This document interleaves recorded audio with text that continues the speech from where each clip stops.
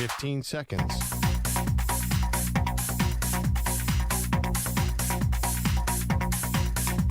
Break ends in 5 seconds.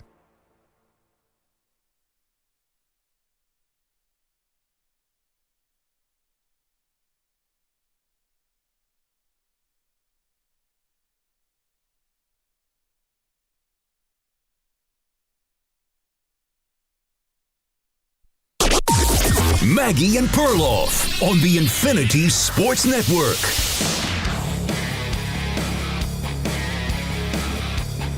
Brock Purdy now aggressively practicing for the San Francisco 49ers. And if he gets through today and tomorrow, he will be back in the starting role. We'll tell you what it means. Welcome to the show, Maggie Gray, Andrew Perloff. Don't worry, Pearl. We will get to your team and A.J. Brown standing in front of his locker for 8 minutes to talk about how upset he is with the offense. There's some allegations that the Philadelphia Eagles may have gone rogue at the end of the game. But let's start with the 49ers just for a moment, because I think I have a theory for why the 49ers are aggressively trying to work Brock Purdy back into the starting lineup. Okay. What do you got? So here's the deal. Mac Jones has actually played quite well, considering all of the injuries on both offense and defense for the 49ers.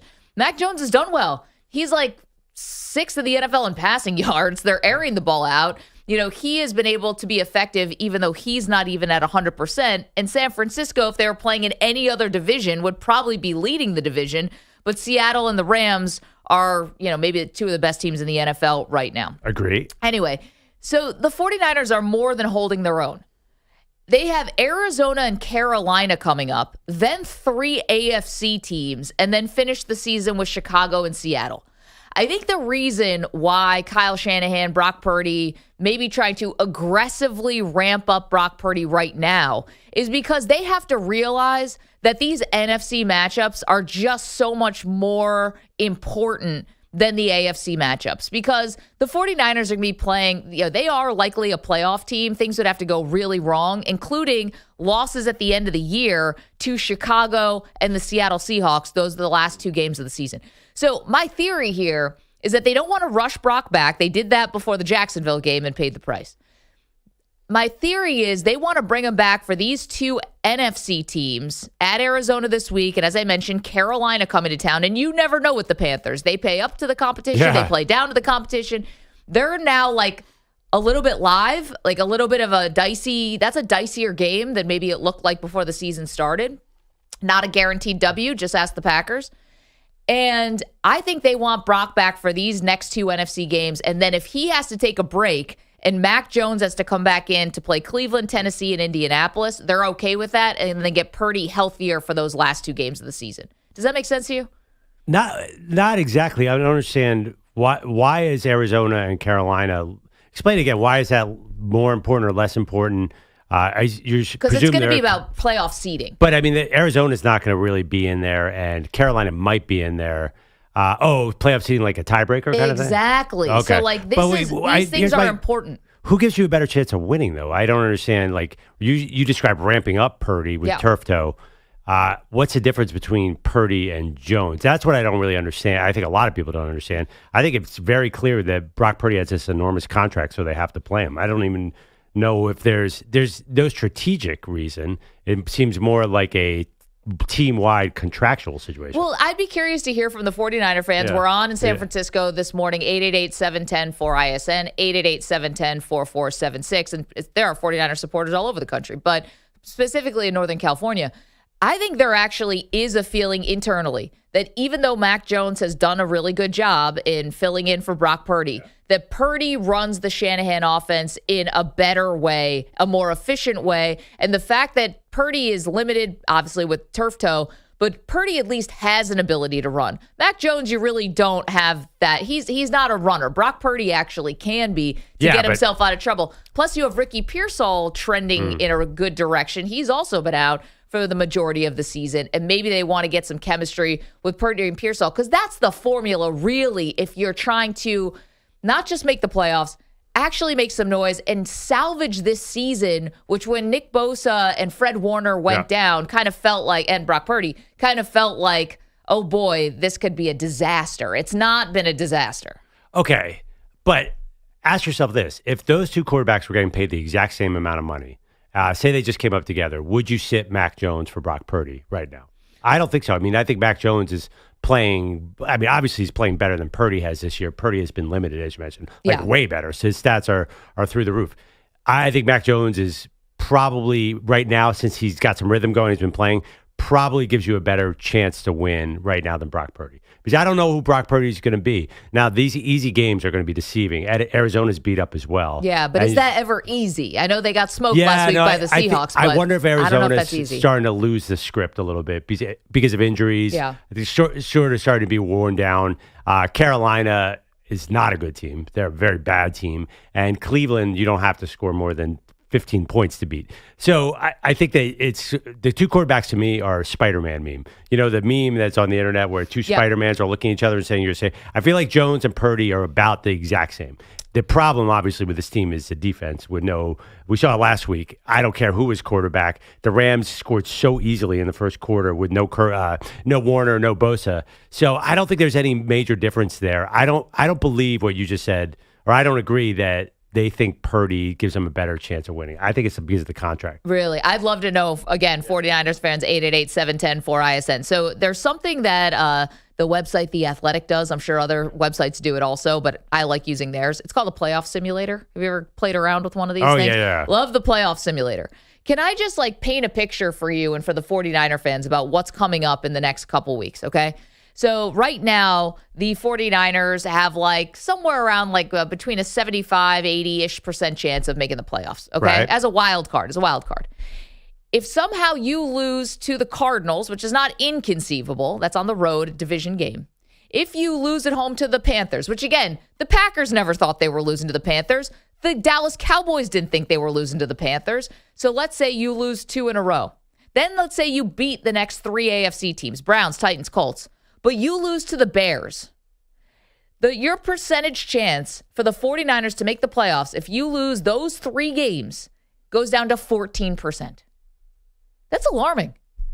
This is how it feels like the 49ers have really held the fort here and they're doing this great thing. And I'll agree with you, Robert Saleh, up until last week, was making chicken salad out of this defense with all these injuries. But you lose those 3 NFC games, you are toast. And it's a reality for the 49ers who still think, all right, we can ride this easy schedule and still make the playoffs and maybe still salvage the season. But I think this is the Purdy thing. I think you do want him back for the Cardinals and the Panthers. If he does have to sit for those AFC teams, who cares? And then even get him back for the Browns. And then final game of the season against the Seahawks, who knows? The Seahawks may not be playing for anything. They may rest everybody. You might get an easy W there. So it's, to me, a very interesting strategy, and I think Kyle Shanahan and John Lynch are very aware of this. And I'm not saying they're pushing Purdy back too soon. They did that before, again, against Jacksonville, and they lost. But I think that they want their number one guy. Even if you think Mac Jones and Brock Purdy are same, they think Purdy is number one, and I think it's more than just the money. I don't. I think it's the money. I really think that contract is looming on them. I mean, they're human. They spent $53 million. They can't turn around and go to Mac Jones. I know they did it with Trey Lance. They're we took this dude number 3, and they kept trying to get him in the lineup. Yeah, then they traded him away. They were not loyal to him. No, I know. Even though they invested a lot, air quotes, just not money, but draft capital. I just think a 70% Brock Purdy is not going to be better than Mac Jones. And besides, as we point out, the defense is a much bigger issue anyway. I think Mac Jones or Brock Purdy can win at the same level. Can I bring something up then? Yeah. Do you realize what you're alleging, though? What am I alleging? Okay, so if you're alleging that they need to put Brock Purdy back on the field, and the number one reason is because of the money, and his contract starts with the number 3, and it's not $300 million, whatever he got. Yeah. Then you're basically saying that the 49ers are putting that in front of winning. No, I think Mac Jones and Brock Purdy are about the same. Even a limited Brock Purdy. I don't know what he's going to be. I would actually lean Mac Jones, but you're right. Kyle Shanahan probably knows better than me. I think they're just about exactly the same. And I think the money is the key decision. The commitment to Brock Purdy. They can't turn around on that. I mean, obviously Mac Jones has played like an NFL starter. What's the flaw here? I know the Houston game was not good, but they never had the ball in the Houston game. For some reason, Houston was able to go on these 15-play drives, which the Rams did too. So I'm very curious. If Brock Purdy comes out and he can't really run because of the turf toe and he looks limited or kind of out of rhythm because he's been sitting, then I think some people are actually going to regret this decision. I think that you might turn and say, oh, maybe they should have kept Mac Jones in there. I would not be shocked if we're saying that in 3 weeks. 888-710-4ISN, 888-710-4476. Then you are saying that they are putting someone's contract above what the team actually needs. Because here's the other part about the turf toe. They said this when Purdy first heard it and then came back and re-aggravated it. It's not going to clear up this year. Like, it's not going to get healed. It's whether he can play through it or not. So he's never going to be 100%. Well, yeah, I honestly think that they're kind of trying to save face with that deal. Like, and by the way, it's a reality. If you put yourself in a coach and a GM's shoes, if you spend $53 million on your quarterback, you can't leave him on the bench and get the guy who's on the minimum deal starting over him when your starter's healthy. That's just not something you can do. I mean, could you? Well, why this week then? See, that's why I'm saying I think that the 49ers feel like they need Purdy back to see what it's probably an easier week for him. See, I don't think the Cardinals are necessarily easy. Yes, Jacoby Brissett may turn back into a pumpkin. Obviously, the book is out on him. You pressure him. He's either going to go down or he's just going to throw the ball really fast. He can't do much else. But Cardinals, division games, always tricky. And again, I don't think the Panthers are the given. I know they just lost to the Saints at home. It's awful. But they did just beat the Packers. They have beaten the Cowboys. Like, they have risen to the occasion. You have no idea what you're getting when the Panthers get off the plane. Well, I mean, listen, the Cardinals have lost 6 or 7. They gave up 30 points in about 15 seconds last week to Seattle. Like, they're not exactly on a hot streak. I know they beat the Cowboys. But before that, they lose every game by 2 points. Yeah, I feel like the Niners are looking at this as sort of, I mean, it's definitely an easier matchup. You're not going to get many easier matchups than the Cardinals, Panthers, Browns, and 3 in a row. I mean, you're not playing, you're right, you're not playing the Jets, you're not playing the Titans, but short of that, this is as easy as it gets. No, they literally are playing the Titans, but that's in no, 4 I mean, weeks. this, okay, right. To me, it's about this is a great time to bring back Purdy. But to me, it's about the NFC teams, and that's why I went to the playoff simulator, and if somehow the 49ers, again, lose to the Cardinals and Panthers, and if they do lose to the Bears in week 17, their chance to make the playoffs goes down to 14%. You're stuck this year, unfortunately, not just with the injuries if you're the 49ers, but also the fact that the Seahawks are probably way better than you thought, and the Rams look like the best team in the NFC. I mean, they lost to your Philadelphia Eagles, Pearl, let's not forget, all those weeks ago on a blocked field goal return for a touchdown. Special teams. I mean, that was not like a runaway win. The Rams look amazing. So yeah, I mean, listen, you're in a tough spot. If you're the 49ers, you got to win these games. Beat the Rams not that long ago. In overtime. Right. So and that was a punch out. That was like a punch out at the goal line. That wasn't. I mean, bigger picture, I do not see this Niners as once again Kyle Shanahan magic getting them to the Super Bowl team because of the defense anyway. That's another problem. I mean, you will admit, whatever you're looking at the quarterback situation, there was some big problems against the Rams last week. It felt like the Rams could have scored 100 points on them. And the Cardinals are not going to do that. But then again, the Cardinals kind of got hot against the Cowboys. So we'll see. I'm much more worried about the defense. I look at it as a total wash between Brock Purdy and Mac Jones because Kyle Shanahan's calling the plays, and he knows that. And they know they could get him Purdy and do the same thing. So if they could do the same thing with him, why not do it at that $50 million contract? Why not get some value out of that? I don't think that – I understand what you're saying, and it does make sense logistically about the AFC versus NFC, but I don't think they view it as Purdy gives us that much of a better chance. I think it's really same, but we have to play the guy that we paid all that money to. And I know you're sort of disregarding that and saying it's all about W's, but come on, these are humans. You know how the guys work. You know how front offices are. You have Purdy for years. You're going to be paying him $50 million Do you? For years. Well, you're not moving off that contract. I would Google when can they get out of Brock Purdy because it is Kyle Shanahan. He is a serial quarterback lever. Yeah, he's what do they call that? Like serial monogamy. Yeah. He wants to get. He's already the second he signed that contract. He's like, how do I get away from Brock Purdy? He is totally fickle. How do I get away from him? 888-710-4ISN. Brock Purdy may have saved Kyle Shanahan behind. If they didn't have Brock Purdy and this was all just the Trey Lance disaster, that would have been. Trey Lance probably would have won gone 12-5 3 years in a row. This is Kyle Shanahan. Why did they keep him then? If they had all this commitment, like They that's had Brock what you're Purdy. saying. I'm just saying, like, by the way, Trey Lance did win when he was in there, ironically. I just think that Shanahan can do it with anyone. He knows it. We all know it. Come on. System quarterback, baby. Just admit it. 888-710-4ISN. All right, 49ers fans, do you see any difference between Brock Purdy and Mac Jones? And then also, are the 49ers just doing this because Purdy is making $50 million and Mac Jones is making $5 million? I don't know, 10? I don't know exactly. Yeah, what is Mac signed. Jones' I think contract? he signed a 2-year deal, but I don't. 2 years, $10 million sounds somewhat familiar. Sure. That was a buy low situation. Can't hurt it. Can't hate it. What is it? Almost $4 million. Listen, that will get you a nice studio apartment in San Francisco. Probably no washer dryer in that unit. But, maybe a parking spot. Well, Mac is an elite tennis player, so he's got to be near the club. Well, that will probably only cost you about $200 an hour for a tennis court in San Francisco. Sure. 888-710-4ISN, 888-710-4476. All right, coming up, we got more details on the firing of Nico Harrison. Pearl, it turns out there was one person behind the scenes who's been pushing for this for weeks, and it was not that college kid who sat in the front row with the Lakers jersey on. No. Someone a little more influential than that kid, although maybe not.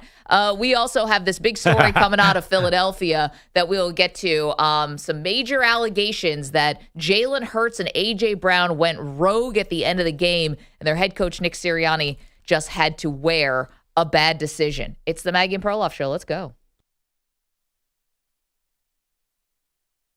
You're in a 5-minute break.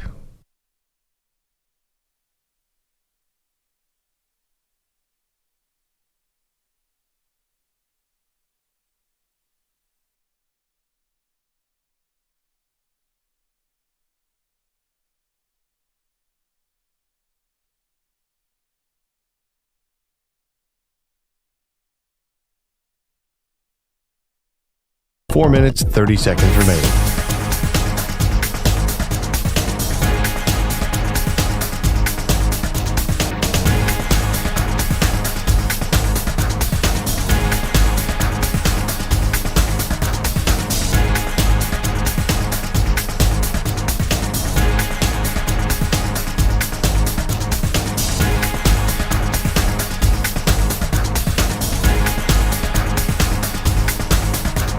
Four minutes remaining.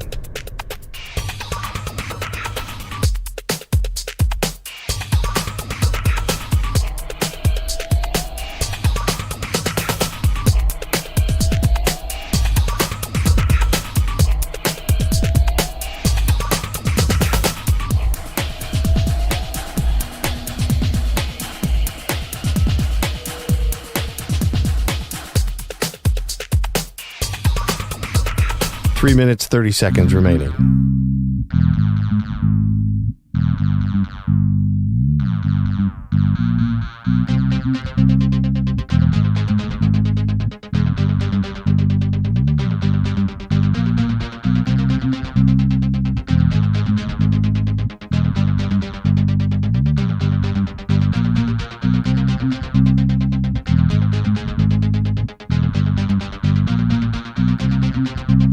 Three minutes remaining.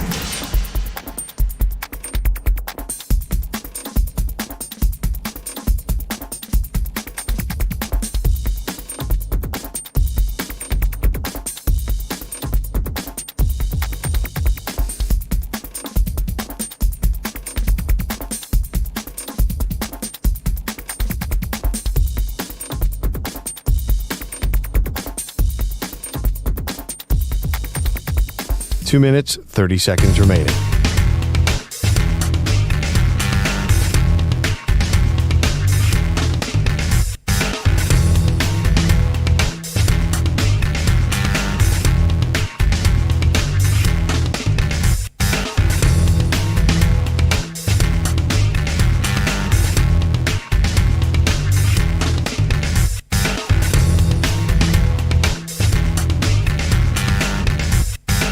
Two minutes remaining.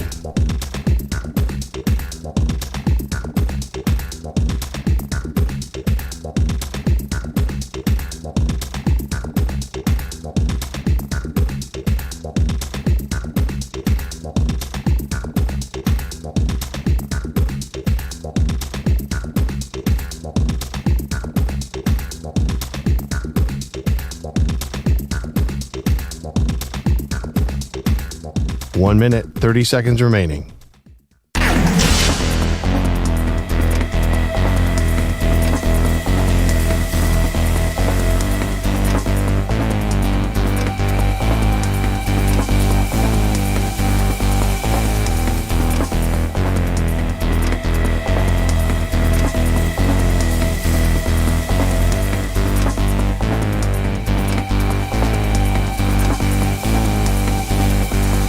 One minute remaining.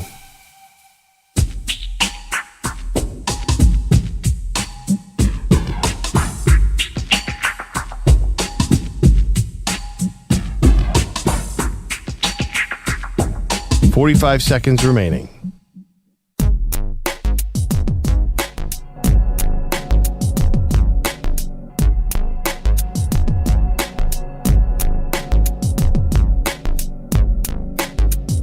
Thirty seconds remaining.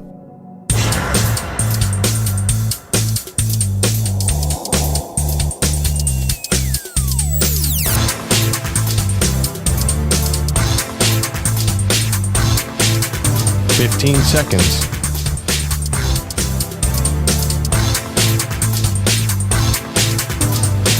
Break ends in 5 seconds.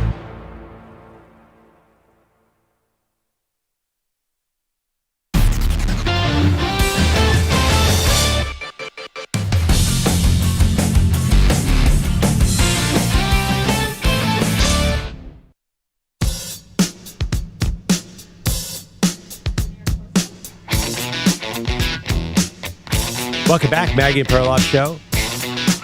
Interesting debate in the first segment. Are the Niners bringing back Brock Purdy, who is recovering from turf toe, because they think that he gives them a better chance to win and make this final playoff push?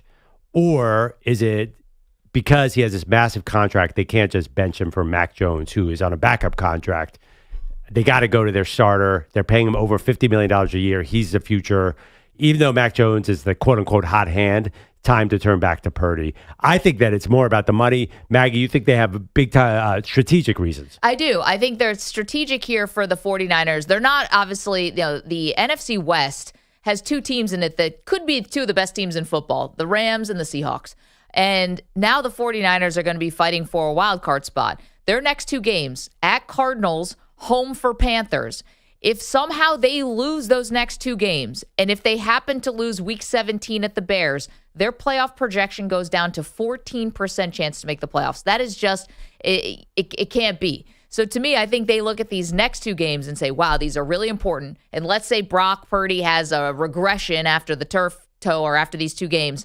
Well, Mac Jones can play the next three games all against AFC teams. Not really going to meaningfully change your wild card situation.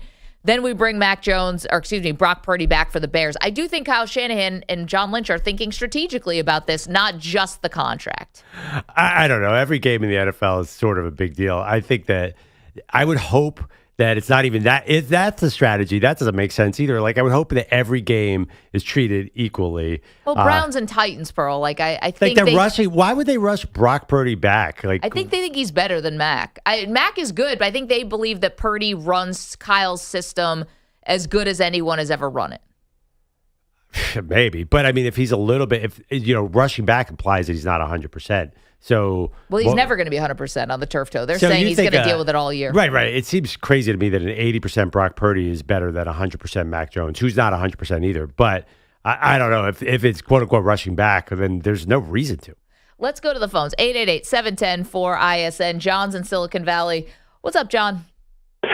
Well, I'm a 49er fan, and first of all, the 49ers have both Shanahan and Lynch have said they won't rush him back and risk serious re-injury until he can survive aggressive practices, because they know they got a multi-year commitment to him. But deep down, they think he's better. He's more mobile. He sees the field better, and he's more accurate. And they believe he is truly at least a top 10 quarterback. And so, this is Mac Jones' Sam Darnold year under Shanahan, his audition to try to get a job somewhere else. But their commitment is to Purdy. And the problem they fear with the Cardinals is that they can't put pressure on Kobe Bissett, and if they can't pressure him, he's been capable of scoring a lot of points. Yeah. So they're afraid they're going to have to get into a boat race with the Cardinals to keep ahead of them. John, it's a fair point. Although it's going to be interesting, and I appreciate the call and thank you for checking in. The Arizona defense is not a bad defense at all. Also, right? Last week it was, so it's hard to tell. Well, but maybe the Seahawks are just one of the best teams in football.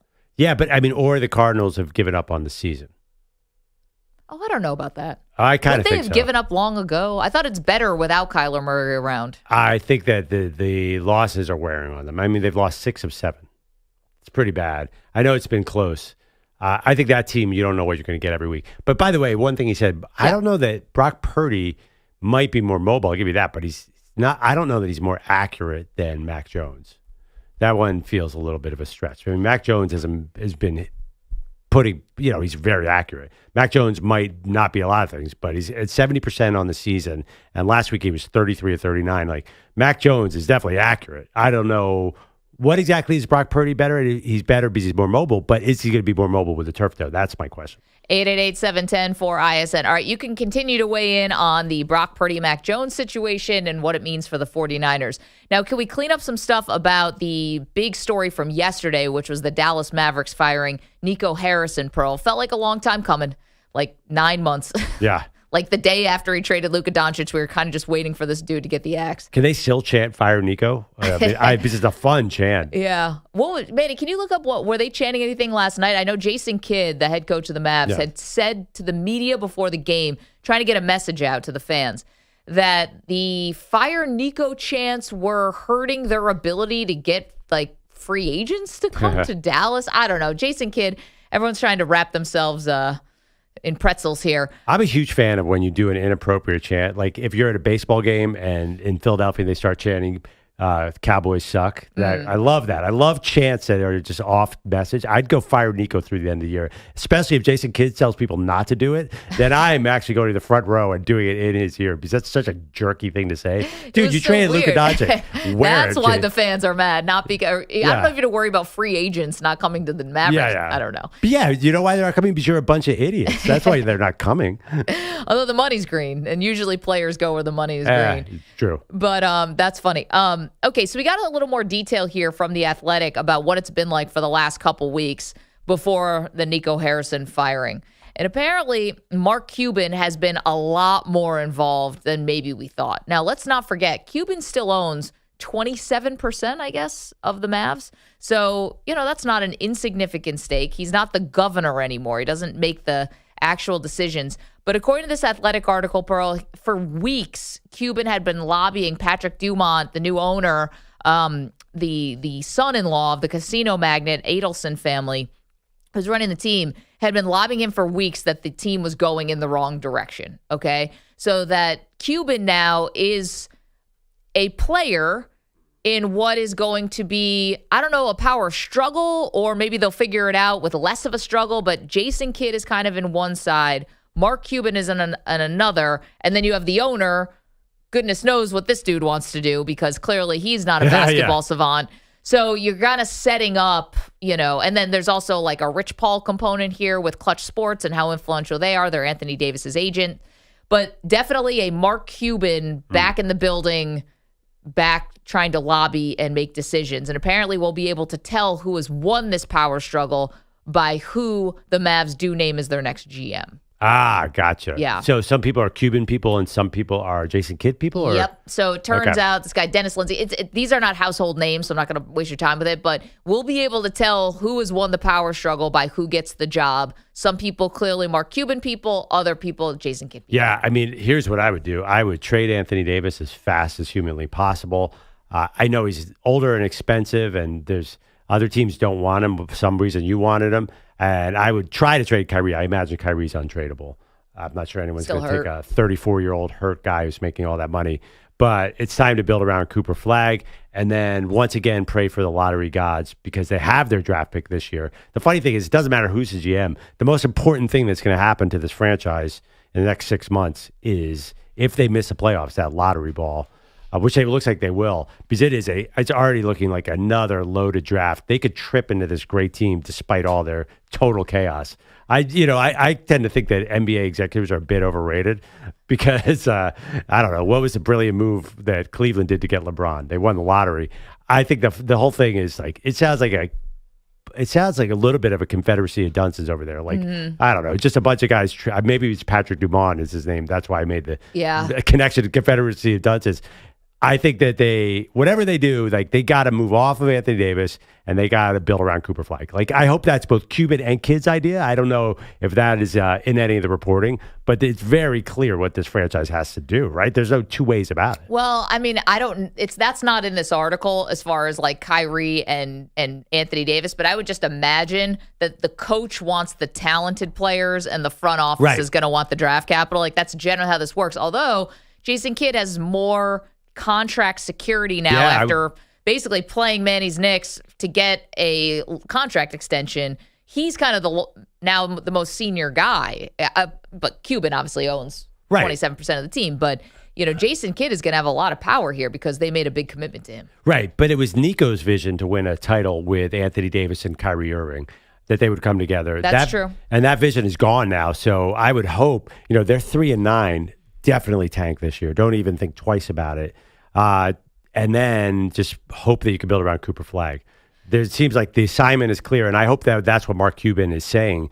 This is a time to think long-term, not short-term. Because Nico was all about the short-term to make that trade look reasonable. Guess what? The trade is never going to look reasonable. It's time to move on as fast as you humanly can. I had forgotten, just like we went through all the Nico Harrison like blunders yesterday. Obviously, there's one glaring one. Which one? I don't know. But the trading Luka was so shocking. But I had forgotten. Some of his quotes after the draft when it was a miracle, right? And I thought maybe it was something fishy happened. Yeah. Miracle that somehow the Mavericks, who had a 1.8% chance to get the number one pick, somehow landed with what we think is a generational talent, Cooper Flag. Okay, Nico Harrison said after the draft, "Fortune favors the bold," and then said, "You can see the vision coming together." I had forgotten he said that about a ping pong ball. Oh, sure. Fortune favors the bold. Well, they did.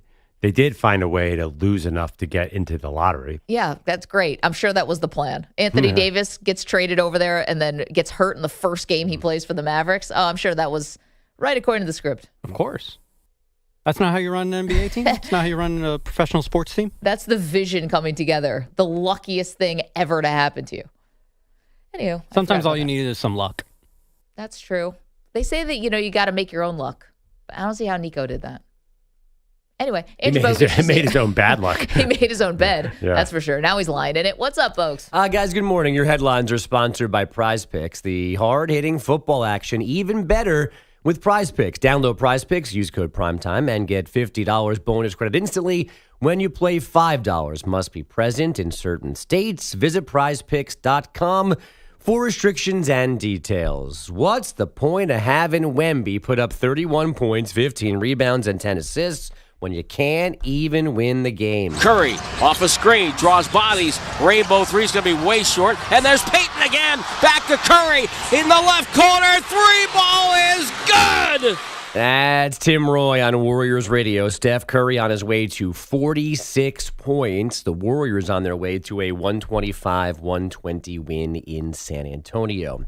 The Pistons pushed their win streak to 8 despite missing their entire starting 5 and 2 key subs, 124-113 over the Bulls. Kevin Durant scored 23 in the Rockets' 135-112 beating of the Wizards, who have now lost 10 straight. And the Thunder crushed the Lakers 121-92. Shai Gilgeous-Alexander posting 30 points and 9 assists in just 3 quarters. J.J. Redick's team with its second blowout loss in 3 games. I don't think are reflective of who the group is going to be, but it clearly is who the group is right now. And so we've got to course correct. Score one for Nico. Big what, that Luka had a bad night last night? Oh, yeah. That Nico. Yeah, we do have our own Nico. Scarlatos is in with us today. Better Nico. Tough time for Nico. Yeah, it hasn't been a good year in general for us. With Nico Iamaleava, too, going to UCLA, and they're not doing good. But they won that. They beat Penn State. They beat That's Penn true. State. That's that was true. amazing. Is there a newsletter, Nico, for Nikos? You got a lot of examples just of all the problems with your name. Which is rare, because I did not know a lot of Nikos growing up. It seemed like a very uncommon name, and now here I am running into other fellow Nikos. Your government isn't even Nico. I was going to say that the secret is you're lying. Yeah. Your name is not Nico. Well, This is whatever. true. We're Nico to everybody. But you're right. A lot of Nikos now. I've got a couple people in my life named their kids Nico. It's a very Really? popular name. Yeah, living in your neck of the woods, Pearl, in New York City. Nico. I've never met a young Nico. I Wait, also- what's a full name for Nico? I'm sorry. Is it Nicholas? I spell it. Hey, somehow you're Oh. the There you go, Nico baby. Coalition Oh, just got bad- the mic. the bad Forgot to turn on the mic. Continues. Honestly, Nico. yeah. Nicholas is the proper full name of it, but I spell mine differently. Yeah, he's got a K in there. Yeah, and I Oh, like, Nico's got to be different. Like Yeah. the Velvet Underground Nico. Right. He doesn't know what you mean. He doesn't know. I was going to say, that'd be a good pull. Nico's like, are you 25? 26. 26? Have you ever heard of the Velvet Underground? Actually, she idea. is No NICO. idea. She's NICO. So you were wrong. I was wrong. I thought she might have a K in there. Then there's Nico Case, who's with a K, who's a indie rock. Yep. Nico that was Cage. that was our Pornographers. era. Yeah. That's that Bogue. She probably Nico Case was that probably open for Dave Matthews at some point. I got nothing on that. Really? She was in the New Pornographers, the Canadian indie new rock what? band. No. I know her, Pearl. Yeah. No, I'm surprised. Yeah, that's a good point. Like, she's got a little bit of a folk rock vibe. Anyway, NEKO. There you go. See, everyone's got to be different. We're the only show doing the Nico rundowns. Yeah. We do top 5 Nikos right now. Wonder It's if- actually all bottom 5 though. There's no tops except for Scarlato's. But Nico's, you're all about the Michigan Wolverines, right? Oh, that's right. You guys are so mid this year. Oh, Still beat Ohio stop. State. Yeah, that's true. Got them right where they want them. Didn't mention this. One bit of good news for the Lakers yesterday. LeBron back at practice with their G League The affiliate. South Bay Lakers. It's crazy. RJ Davis, who went to high school at Stepinac High School, the team that I do play-by-play for, is going to end up being teammates with LeBron James for about 5 days. That's You think bananas. LeBron's going to actually play for the South Bay Lakers? Well, technically, play with Bronny. Why not? Play with Bronny. good Get out God. there in whatever county center that they have in South Bay or whatever the hell they play. Here's my question: do you think the Griffies show up to this one? Junior and senior show up South Bay Is there Lakers a front younger row. Griffey? I mean, you get father and son playing together. Never really said where. Did it have to be at the crypto center? When you get the Jameses together at the UCLA Health Training Center, you throw out the record books. I know it's just the star power there is blinding. But RJ Davis can't make the NBA. I thought that guy was pretty good. He was pretty good in college, but I mean, when you're in college for 4 or 5 years, what are your prospects in the National Basketball Association? But I digress. Well, we got to watch the South Bay Lakers. This could be the most exciting. Where? On what? I don't know. Oh, YouTube, girl. All of them Got are it. streaming on YouTube. I don't know. Isn't YouTube in some kind of argument right now with half the world? Well, yeah, but that's YouTube TV. YouTube.com still gives you all the South Bay Lakers you need. Okay, they wouldn't- because I need a lot. Yeah. How do you think I spend my Saturday nights? Watching the Westchester Knicks, you dunces. I tried to give Manny a couple places to go out in New York City yesterday because I had my big girls weekend over the weekend, and he couldn't have left the office faster. He's like, "All right, I'll write that down," and then just completely. What are you talking left. about? I still remember one of them. Name it. The Moxie. Oh, there you go.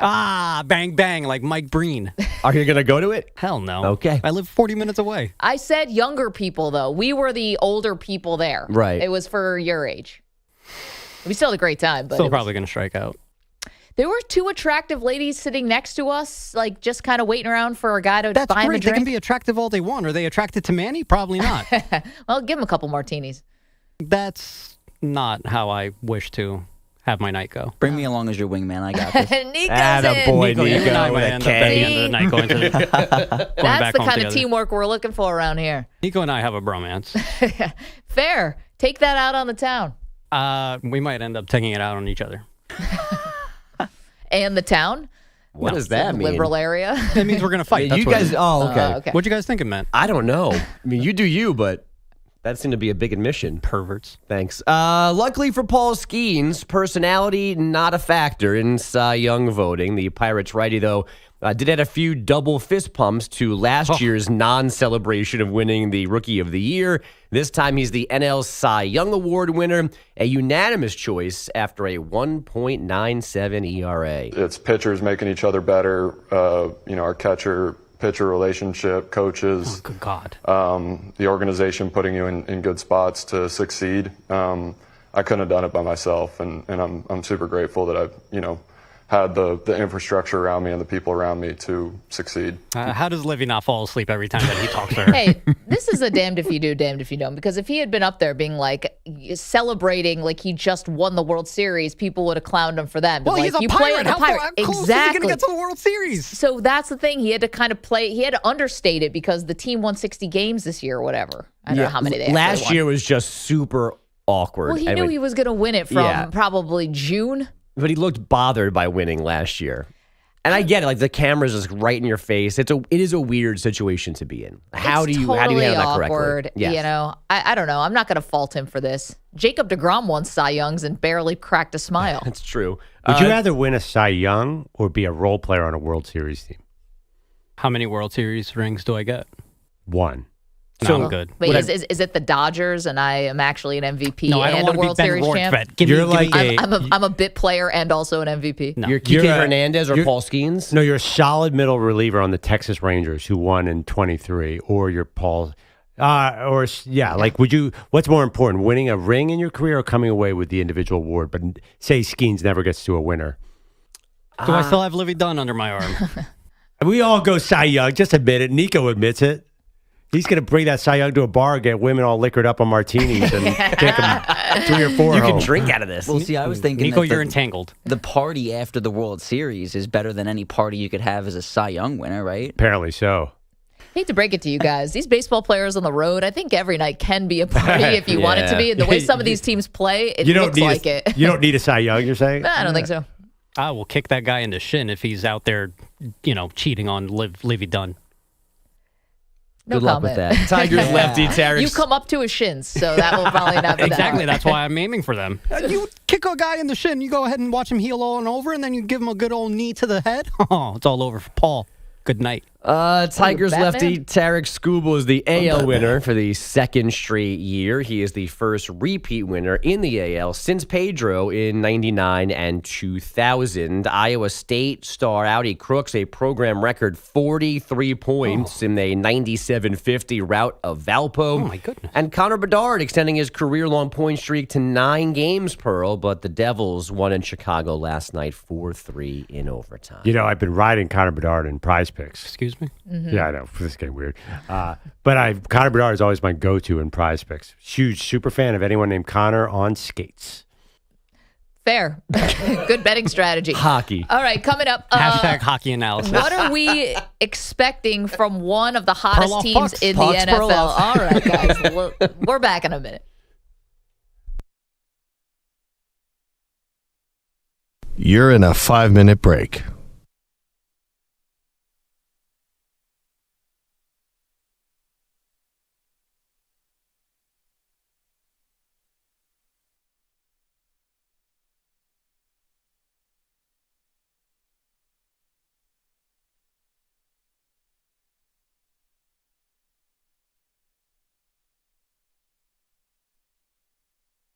Four minutes, 30 seconds remaining.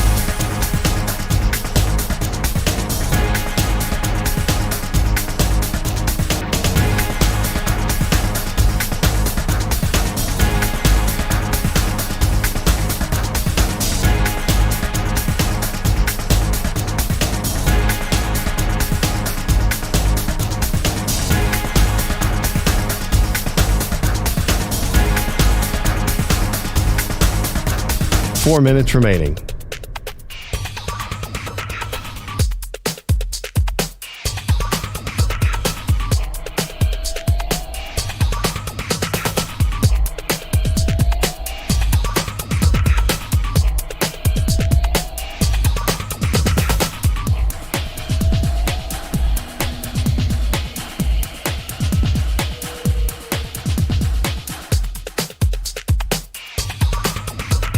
3 minutes, 30 seconds remaining.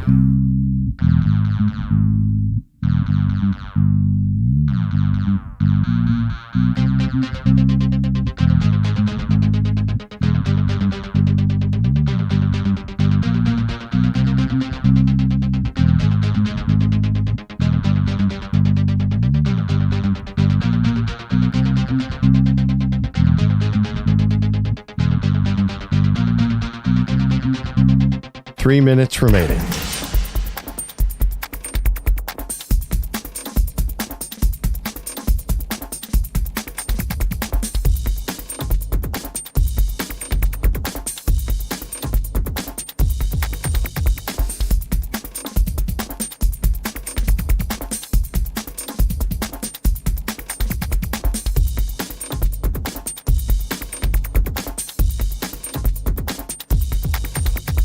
Two minutes, 30 seconds remaining.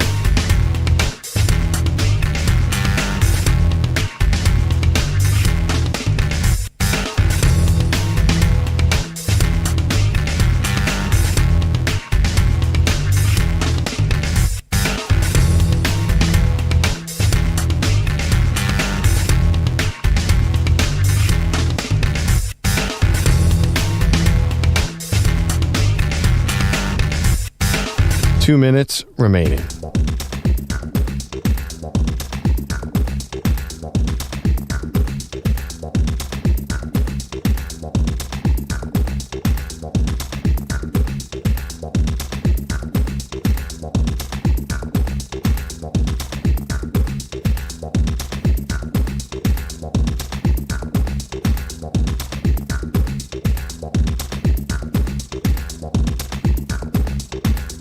One minute, 30 seconds remaining.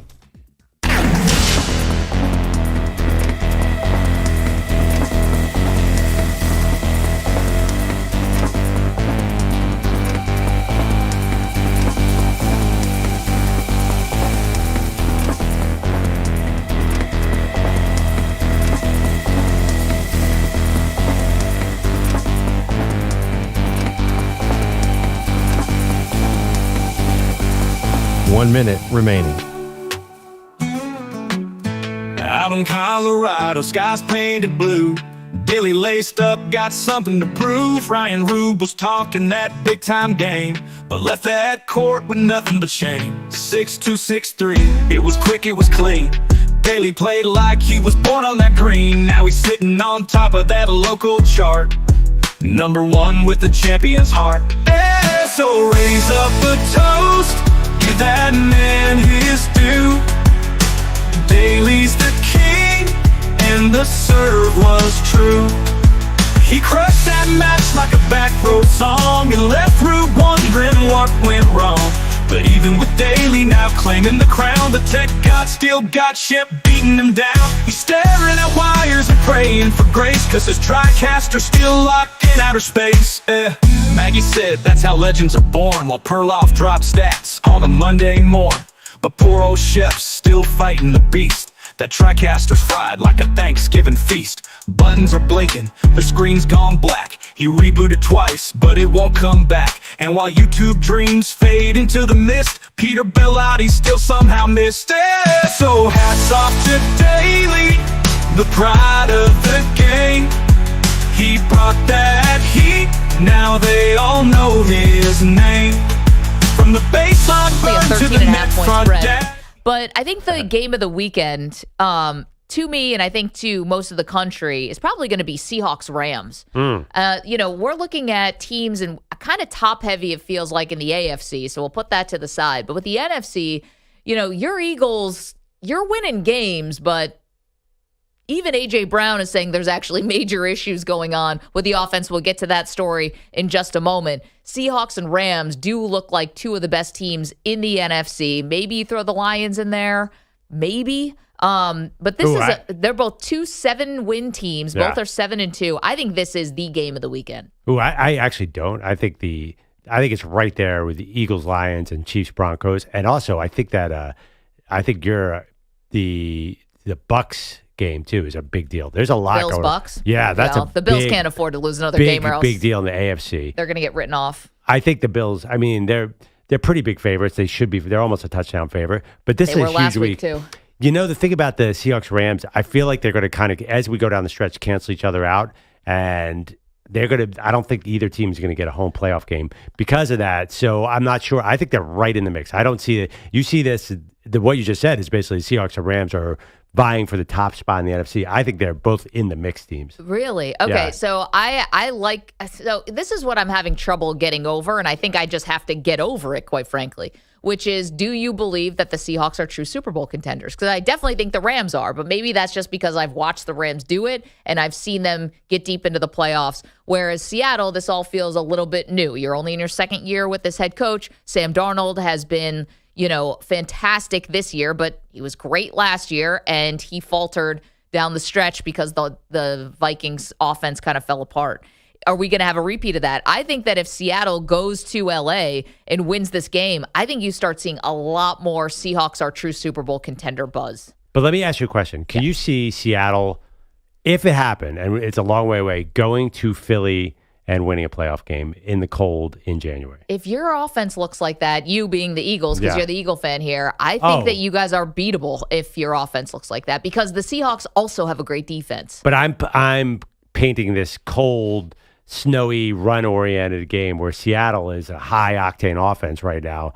I just think that Seattle and LA kind of need to keep the home field out there. In that sense, it's a huge game. If those teams get the number one seed, then I buy them in as legit Super Bowl favorites. But I don't see them as favorites right now. I think the Rams and the Seahawks will both also have real battles with the Lions and maybe the Packers too.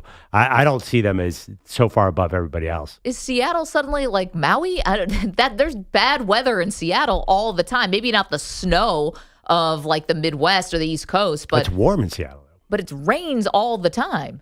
And it gets chilly in Seattle. I mean, I was there once when it snowed, so anecdotal, whatever. That was one off.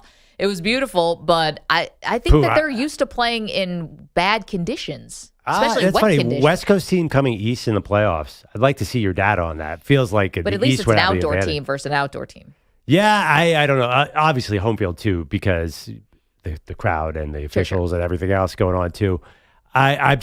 I love Seattle. I'm obviously been supporting Sam Darnold just for the sake of the system quarterback argument. But I do feel like there's a lot of chapters to be written here before the season is over. Yeah, they're red hot right now. But even last week, they came out with a blowout against Arizona, right? And then they started making some mistakes. And they didn't quite let Arizona back into the game. But I'm not sure that they're totally seasoned for a Super Bowl run. I really they were think up by like 3 scores before you could blink, right? You had two defensive touchdowns in that game. Sam Darnold fumbled in the red zone and fumbled near his own goal line, and then he threw a ball off of his own guy's helmet in his own territory. I just wonder, they look great right now. Are you so sure come playoff time, especially if they have to go on the road, which they might not. If they keep it in Seattle, then that's different. But if they have to go on the road in the Super Bowl, no, I don't trust them as a favorite in the NFC by any means, even if they win this game. So that's another reason why this week is so super important. This is their first crack at the Rams.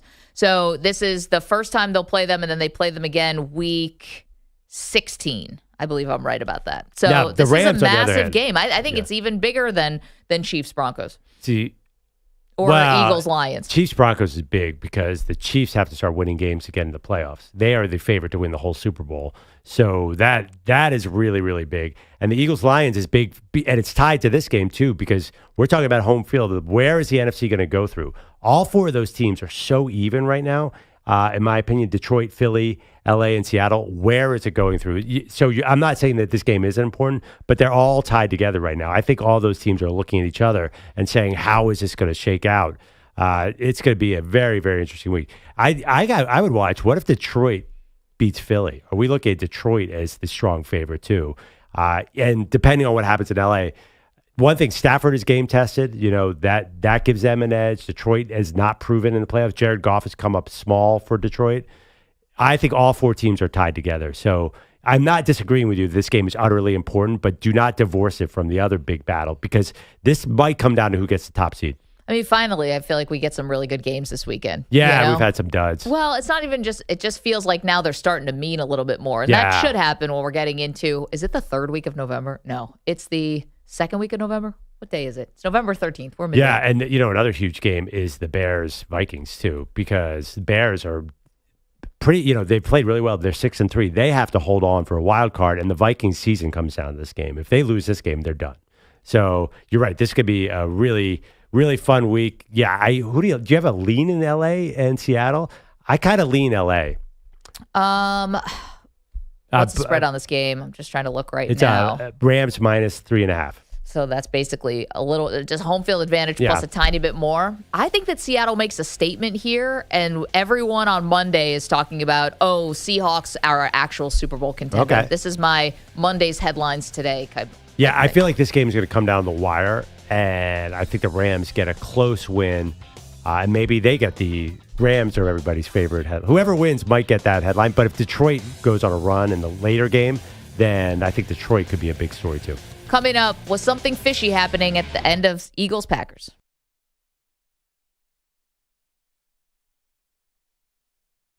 You're in a 5-minute break.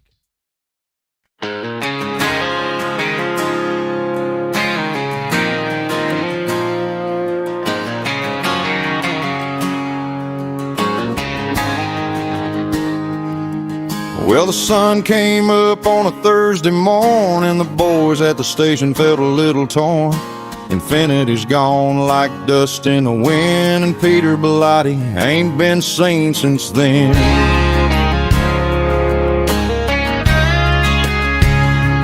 They checked the studio, checked the hall, checked the break room near the coffee wall. But Pete's old chair just spins and squeaks, empty now, been empty for weeks.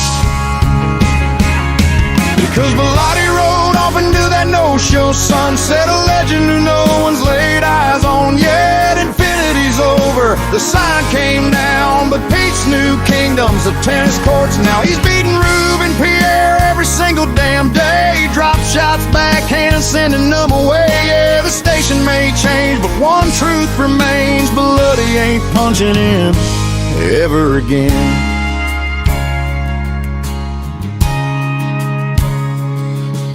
Rube shows up with a brand new racket. Pierre's got headbands stuffed in his jacket. They stretch, they warm up, they pray, and they sweat. But Bellotti strolls in and hands them regret. He's got no job, got nowhere to be, no deadlines, meetings, or infinity.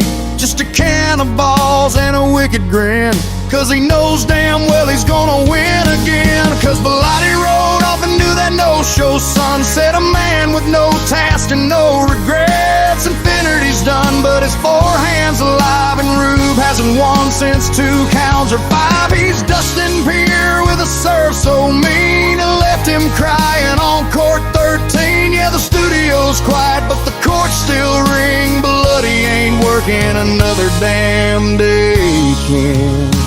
Hey!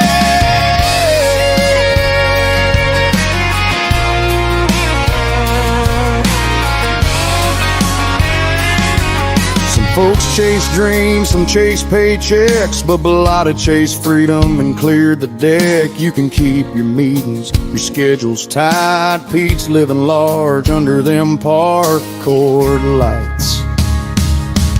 Now Bellotti's a legend of the great unknown, a ghost at work but a star in the zone. Infinity closed, but the story goes on, with Pete out swinging from dusk till dawn. He's beating Rube Pierre and any brave soul next. His attendance at work permanently unchecked. So raise up your glass, let the anthem begin to Bellotti, the man who ain't showing up again.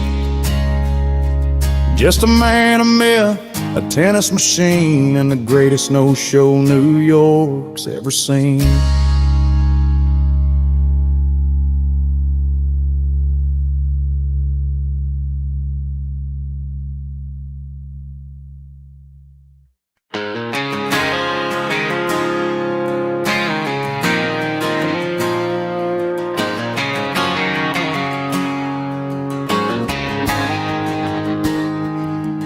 Well, the sun came up on a Thursday morning. The boys at the station felt a little torn. Infinity's gone like dust in the wind, and Peter Bellotti ain't been seen since then.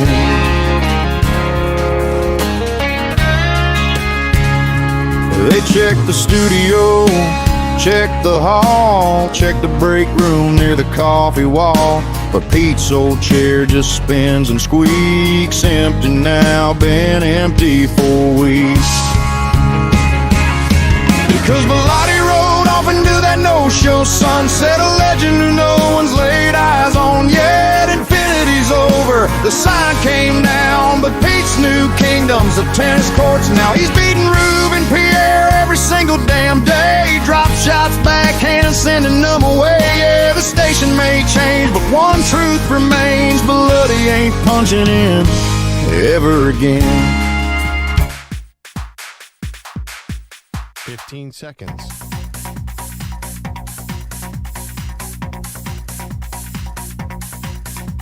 Break ends in 5 seconds.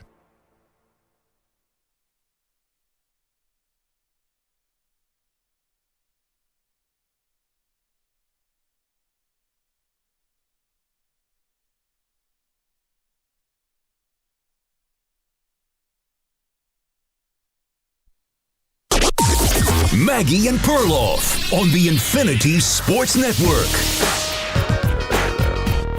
Nothing can ever be easy with the Philadelphia Eagles, can it? Welcome to the show, Maggie Gray, Andrew Perloff. You would think the reigning Super Bowl champs, Pearl, your team, would, I don't know, be able to find some kind of peace and harmony? They keep winning football games, but apparently a lot of things are still broken. And obviously the offense is not what, A.J. Brown would like it to be, because he was in front of his locker yesterday. Well, first started on a Twitch stream where he was playing video games, basically joking around saying, if you have me on your fantasy team, you should bench me. Was he joking? Well, and he said he's laughing through it. Then he sits in front of his locker for 8 minutes, stood up there, answered all the questions from the Philadelphia media, and basically said he just wants to do his part on the offense. This is not about his individual stats. It's about the offense as a whole is not living up to their potential. The defense is having to bail them out, like we saw in Lambeau on Monday night. And he wants to fix what he believes is broken. It's not about just him, having 7 targets for 100 yards every game. Well, yeah, I mean, you said that there's always drama with the Eagles, but is there drama with any of the other people on the roster besides A.J. Brown? It feels like there's always drama with A.J. Brown. I'm not sure I'm seeing. Oh, Big Dom. Well, Big Dom fixed it. Security guy pushed Dre Greenlaw last year in the middle of a game like a dope. No, I knew. But right now it feels like A.J. Brown's a bit of an outlier on a team that, for the most part, seems pretty much all together. I mean, nobody seems to be hanging out much with Jalen Hurts, but I think that's okay. You won a Super Bowl despite your quarterback not being your traditional rah-rah guy. Feels like this is about A.J. Brown, who, by the way, was a malcontent in Tennessee as well. I think that's why they traded him. So it's just, it seems to me like classic diva wide receiver behavior. And he's clearly, I disagree with you when you said that he's explaining things wrong with the offense. This is what they want. They want to run conservative offense, avoid turnovers. It's just what they don't want is throw the ball to A.J. Brown 10 times a game. And he doesn't like that. And he's, in my mind, I'm sorry, and I understand it, and I like A.J. Brown, but he's being selfish here. He's not putting the team first. He's putting himself first. Well, let's hear from A.J. himself. So, Nico, can I first hear cut one? This is A.J. Brown on the Twitch stream telling fantasy owners, don't play me. Hey, if you got me on fantasy, man, get rid of me. Okay. Then he has to stand in front of the locker yesterday and obviously answer for it. So here, cut 8. A.J. Brown not sorry for the comments that he made on the stream. I think that's fair. I think if you got eyes, you can see that. The same things I've been saying like all season.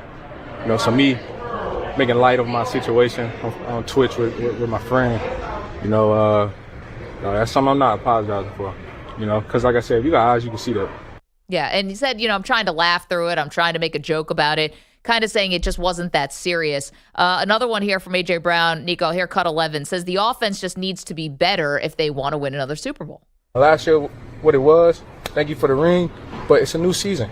They adapted. We have to adapt, and we have to continue to, get better and try to find new ways. So that's where the frustration comes in, because it's not about winning, you guys. I want to win, yes. I want to help contribute as well. Do our thing on offense as well. I think that's fair. Okay, so if you listen to the whole 8 minutes, right, I think that you do get a sense of where A.J. Brown is coming from. Now, he doesn't get the benefit of the doubt because you're right. You can't be on the sidelines reading self-help books last year and kind of making it about yourself and then expect now that you're just this guy who's all about winning. But I did understand his point, which was winning can sometimes just be a deodorant that can mask things that are actually wrong with the team. The best deodorant out there. Right. Yeah. So I'm wondering. That trophy smells great. But he's saying they're not good enough right now to win another Lombardi because the offense is not good enough. And he did say in those 8 minutes, listen, if I'm a decoy and I'm a double team, I getting double teamed, and Devontae Smith is going off and he's having a big day, he's like, I don't care about that. But that's not exactly what's happening either. You know, like he's getting more attention, but you're still not throwing the ball and you're still not finding a way to have an explosive offense. I know it sounds crazy. I back up A.J. Brown here. I don't think this is actually just about him trying to get stats. You look at that Eagles offense, Pearl, it's not good right now. Yeah, I mean, but how many turnovers do they have except for one fumble against Green Bay? They're not going to, they're just going to be conservative. Just like the Chiefs were last year with Andy Reid. That's why I saw Reid do the same exact thing in Kansas City. Know his team, know his defense, and find ways to win games. And here's the thing I don't like about A.J. Brown. Even from a strategic standpoint, everybody knows with all this whining, you're going to get 15 targets next week against Detroit, including Detroit. Like, don't give away. Just keep this all in-house. Like, this is all – obviously, the Eagles are playing strategy games with the number of targets he's getting. I think he should not be – you didn't play the Twitch quote where he called it a bleep show. Like, that was – like, he obviously is all about his own targets, which is kind of part of a receiver mentality. You want a receiver who wants the ball desperately. You want that confidence. But can you imagine somebody on Tom Brady's Patriots doing this on a Twitch stream? Can you imagine Julian Edelman going on a Twitch stream and saying, I need more targets? I know he was undrafted, so it's different. But generally, dynasties have guys who always put the team first, and I don't think A.J. Brown is that kind of guy. Well, clearly, Howie Roseman, who pushes more of the right buttons than wrong, feels like there's a need for A.J. Brown to still be on the team. Well, yes, right. Definitely. He's so not a distraction, maybe even being, even though he says these kind of things, that it's not to the detriment of the team. Because if it was, and he was being this really selfish dude in the locker room that everyone hated, I think that Howie Roseman would have traded him after the Super Bowl. I think that he would have traded him at the deadline. I think you could have gotten, especially the Patriots who are looking for help, and reunite A.J. Brown with Mike Vrabel. Like, that was probably sitting right there for him, and they decided not to do it. I think he'll trade him this offseason. Okay, well, maybe, but if you win another Super Bowl, maybe not. I guess here's the other part about A.J. Brown's comments about the Philadelphia Eagles offense. Last year, Saquon Barkley was on this all-time, season, magical season. It's not exactly what it's like this year. So if he's saying, listen, the offense is just not good enough, and I want to contribute and be a bigger part of it, maybe because he's seeing that Saquon is not being as effective as he was last season. And doesn't want to say that, but, Yeah, well, he was not happy when Saquon had 2,000 yards last year. He was miserable about it. He's like, why am I watching this guy have an all-time season? And that all-time season led to the Eagles winning a Super Bowl. I mean, to me, that's the definition of selfish. What is not completely selfish about what he did last year? Well, he got called out for it. Yeah. 100%. I'm saying this year feels different because you barely squeaked by the Packers. And by the way, because of some decisions that happened in the game, you're lucky you didn't lose that, or at least have to go to overtime, because you did give the Packers, not you, but the Eagles gave the Packers a second life there. Ironically, on a target to A.J. Brown. And that's where I want to go next. Yeah. So this was another story that came out yesterday because, nothing can ever be just harmonious when it comes to the Philadelphia Eagles, Pearl. Whether it's the angst about the tush push, whether it's the head coach, whether it's the wide receivers. So Bill Colarulo, pardon me, Bill. Bill Colarulo is a host on The Fanatic in Philadelphia. And here is Bill talking about how Jalen Hurts and A.J. Brown on that 4th and 6 call at the end of the game, Monday Night Football. You guys all know what I'm talking about. For some reason, the Eagles threw the ball on that 4th and 6 as opposed to punting the ball away or taking a penalty and punting the ball away. He said the two of them went rogue. I have been told by multiple reliable sources that A.J. and Jalen went rogue again. Okay, more from Bill Colarulo again in Philadelphia. Said the two of them did the same thing in a game against the Seahawks in 2023. If you remember correctly, Seattle Seahawks game 2023, Sirianni came up to the podium, said it was his decision. We found out weeks later from AJ himself. Coach made himself look like a clown. That was me and Jalen going rogue. They did it again. And that is not opinion. That has been confirmed. Okay, so the two of them going rogue, changing the play call, Pearl, at the end of the game, and Nick Sirianni basically taking the metaphorical bullet for them at the end of the game. What do you think of this as an Eagle fan? Well, a lot of Eagles reporters challenged that and said that AJ and Jalen Hurts saw something in the defense that was the easiest throw to make. That they're allowed to check. I guess that would be considered a check. That they're allowed to do kind of an audible at the line. Okay. So I believe that they thought that was the easiest play. I don't think this is a drama. I don't see anything here because, again, Jalen Hurts cannot throw intermediate over the middle pass very well. I think that Jalen Hurts and AJ saw the coverage and said, this is our best chance at a completion. And it worked a few weeks before. I think that their intent was earnest. And I would imagine within the realm of the offense, they are allowed to do that. Okay. Because I have not seen huge red flags coming up about that play. Okay, so the pass goes incomplete. Yeah. Gives the ball back to the Packers with about 22 seconds left to go. And the Packers, if they could complete a couple passes, if their offense wasn't so broken, may have gotten themselves in field goal range at least, tied the game, you go to overtime, you see what happens. So here's the thing about that. Number one, if A.J. Brown and Jalen Hurts saw something in the Packers defense that they thought they could complete this low percentage pass, right? Well, for them, it's a pretty good percentage. They're good at that pass. Right, because they just did it against the Minnesota Vikings, yeah, but right? That's like the one play that everyone knows that A.J. Brown and Jalen Hurts work well together. Right. Do you not think the Packers were watching that tape of the Eagles playing the Vikings, executing that exact same thing, and maybe baited them into it? I realize that now. Okay. That's number one. I think you got to give the Packers coaching staff and Jeff Hafley, who may be the number one coaching candidate on the market this offseason, maybe give him a little bit of credit. Sure seems like they were not surprised. No, they weren't. Micah probably had something to do with that, too. Saw the Eagles twice a year. Back when he was a Cowboy, probably told his DC, hey, they might run this. It's possible that now, around week 10, we have a lot of tape on teams. So that'd be my number one thing that you got baited. And then number two, then I wonder why Sirianni wouldn't just say, hey, I entrust my guys. If they see something at the line of scrimmage, they have my full blessing to go out there and do it. Why would Sirianni feel like he needs to be like, no, this is what I wanted to do? They shouldn't have been throwing the ball anyway, but why not just say I empower my guys to make the decision? Did he not say that? He just said I stand by the decision. Like that they were passing, period, on a 4th and 6 at the end of the game. I mean, you've watched Eagles, right, before a lot. Like, there's that play, I'm telling you, is close in percentage as to trying to have A.J. Brown run 10 yards down the field and hit it in route or something. Like, that is not Jalen Hurts' specialty. That throw that he made to A.J. Brown, that's the one throw that those two players are most comfortable with. It really is. On a windy night in Lambeau, maybe not. Well, you know what? It was a critical moment. They probably thought this is what we do. It was a mistake, you're right. But generally, I don't think they have confidence in other kind of throws. And you saw that throughout the game. That is one thing about it. Behind this whole story is, does everyone in the building trust Jalen Hurts as a quarterback? And I think no. And I think that's why A.J. Brown is not getting targets, by the way. Oh, I love that. 888-710-4ISN, 888-710-4476. The drama last year with A.J. Brown did not sink the Eagles, clearly. They marched their way to the Super Bowl, smacked around the Chiefs in the Super Bowl, and they're the champs. Can they get through it again this year? Like, can you run that back and be like, all right, we got the same BS, middle of the season, same type of stuff, and there are issues with the offense. 888-710-4ISN. Yeah, will this A.J. Brown drama ultimately sink them?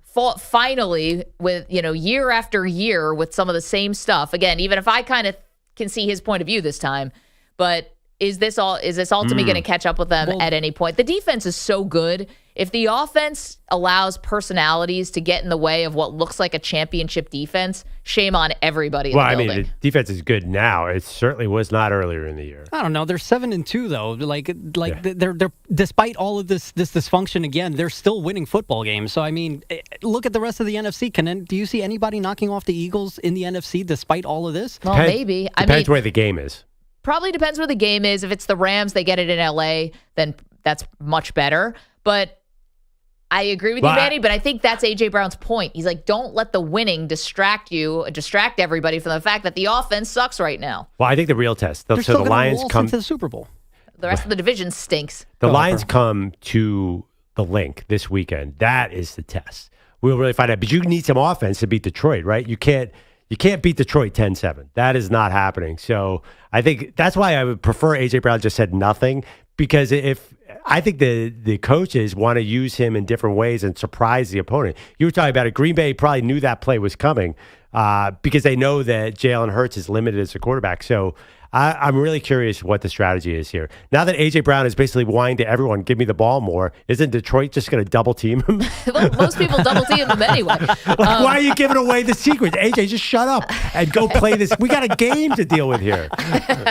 I'd love to hear you say to A.J. Brown's face, just shut up. A.J., just complain behind the scenes. Now I think he is. Now you're going to get double teamed, dude. Everyone is going to be bracketing you, and Jalen Hurts is going to be throwing into 3 guys to try and get you the ball. That's not what we want either. And I get went we there. Yeah, that's okay. Don't worry. Dallas Goedert is open right there. He'll probably, Devontae get into Smith the end zone. should win the MVP then. 888-710-4ISN. How about this for last night?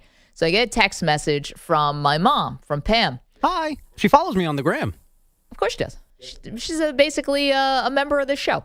So my mom texts me, or she calls. I'm sorry, she called. She goes, oh my gosh, I'm watching Jeopardy right now. And there's a woman named Lynette Perloff from Philadelphia who is competing on Jeopardy. Is this any relation to Perloff? You texted me, and I immediately called my parents, and they've never heard of this woman. This is impossible. I feel like you have to do a 23andMe. So not only does this woman, she has dark hair. No, she looks like a Perloff. She looks like a Perloff. And then she's doing her little intro spiel thing with Ken Jennings. And what does she say her dream job is? Well, so she basically said she's from Philadelphia originally. She moved out to California, but she wants to be an assistant NFL coach. And Ken Jennings asked what team. She said the Eagles. She wants to be an assistant coach for the Philadelphia Eagles. This is probably a woman in, her 50s, 60s, something like that? Yeah. Lynette Perloff from Philadelphia, somehow not related to you, does not compute in my brain. And, she's like a very successful computer programmer and educator, but her dream is to be the wide receiver coach of the Eagles, like all good Philadelphia people. I was like, this is so Perloff. I would have thought she was your aunt or something. Well, it got me thinking, though, do I really want, it's not, it's not my dream to be an assistant coach. It's my dream to be the owner. Well, you got to start somewhere. Well, actually, no. My dream is to be, my real dream, if we're being honest here, is to be an owner, GM, Jerry Jones type. So I'm the owner and I make the draft pick. And you get a documentary all about finding natural gas? No, I don't want the documentary. I want an office in the stadium. That's always been a dream of mine. Yeah. Kind of like that. Oh, and I'd actually like a bedroom like Toronto, like the hotel that I want to actually live in the stadium. I want to be the owner and I want to make the draft picks. I don't want to be an assistant coach. Lynette, think bigger. Lynette Perloff on Jeopardy last night, somehow not related to Perloff. It's just the upset of the year.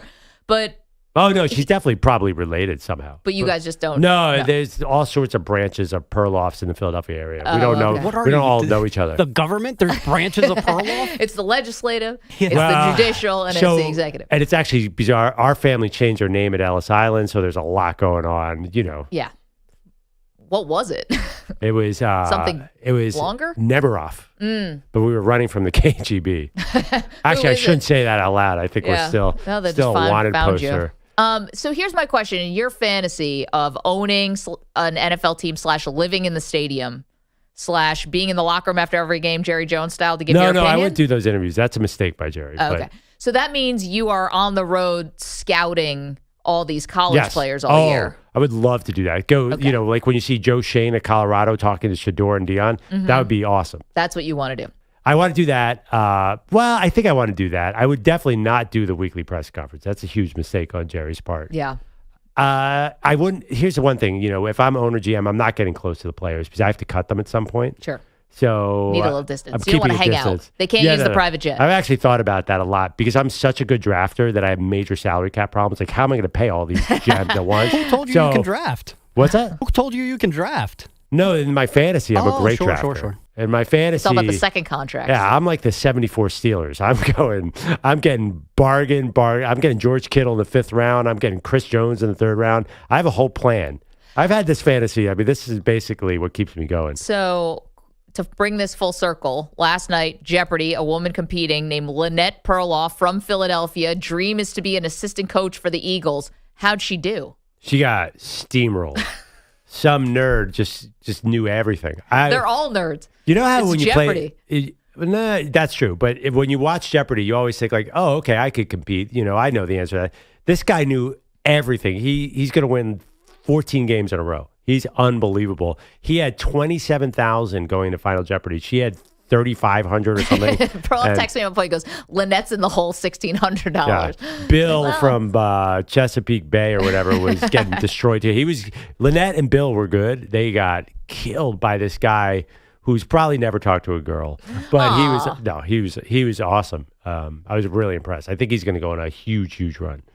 So Lynette, she screwed up. She got finally about my mom. We were 9 minutes in, and my mom goes, Lynette has not opened her mouth once the entire time. She's literally not said a word. It's hard to get the hang of that. But then there's a video on YouTube. I didn't know they do bios of every Jeopardy contestant, and she's this amazing educator in California who redid the entire standardized test system, and she's like this incredible person. And she wants to be the backup linebackers coach for the Philadelphia Eagles. Yeah, I mean, I want to reach out to her. She does not have a real social media presence. I would love to have her on the show today. You have to be like a cousin. You must. No, it was probably some relation, but no, my mom knows everybody, and she had no idea who she was. Wait, she finished in dead last? Probably. Yeah, out of 3. I mean, dead last. It makes it sound the bronze. The bronze. Yeah. She got Final Jeopardy right. Oh, good for her. She still took home less. I'm sorry, I know we got a break. And... There was one question. Okay. That you think we would get it? It's going to make you mad, Maggie. Uh-oh. The question was famous movie settings. And they showed this building, and they said, Bruce Willis had all his friends over for Christmas in this building. World Trade Center. And it was a building in Los Angeles. Oh. Yeah, I was going to say, Die Hard was not in New York. No, it's the famous movie settings. It's a building in New York. It wasn't, did I say New York? It's just a building. Okay, no, but you said that he had all his friends over for Christmas. Yeah. So that's Die Hard. Yeah. Die Hard was not New York, was it? No, I just said that to be an idiot. I just said that to be an idiot. You know this. Come on. Sorry. You know the answer. You don't know what building Die Hard took place in? Are you? I don't know what building it took place. Oh, I haven't seen Die Hard in 25 years. I haven't seen Die Hard in 28 years. Everybody knows it's Nakatomi Plaza. Sorry. Oh my God, you didn't know Nakatomi Plaza? Oh, I thought everybody. I know what Nakatomi Plaza is, but I didn't know it was from Die Hard. Well, it's not a real building. It's not called Nakatomi Plaza in real life. It's actually there in L.A. I don't know it. Yeah, it's a real building, like an empty building. What's it actually called? No, it's not empty. It's fully. Oh well, I saw a scene from Brooklyn Nine-Nine where they went into Nakatomi Plaza and it was just empty. Oh really? Oh yeah. Well, that's why you know. Nico, you've never heard of Nakatomi Plaza. No, I've seen the movie too. I didn't know the name of the building. I didn't commit it to memory. I remember when Urkel's neighbor, Reginald whatever his name, Vel Johnson, is in the movie. I know Die Hard. I've definitely watched it. Oh yeah. The bad guy who passed away not that long ago. Well, nobody knew the answer, and Ken Jennings goes, the entirety of Gen X is mad at you right now. So you're a little younger than that, so that makes sense. But yeah, Nakatomi Plaza was a big deal. I mean, yeah, Die Hard was obviously. I don't want to start the big debate about Die Hard. We're not doing that. No, we've replaced it. Is Fight Club a boxing movie? We replaced is Die Hard a Christmas movie with yesterday's question, is Fight Club a boxing movie? Nobody thinks Fight Club's a boxing movie. Everybody thinks Fight Club is a boxing movie, man. No. A very, very special philanthropist brought up that question.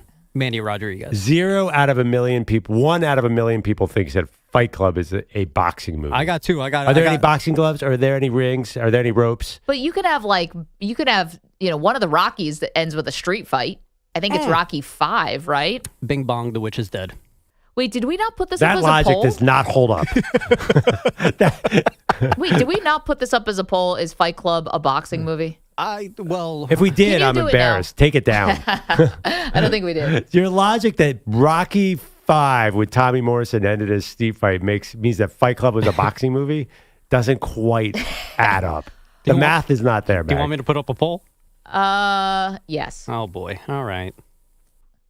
888-710-4ISN, 888-710-4476. Well, I, like your long-lost cousin, Lynette Perloff, who lost Jeopardy last night, somehow, shockingly, you don't know if she's related to you. She's from Philly. She wants to be an assistant coach in the Eagles. It's her dream job. I guess I would have lost right along with her. But yeah. No, nobody knew it.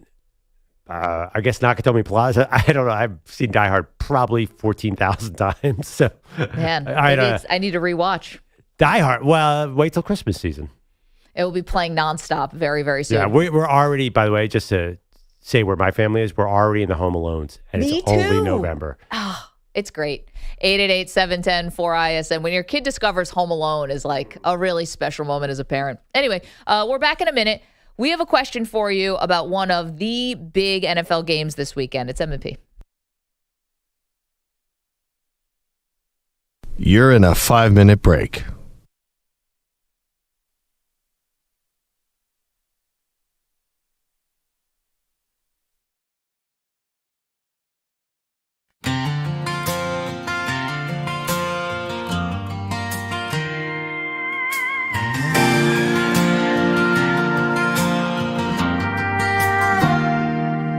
Well, infinity died with a thud so loud it scared the pigeons off a goddamn cloud. People packed up faster than a bad first date, and bloody, yeah, that man was gone before they even closed the gate. They checked his desk, checked the hall, checked the bathroom stall like he might have hit a wall, but no, Pete dipped out like a criminal on the run. A master class and I'm never coming back, son. And folks whispered maybe there's a merger, maybe a fix, but nobody, this thing blew up like a firecracker in a box of beer. It's Glorio splat, that big messy crash. Infinity hit the pavement like a sack of hot trash. It's all over now, no merger, no deal, just a cosmic middle finger and a this is real. A lot of ghosted words like it owed him money, and Daly's out there smashing Ruben Pierre. It's hilarious, honey. Infinity is dead, the frontier is clear. Daly owns the courts and Pete ain't fucking here.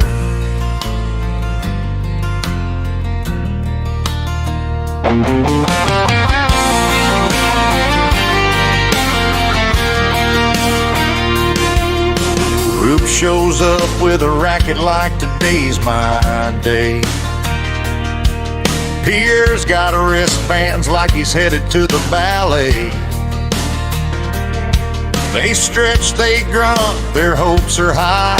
Daly shows up and they immediately want to cry.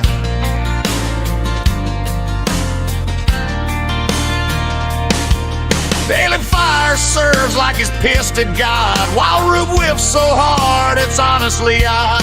Pierre swings like he's mixing pancake batter. Daly wins again like it even matters. Glorious flat, the end came quick, no merger coming, not a damn trick. Infinity flatline like a possum in the road, and Daly's handing ass whoopings in tennis mode.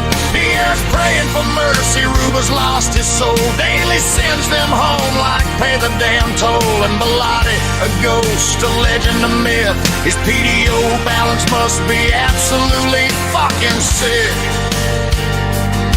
Some men chase 1 minute, 30 dreams, seconds remaining. some chase paychecks. Daly chases Rube his dignity, breaking his necks.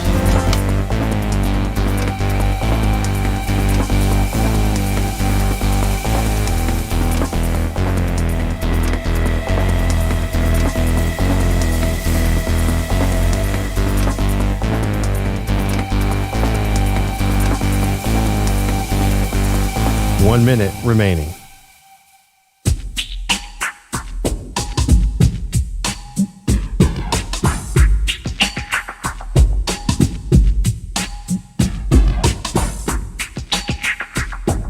$45 seconds remaining.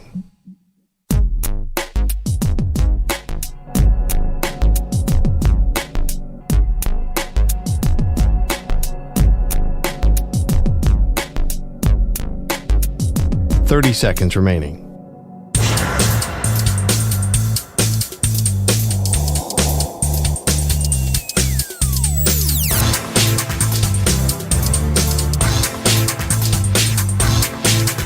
$15 seconds.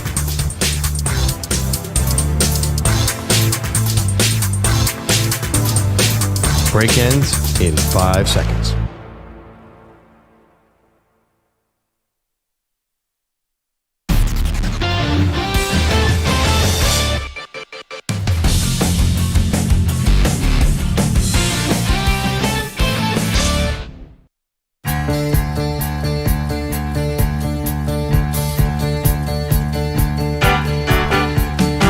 This portion of the show is brought to you by Ethos Life, the easy way to get life insurance in 10 minutes. Up to $2 million in coverage with no medical exam, just a few health questions.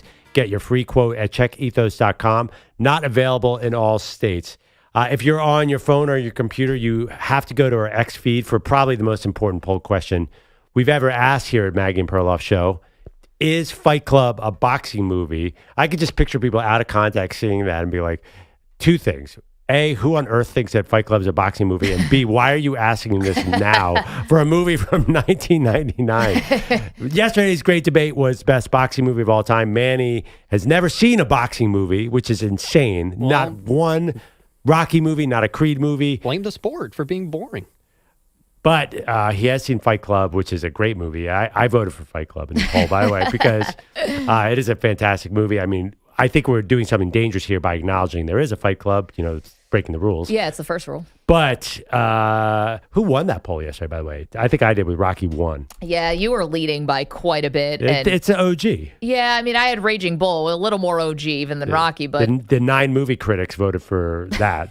But Rocky won by 60%. Raging Bull was next with Raging Bull and Rocky 3 tied with 17%. Cinderella Man was Bogus's pick, 6%. We didn't have room on the poll for Fight Club, so now you can just go vote, is Fight Club a boxing movie? Early return's not good. Wait, did somebody vote for yes? Yep. That's amazing. Here's the thing. It might have been Manny. You never know. Here's the thing, though. They don't really kick. They wrestle each other to the ground a little bit, but it is primarily fists with Fight Club. Right, and then obviously Project Mayhem. What makes boxing? Just guys hitting each other with fists? Well, I was saying in Rocky 5, it ends with a street fight against Tommy Gunn, right? Mm-hmm. And, that's a street fight. There's no ring. There's no gloves. Yeah, I know, but there's also boxing in that movie. Well, earlier. If it was just street fighting, then I would say it is not a boxing movie. But there was a lot of boxing, as I recall, with Tommy Morrison. Yeah. Can I just say, because I wasn't here yesterday, there's no way EJ thinks that Rocky 3 is the best Rocky. Oh, he does. Oh, come on. It's the worst one. I wish you were here yesterday, Nico. No, EJ is such a big wrestling fan. Anything with that Mr. T era and also with Hulk Hogan, It's more like he likes Mr. T1, not Rocky 3. Wait, but Mr. T is incredible in that movie. Rocky 3, I think, was the biggest hit Rocky movie. I think that's the most succccessful Rocky movie. Oh, I would imagine the sequel was too, because off of the buildup of 1, wouldn't 2 have been the maybe biggest? 1 was the most successful, but Rocky 3 was Rocky 2 was a bust. It was terrible. Yeah, it wasn't great. Yeah, he bought a Camaro. That was the main plot point. But he did beat Apollo. Yeah, But Rocky 3 was a phenom because Mr. T was in it. Nico, I think you're wrong about that. I'm going to stick up for EJ. I actually was going to say that Rocky 2 is my favorite. Really? Yeah. Because he beats Apollo finally? Yeah, I love the whole setup of them getting ready for the rematch and everything. Listen, everyone's into it's not Really? It's not facts, just opinions. I think 4 is the best, but that's because I'm a cheesy 80s Right, person. and then there's a lot of fourites. There's because Ivan Drago, whatever he sees, he destroys. Yeah, right. Whatever he hits, he destroys. IMDb says Rocky 4 had the best opening and the most lifetime gross of all the Rocky. Oh, more than 3? Yeah. Very now, is that rewatchable. adjusted for inflation? Oh, that I can't help you with. What about the ruble? Okay, let's get to Bogusch. He's got headlines. And these ones are sponsored by Progressive Commercial Insurance, protecting your business vehicles 24/7. See if you can save at progressivecommercial.com. Major NBA injury news from MSG last night. Hold your breath. Magic star Paolo Banchero did not play the second half after tweaking his left groin. Head coach Jamal Mosley. There was a moment he was going up and down the court. I think it was a quick turn, and then I just saw him pause for a second. I looked at him, just try to see where he was with it, and then he just, I got him out of there before anything changed. Orlando survived without their best player, cooling off the Knicks 124-107 behind 28 points and 9 boards from Franz Wagner. New York was perfect at home and had scored 130-plus in 3 straight. I loved our defense. I really did. This team has been averaging over 130 for the past 3 or 4 games. Our guys' ability to sit down and guard, take the game plan, and execute it the right way. The energy, the spirit, the joy that these guys played with tonight was fun to watch and be a part of for them. P.S. Jalen Brunson rolled his right ankle after this game was decided, left the Garden in a walking boot on crutches. No, yeah, this is great for my mental health. Thank you, buddy. And it was sorry. It was the big ESPN game. Everyone got to watch the Knicks lose. Sorry, bud. But here's the thing. I'll throw my shoe at you. Had you taken my advice and went to the Knicks watch party and met a lady there, you guys could be commiserating together. Mm-hmm. But, No, what? As you say, I digress. No, misery hates company. Go ahead. Wait, can I just add one more thing? At 5:57 this morning, Perloff, where's Manny? Where did Manny go? Getting ready for the show. Right. Producing. He doesn't care about that. He just wanted to needle you over Knicks Magic. My favorite line is to say, "Oh, Manny, sorry, I was busy last night. What happened in the Knicks Magic game?" Perloff doesn't care if we have a rundown. He doesn't need sound bites. Yeah, I was looking at the soundbite page. I was like, "Where's that one where Franz Wagner threw Mikal Bridges to the ground and had it up and under from 10 feet away?" I hate you. Franz Wagner, George, you dudes. Go blue. All right, you know what? I'd rather a Go loss. blue, Nico. Shut up, Nico. I'd rather a Michigan reference for Franz Wagner. Like he's C-Web. I'd rather lose a game and nobody cares. By the way, is Banchero hurt by that? Kind of sounds he left sounded in bad. he tweaked his second quarter. groin. I think he left in the second quarter, didn't come back, was questionable, and the second half didn't Magic. If that was Zion Williamson, he'd be out for a year and a half. For what you Zion's still out, by the way, right now. Play nice. Meanwhile, if Donovan Mitchell, Darius Garland, Evan Mobley, Bam Adebayo, and Tyler Hero were out, did the Cavs and Heat really play last night? The remaining Cavs topped the remaining Heat 131-16 in Miami. Jared Allen had 30 points and 10 Who played boards. in that game? Jared Allen. Giannis rested his left knee, so the Bucks lost in Charlotte 111-100. And despite the presence of Douglas Dale Christie, I'm head coach of the Sacramento Kings. Those Kings lost again last night, 133-100 at home to the Hawks, who don't have Trae Young. But remember, buckle up. The work starts now at getting better in Sacramento. So he introduces himself, and then the next day to lose by 30 to a Trae Young-less Atlanta Hawks? And I had to correct myself. Like it's the OKC Thunder? The clip that I played yesterday that began with him introducing himself. Yeah, like name and rank. That was actually his pregame availability. So he did that, and then they lost that night, and then they lost again last night, worse, by 30 to the Hawks. So they're 0 for 2 since we were told to buckle up. This is a classic mistake. Really? It's kind of like you can't call a big team meeting or anything like the night before you play the Thunder, right? You got to call the team meeting before you have like a winnable game. It's like that we had a meeting and it worked, and wow. He's doing the Douglas Dale Christie, whatever he said. I forgot his middle name. Yeah. And you got to win that game. If you don't. Well, you're hosting the Hawks without Trae Young. I think that should be a confidence. No, he lost the night before. Yeah. You don't do that before a back-to-back, right? It was the Nuggets the night before. Well, that one, stupid. Yes. But maybe thought, well, I'll get him the next night. Wait, sorry, wasn't it back-to-back? I can't remember. It was, yeah. Okay, I can't remember sometimes when the days are. Is the association more funny now than serious in November? Like, I feel like every NBA headline has like a comedic undertone. Well, and like I will always in theory defend like load management, tanking and whatnot, but it's November. you should be playing every night now. You can take a rest in January or February, but last night, half the league was like, we're just going to get me to Thursday. Well, LeBron's setting the tone, right? He's not even pretending. But at least he's out. Yeah, but he's probably not even really hurt. But how do the Heat and the Cavs rest the 5 guys you want to pay to see in that game on a Wednesday in November? Don't disrespect Jared Allen like that. Well, because aren't they playing tonight? That's why. This one's kind of obvious. Not okay. Well, I think you would load manage in November. It's a good time to load manage. Is it a bad time? No, the Cavs are playing the Raptors tonight, so I guess that's come why. on. It's the Raptors. A JV team from New York City can beat the Raptors. I don't know, dude. I'm just telling you what's going on. Gosh. Play the damn games. I agree with you. But also, going back to the Kings for a second, and I know we're on in Northern California. I mean, you would need like Greg Popovich, Pat Riley, combined with Red Auerbach to somehow find a stable coach for this franchise. It's not that they haven't had good coaches come through there, but they can't. I mean, how terrible is this? Because Doug Christie's going to get fired.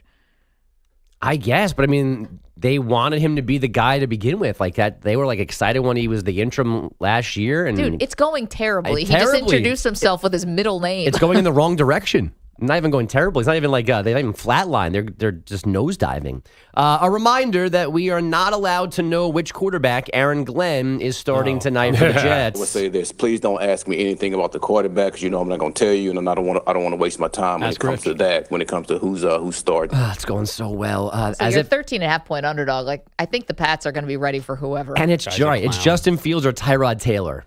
They're good. They've won. Have they won 2 in a row? Yeah. Who?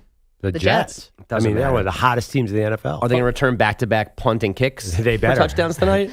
They want to win, yes. Garrett Wilson ruled out for tonight's game. So how'd you find that out? I guess Rich Cimini knew. Hashtag Cimini knew. Yeah, that's for everyone to hear. Aaron Glenn saying, if you want injury updates, why not just ask ESPN's Rich Cimini? Because that's the professional way to handle a player's health. What's the over-under and how many passes the Jets throw? They are not going to throw it. Oh, I'm sure we can find that on any of our various sites. Is it here in I got a Breece Hall on Prize Picks, 57.5 rushing yards. I'd go more than on that. Yeah. And I got Drake May 240.5 passing yards. Perloff, 17.5 passing attempts. How about that? I'll just throw a number out there. Oh, God. That's less than Mike White used to get. That is low.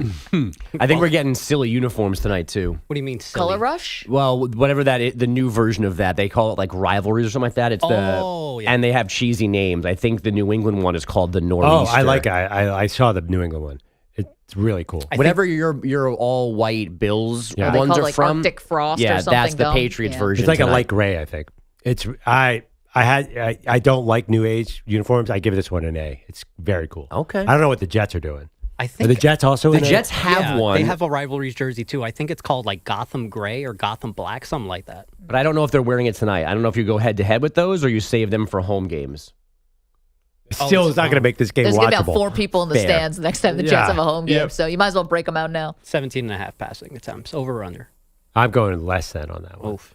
Well, they're going to be down by 2 touchdowns in the first quarter, so they might need to pass the ball. I don't think it matters. I think if you're down 28-3, your best bet is to hand it to Breece Hall. All right, 9.5 completions. How about that? Oh, yikes! Let's see what the weather is tonight, Foxborough. Clear. Oh, what's the wind? Yeah. Nothing. I'm not seeing any wind emojis. Let's go. Wind emojis. The low is 31, so it's going to get a little cold. It's going to be brick. But the high of today is 48. Balmy. Foxborough. Let it rip. Take the overs. Football weather, guys. Men's number 1, Houston, took care of Oakland last night, 78-45, 19 points for Case Keenum. And Tarek Skubal won his second straight AL Cy Young Award. Paul Skeens, the unanimous choice in the NL. Back to you guys. Bogus, thank you so much. All right, we got to take a quick timeout. Coming up, we are playing the blame game, and at the top of the hour, it is Thursday, which means Maggie and Perloff's King of the Mountain is back. Do that next. You're in a 5-minute break.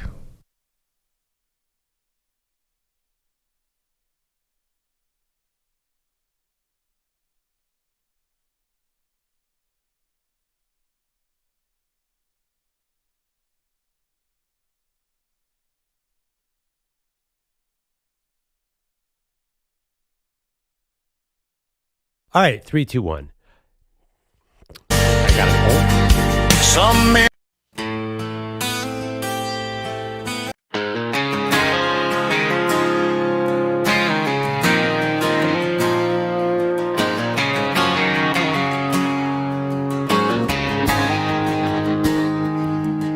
Well, the sun came up on a Thursday morning. The boys at the station felt a little torn. Infinity's gone like dust in the wind, and Peter Bellotti ain't been seen since then.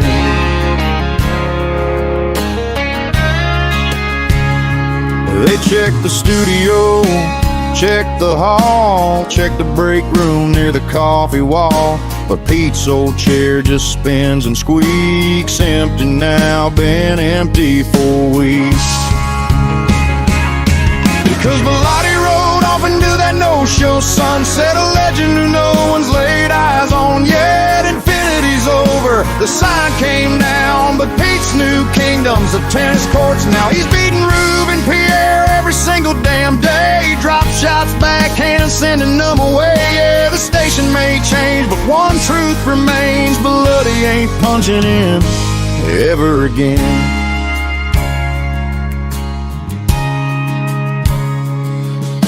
Rube shows up with a brand new racket. Pierre's got headbands stuffed in his jacket. They stretch, they warm up, they pray, and they sweat. But Bellotti strolls in and hands them regret. He's got no job, got nowhere to be, no deadlines, meetings, or infinity.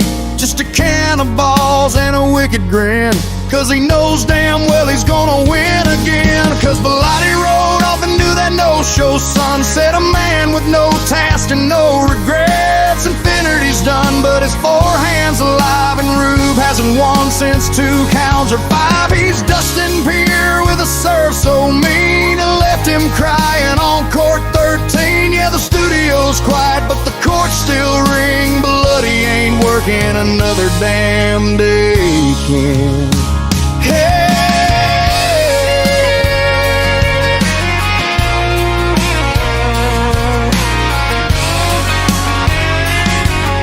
Folks chase dreams, some chase paychecks, but Bellotti chased freedom and cleared the deck. You can keep your meetings, your schedule's tight. Pete's living large under them park court lights.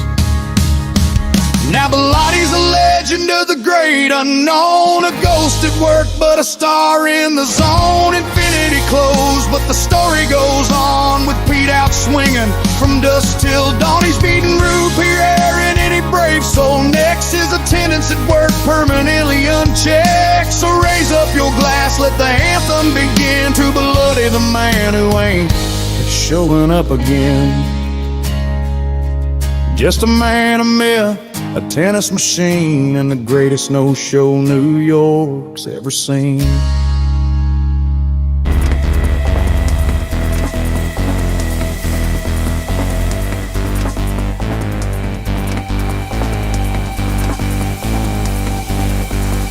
One minute remaining.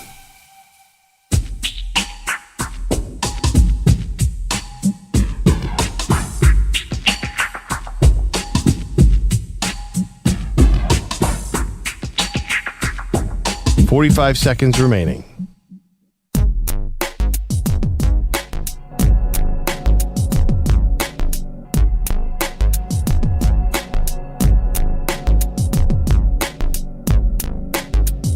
$30 seconds remaining.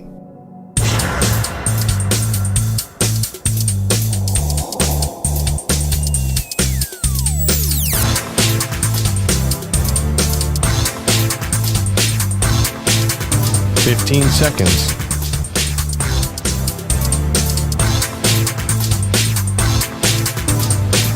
Break ends in 5 seconds.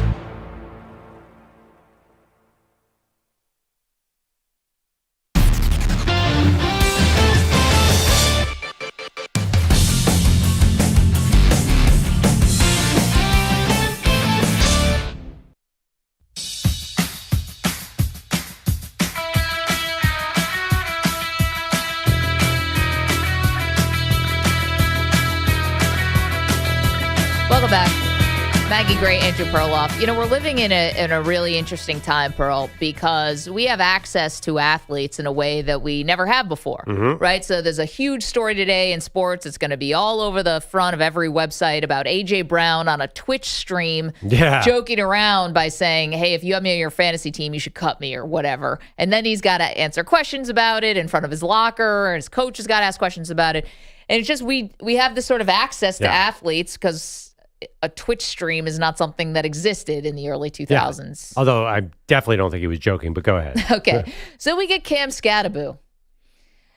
Obviously, the former Arizona State running back and now the Giants kind of cult hero before he got injured. He was on a live stream, also on Twitch, which we are also streaming on Twitch, Maggie and Pearl, Infinity Sportsnet. Here's Cam Scatterbo asking the question nobody was asking. Do you like turn your head to eat a taco, or do you turn the taco for you? Like, are you dominant to the taco, or does the taco, like, do you turn your head for the taco? It's about the dominance of the taco, though. Like, if you're turning the taco, you're dominating the taco. America's youth.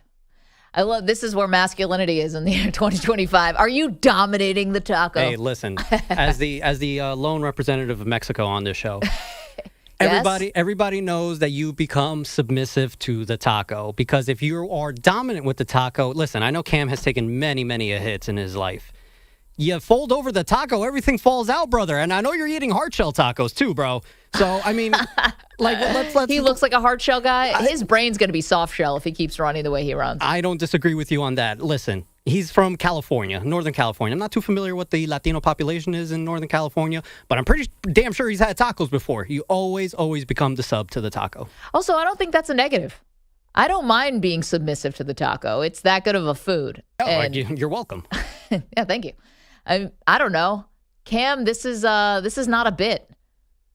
No, this is really him. And also, like, his girlfriend's last name is Rodriguez. I mean, I'm pretty sure she has a take on this too. She has to know that you always become submissive to the taco. Manny, what about using a fork? Oh my God, you should be exiled. A fork? I make these tacos at home. Yeah. Well, they're more, so I put so much on top of them, like you can't even see the taco because I'm putting brown rice, black beans. Oh, that's a burrito. But it's really a taco. I'm using a taco shell to cut down on carbs. Yeah, sure. Yeah. Yeah, because I don't want the whole burrito flour wrap. I mean, listen. You got a figure to worry about. I'm on YouTube here, Maggie. I can't just eat the whole. You know that camera adds 20 pounds. At a certain point, you can't even. So I'm really making a bowl taco combination. Why don't you just make it a taco bowl then? Just end the madness. I guess it is a taco bowl. Okay, well then just get rid of the tortilla. Then, so I can use a fork. I can use a fork. Here's the thing though. Your taco is different from my taco because you're putting lettuce and shredded yellow cheese on it and sour cream. I'm not putting any of that garbage on it. What? Onions, cilantro, beef, whatever meat that you want. Salsa verde, salsa roja, limon. Oh. Yeah. I'm with Manny. You got to eat tacos the way they do it in Mexico, which is not with all the, oh, God. You know, I know there's like a Tex-Mex versus Mex stuff, but I like it makes you feel like you're actually eating healthy. If there's shredded yellow cheese in my taco, I am sending it back. I'll take that from Manny, but you sound like somebody who just got back from an exchange trip in college. This is how they do it in Mexico. I refuse to accept Maggie telling me how they lives there. I refuse to accept from you how they do it in Mexico. Manny, it's good. Again, as a lone representative of Mexico on this show. Yeah, no. I'm a gringo. But I just think that I like the way they do the tacos in Mexico, but turning your head to eat the taco, Cam Scatterbo says, is being submissive. You got to dominate the taco. I feel like he's compensating for something. No, what you need to do is dominate that leg injury that you have and get back on the football field and be submissive to the taco. You're always supposed to be sub to the taco. I heard the other day, by the way. That's how I live my life. By the way, I heard somebody talking about all the talent the Giants have. And they're like, well, I mean, listen. They have Brian Burns, Abdul Carter, Jackson Dart, Cam Scatterbo. I'm like, who doesn't fit in this list? He's an emerging star. Wildly slow. They almost beat Texas last year. Well, fullback, running back. Have you heard of the new emerging star that's going to be playing quarterback for them on Sunday? Jameis Winston? Well, I'm just saying, Abdul Carter and Cam Scatterbo are not same. I mean, Cam Scatterbo is... What do Giants fans expect? He's going to be the next Derrick Henry? Tiki Barber. No, he's like a potential star. No way is he a potential star. Yeah, he is. Come on. They got a steal with Cam Scatterbo. He played well. What do you think he's going to be?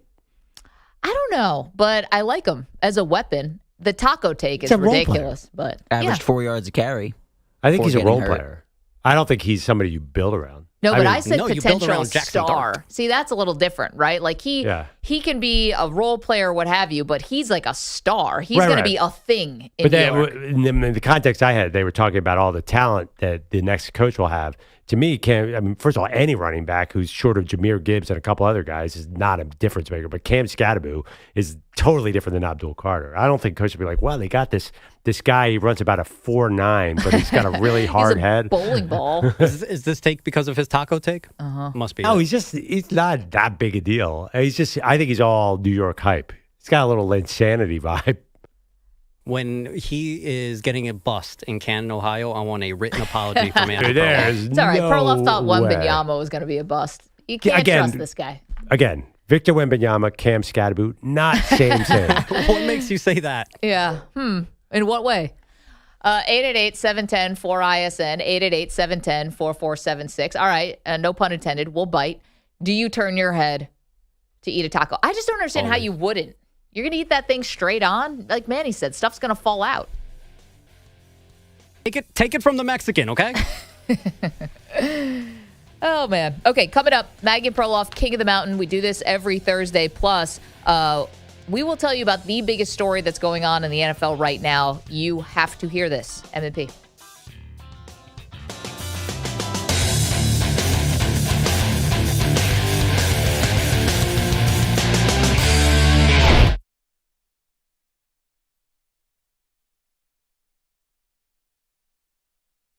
You're in a 5-minute break.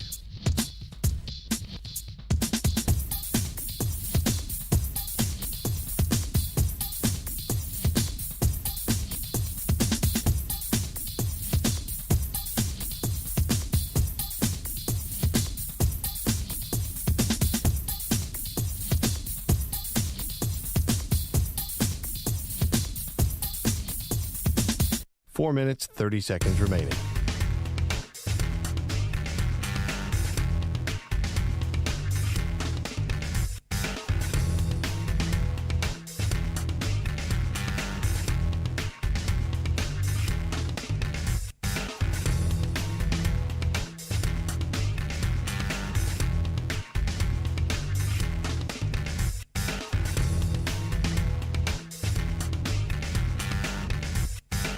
Four minutes remaining.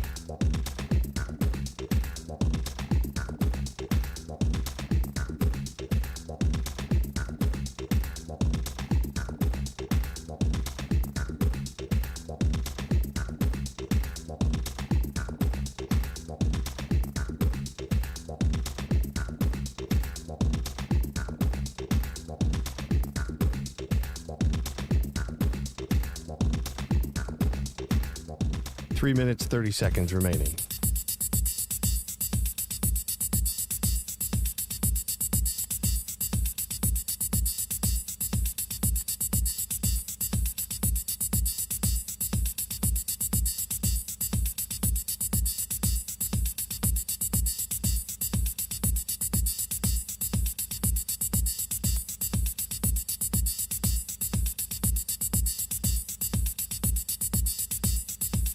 Three minutes remaining.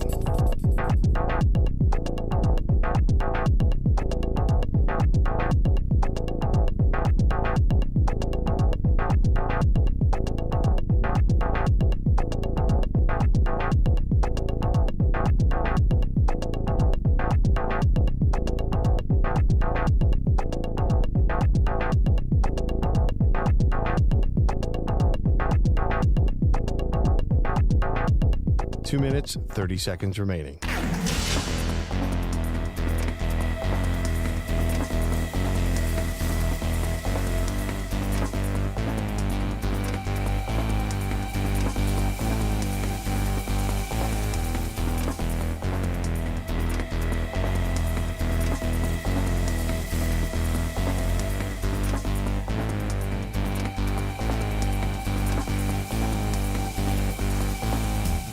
Two minutes remaining.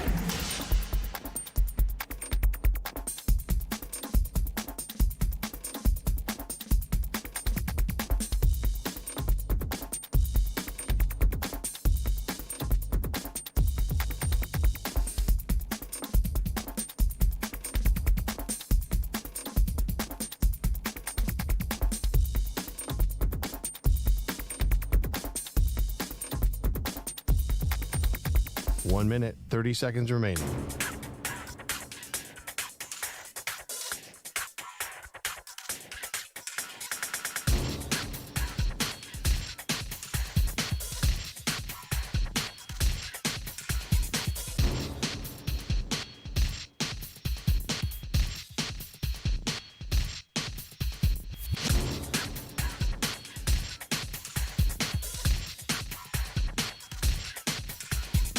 One minute remaining.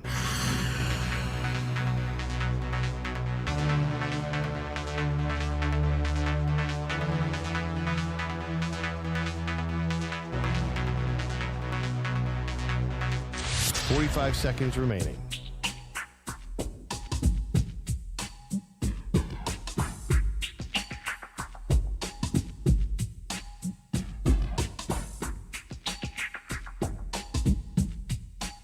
Seconds remaining.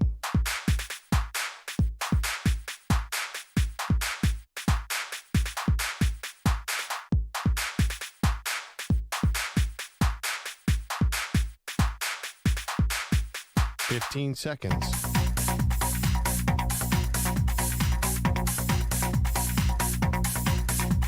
Break ends in 5 seconds.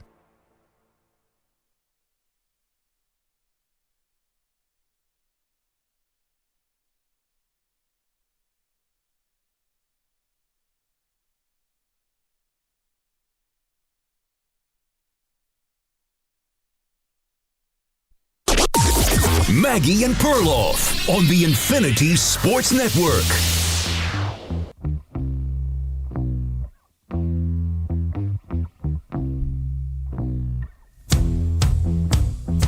Still major fallout around the firing of Nico Harrison. Welcome to the show, Maggie Gray, Andrew Perloff, the Mavs GM, who is the architect of the most controversial, and let's just call it what it is, the worst trade in NBA history. Well, now the ripple effects around the league, including Luka Doncic being asked about it last night, Pearl. And, he took the high road on this. He was asked, he didn't have any comment on Nico getting fired, the man who traded him in February, kind of in the middle of the night. But he was asked, with Nico Harrison gone, could it ever pave the way for you to go back to Dallas and maybe finish your career as a Mav or whatever? And he said, no comment on that. Now, listen, probably a smart idea not to get yourself in trouble, but was just like, I'm here with the Lakers and no comment on the rest of it. It's funny to me. If I'm Luka, and I kind of think he feels this way, I'll bet he doesn't even remember that he was ever in Dallas. He's all shredded in L.A. His life must be so awesome out there. I think his life was awesome in Dallas, though. It was. But, L.A., with the Lakers and the franchise being so famous, it seems like it all worked out really well for him. I don't think he would ever look backwards. Honestly, I think he's moved on already. I think he loved Dallas, and I think that is a great place to play as well.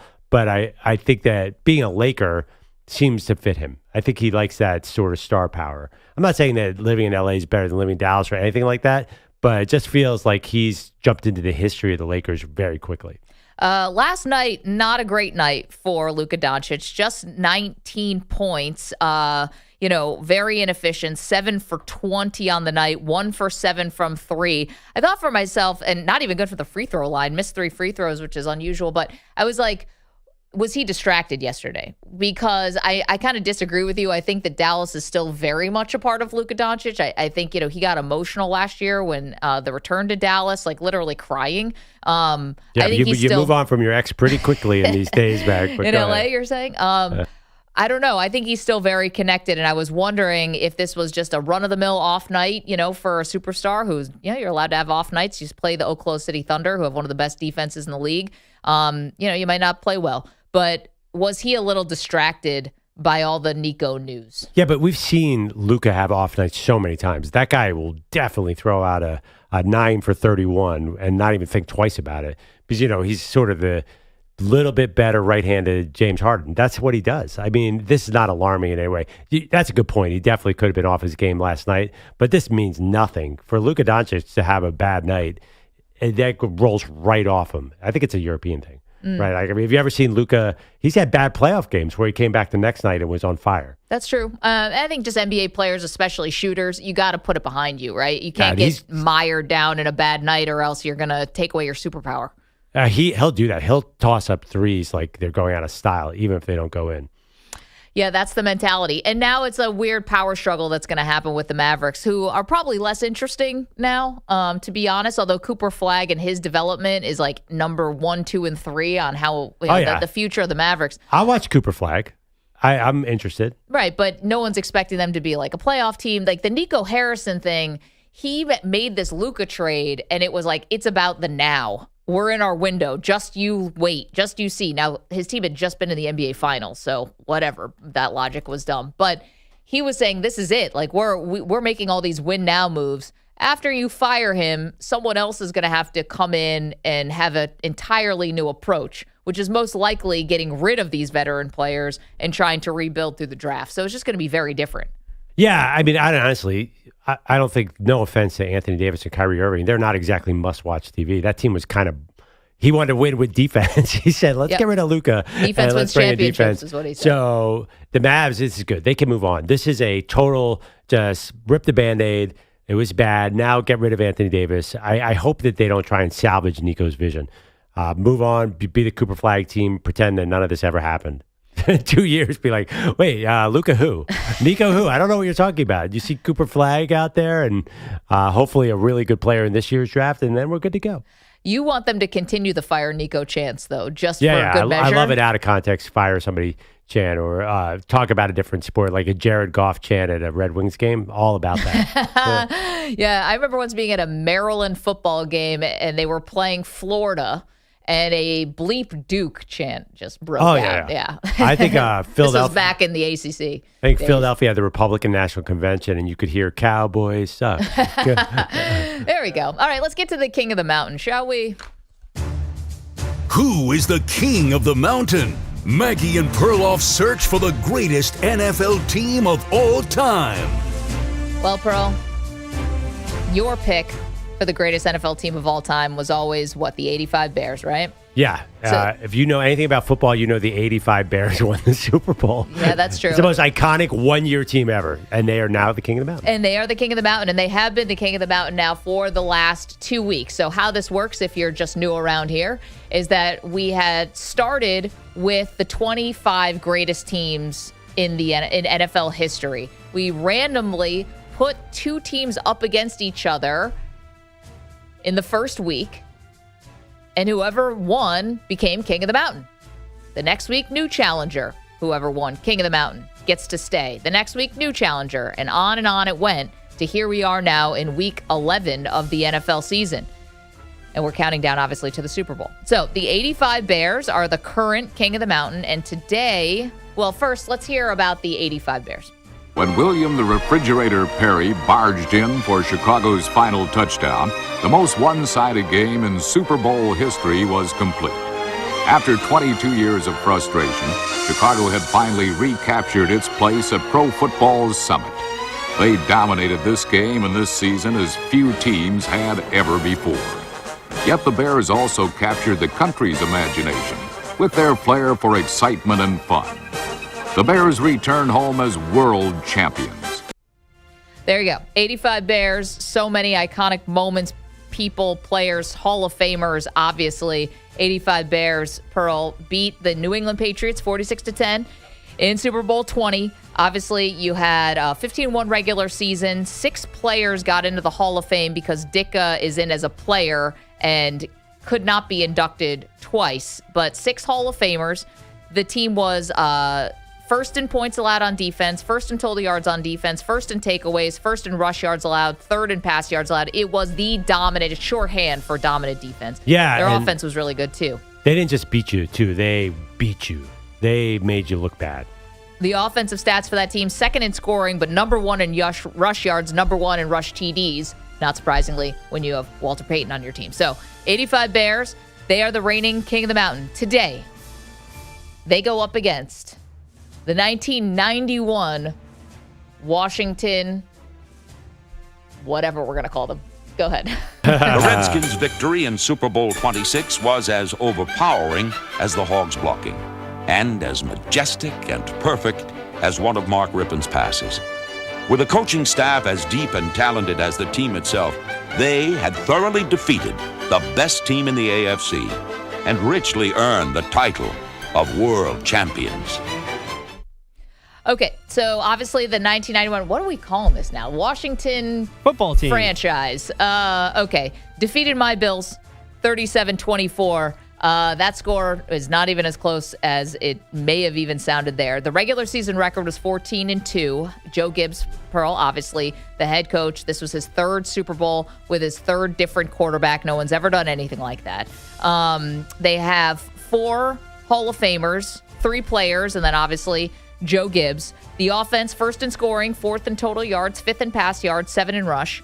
Team defensive stats, 2nd in points allowed, 3rd in total yards, 3rd in takeaways, 3rd in rush yards allowed. And a key fact here, 12 of their 17 wins for the season came by double digits. And again, they were, had a 17-0 lead at halftime of the Super Bowl. Yep. Like it was one of, I can't even say it was one of the Bills' worst performances in the Super Bowl because the Cowboys' losses were really bad. But you may remember this is the Super Bowl where Thurman Thomas couldn't find his helmet. This is that Super Bowl. Got it. And Kenneth Davis had to start the game, and the Bills could never get back on track. This is such an interesting King of the Mountain matchup because I think the 85 Bears are going to win it, win our poll. And that's how we determine this. But the reality is if these two teams played, Washington would win. Absolutely. Joe Gibbs owned Mike Ditka so badly. We're talking about Joe Gibbs would coach circles around that 85 Bears team. Even as great as they were, Gibbs would have figured it out. That guy, I grew up an Eagles fan. Yeah. He is the nemesis. He is just such a good coach. And they did beat it. They destroyed the Bears in the 80s in the playoffs multiple times. So I think Gibbs would have been the deciding factor. I'm actually going to vote for the 91 Washington team. That's the one team and the one coach that would have been kryptonite to the 85 Bears. Because Gibbs would have figured out a blocking scheme that would have neutralized the Bears. I don't know how he would have done it, but he would have done it.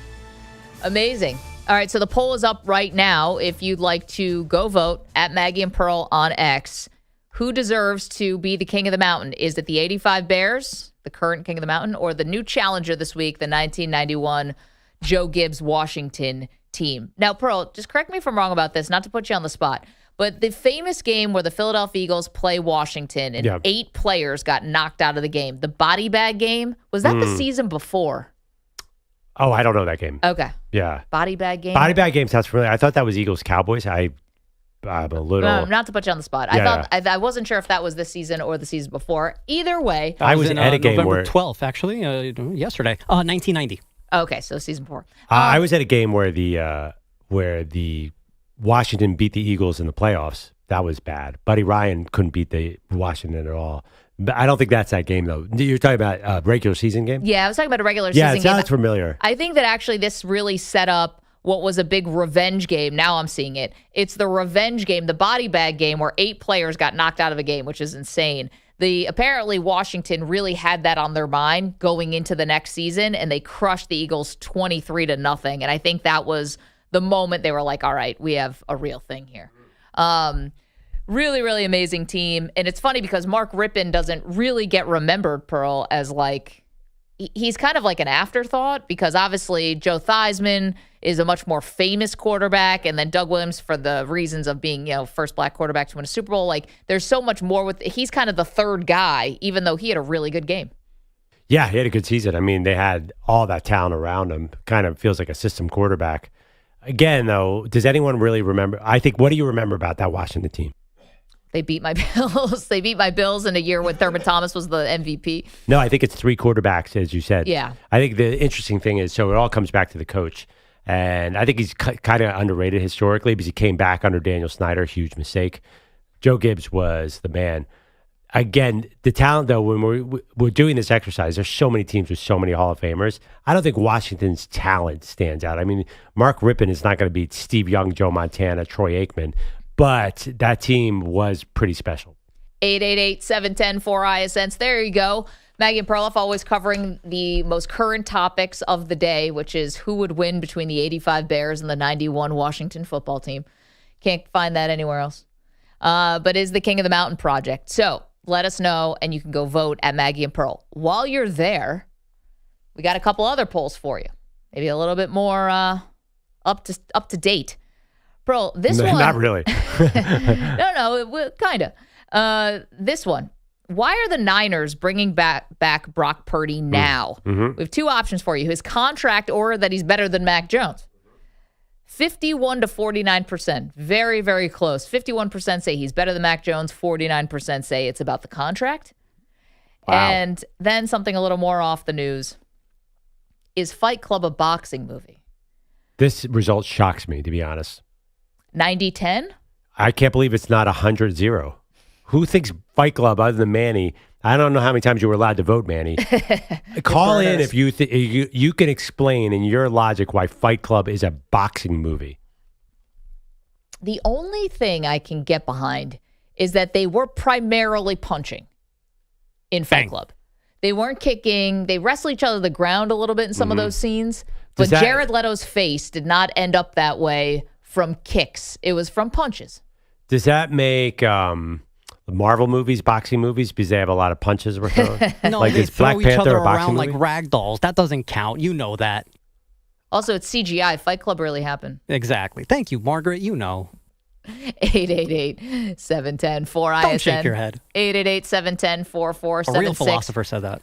We are going to go make our own soap in the break.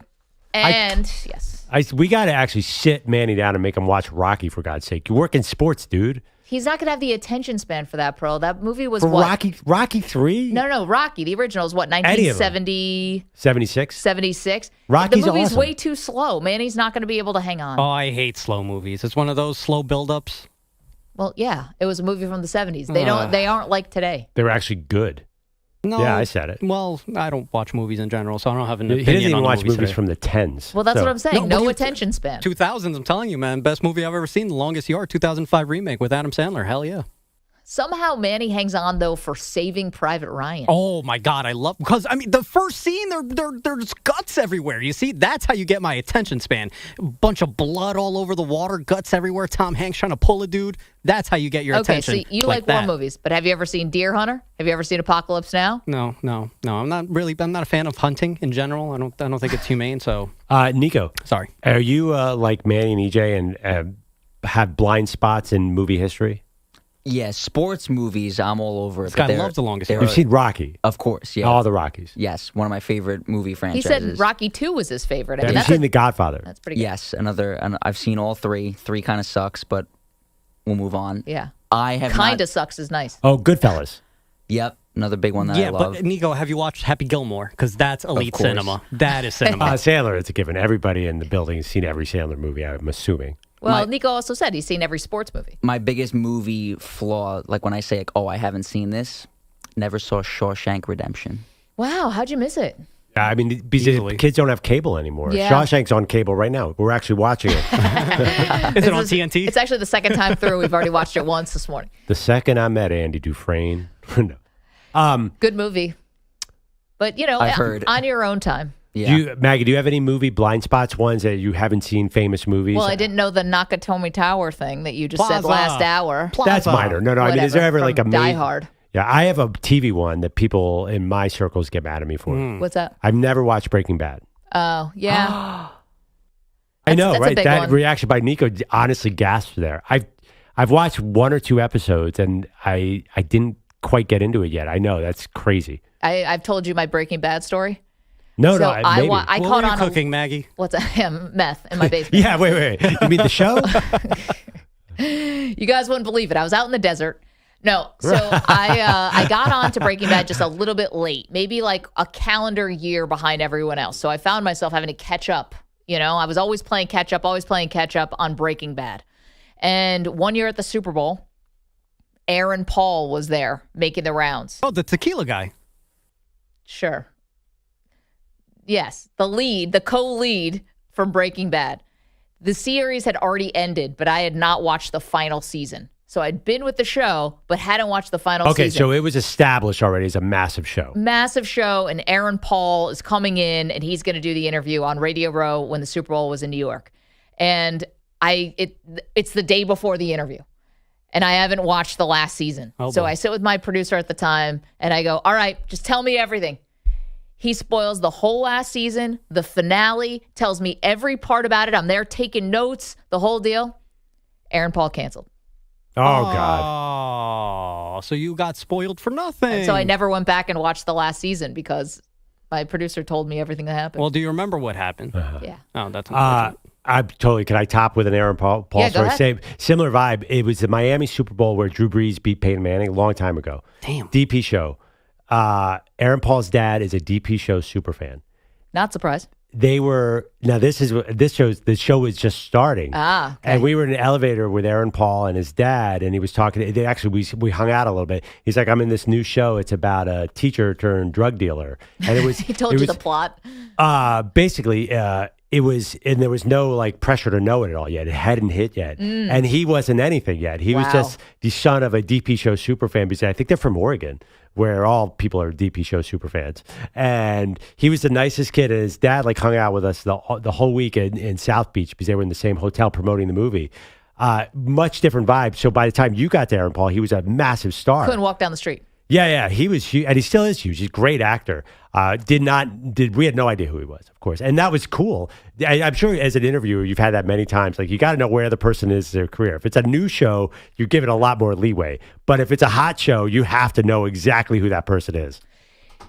Yes. So I had an in-between once, I'm not trying to top you. That's a great story. No. Yeah, but, you're please, reminding me of this, where I interviewed Michael B. Jordan. But he was a child actor on The Wire. So, like, he was already kind of famous, but this was before he, he was really big at the time. He'd already done Friday Night Lights.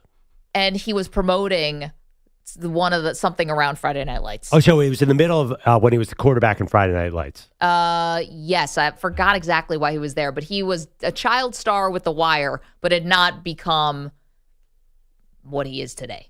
Hardball is a movie that I watched with Michael B. Jordan. I watched that movie at a way too young age. I was probably G-Baby's age when I watched that movie. So that's another interesting question. What's the movie you saw way too young? Fight Club. Hardball. Fight Club is the subject of our poll. Is it a boxing movie? Saving Private Ryan. What was watching that young will definitely leave a mark.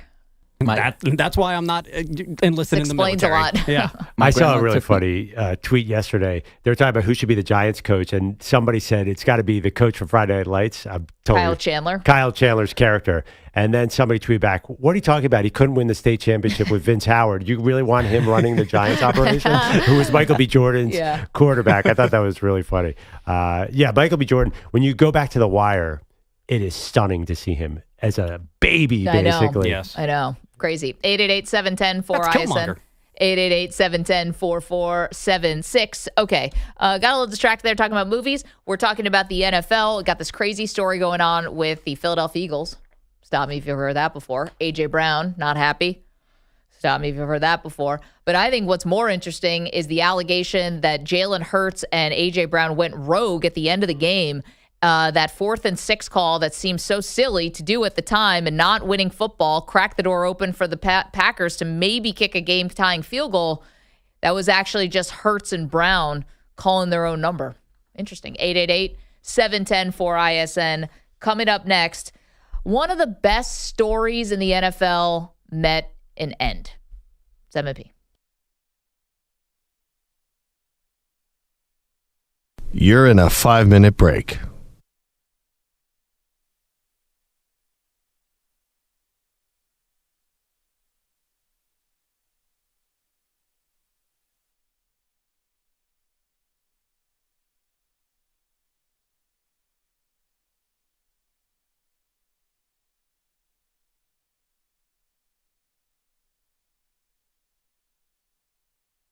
Four minutes, 30 seconds remaining.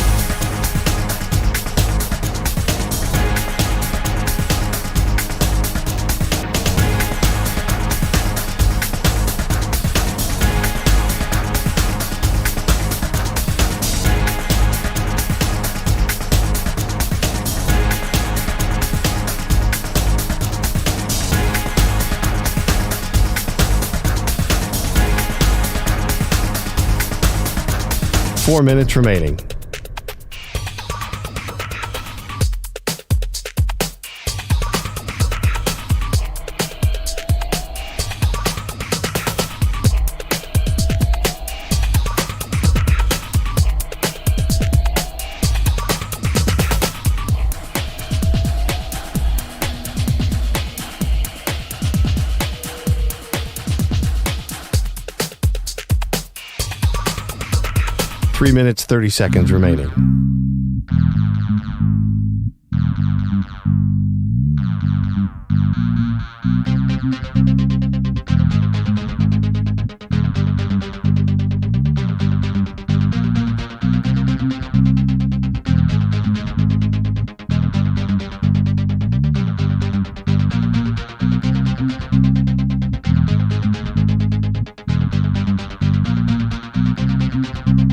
Three minutes remaining.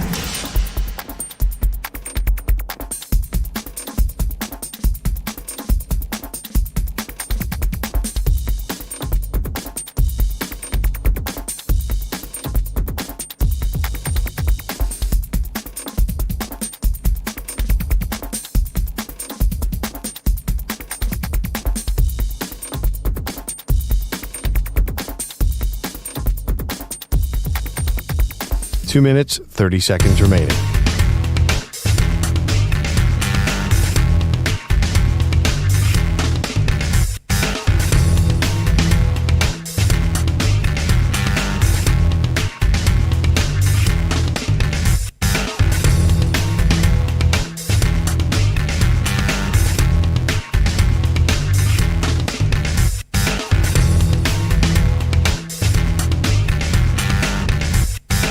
Two minutes remaining.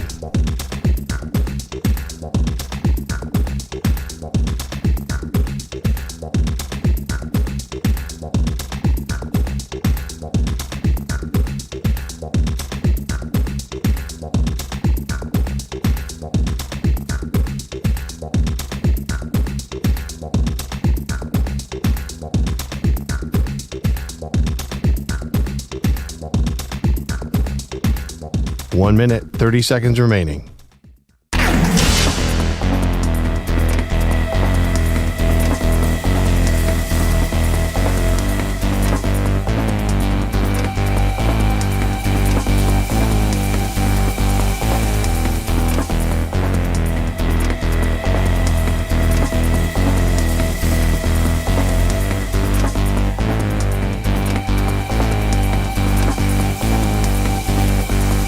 One minute remaining.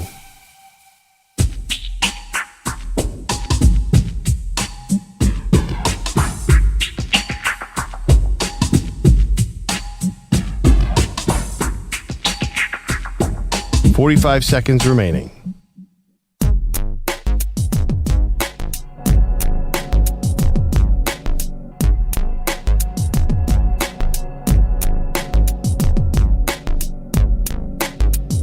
.30 seconds remaining.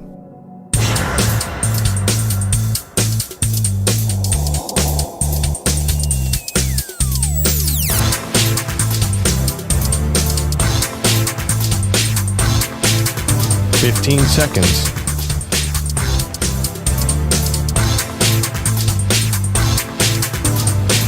Break ends in 5 seconds.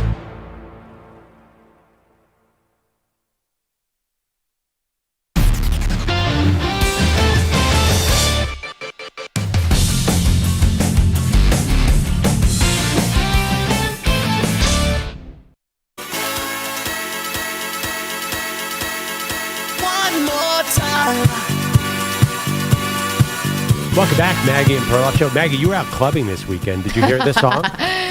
Clubbing is, we're using that term loosely. No, yeah, I mean, did you wait in a velvet rope? Did you go into a club? I went into a very fancy cocktail lounge that did have a rope. Whoa. We waltzed right by that baby. Wow. It was the coolest I felt in a long time. I wish I had clout like you. Was anybody waiting on the rope? A few people. Okay. I thought that would have sucked it in them. And you were like, hey, I'm Maggie Gray. We're going in? Yeah, no. We had a reservation. It was great, though. It was very, very fun. Because when you're a young hipster, you make reservations. It worked. We had a reservation? I didn't have to wait online. Just lie to us and say, you did say, I'm Maggie Gray. Yeah, they were like, oh my gosh, did you do middays on WFAN? Yeah, they let me right in at 1 a.m. Love your sports minutes. We made a reservation on Resi.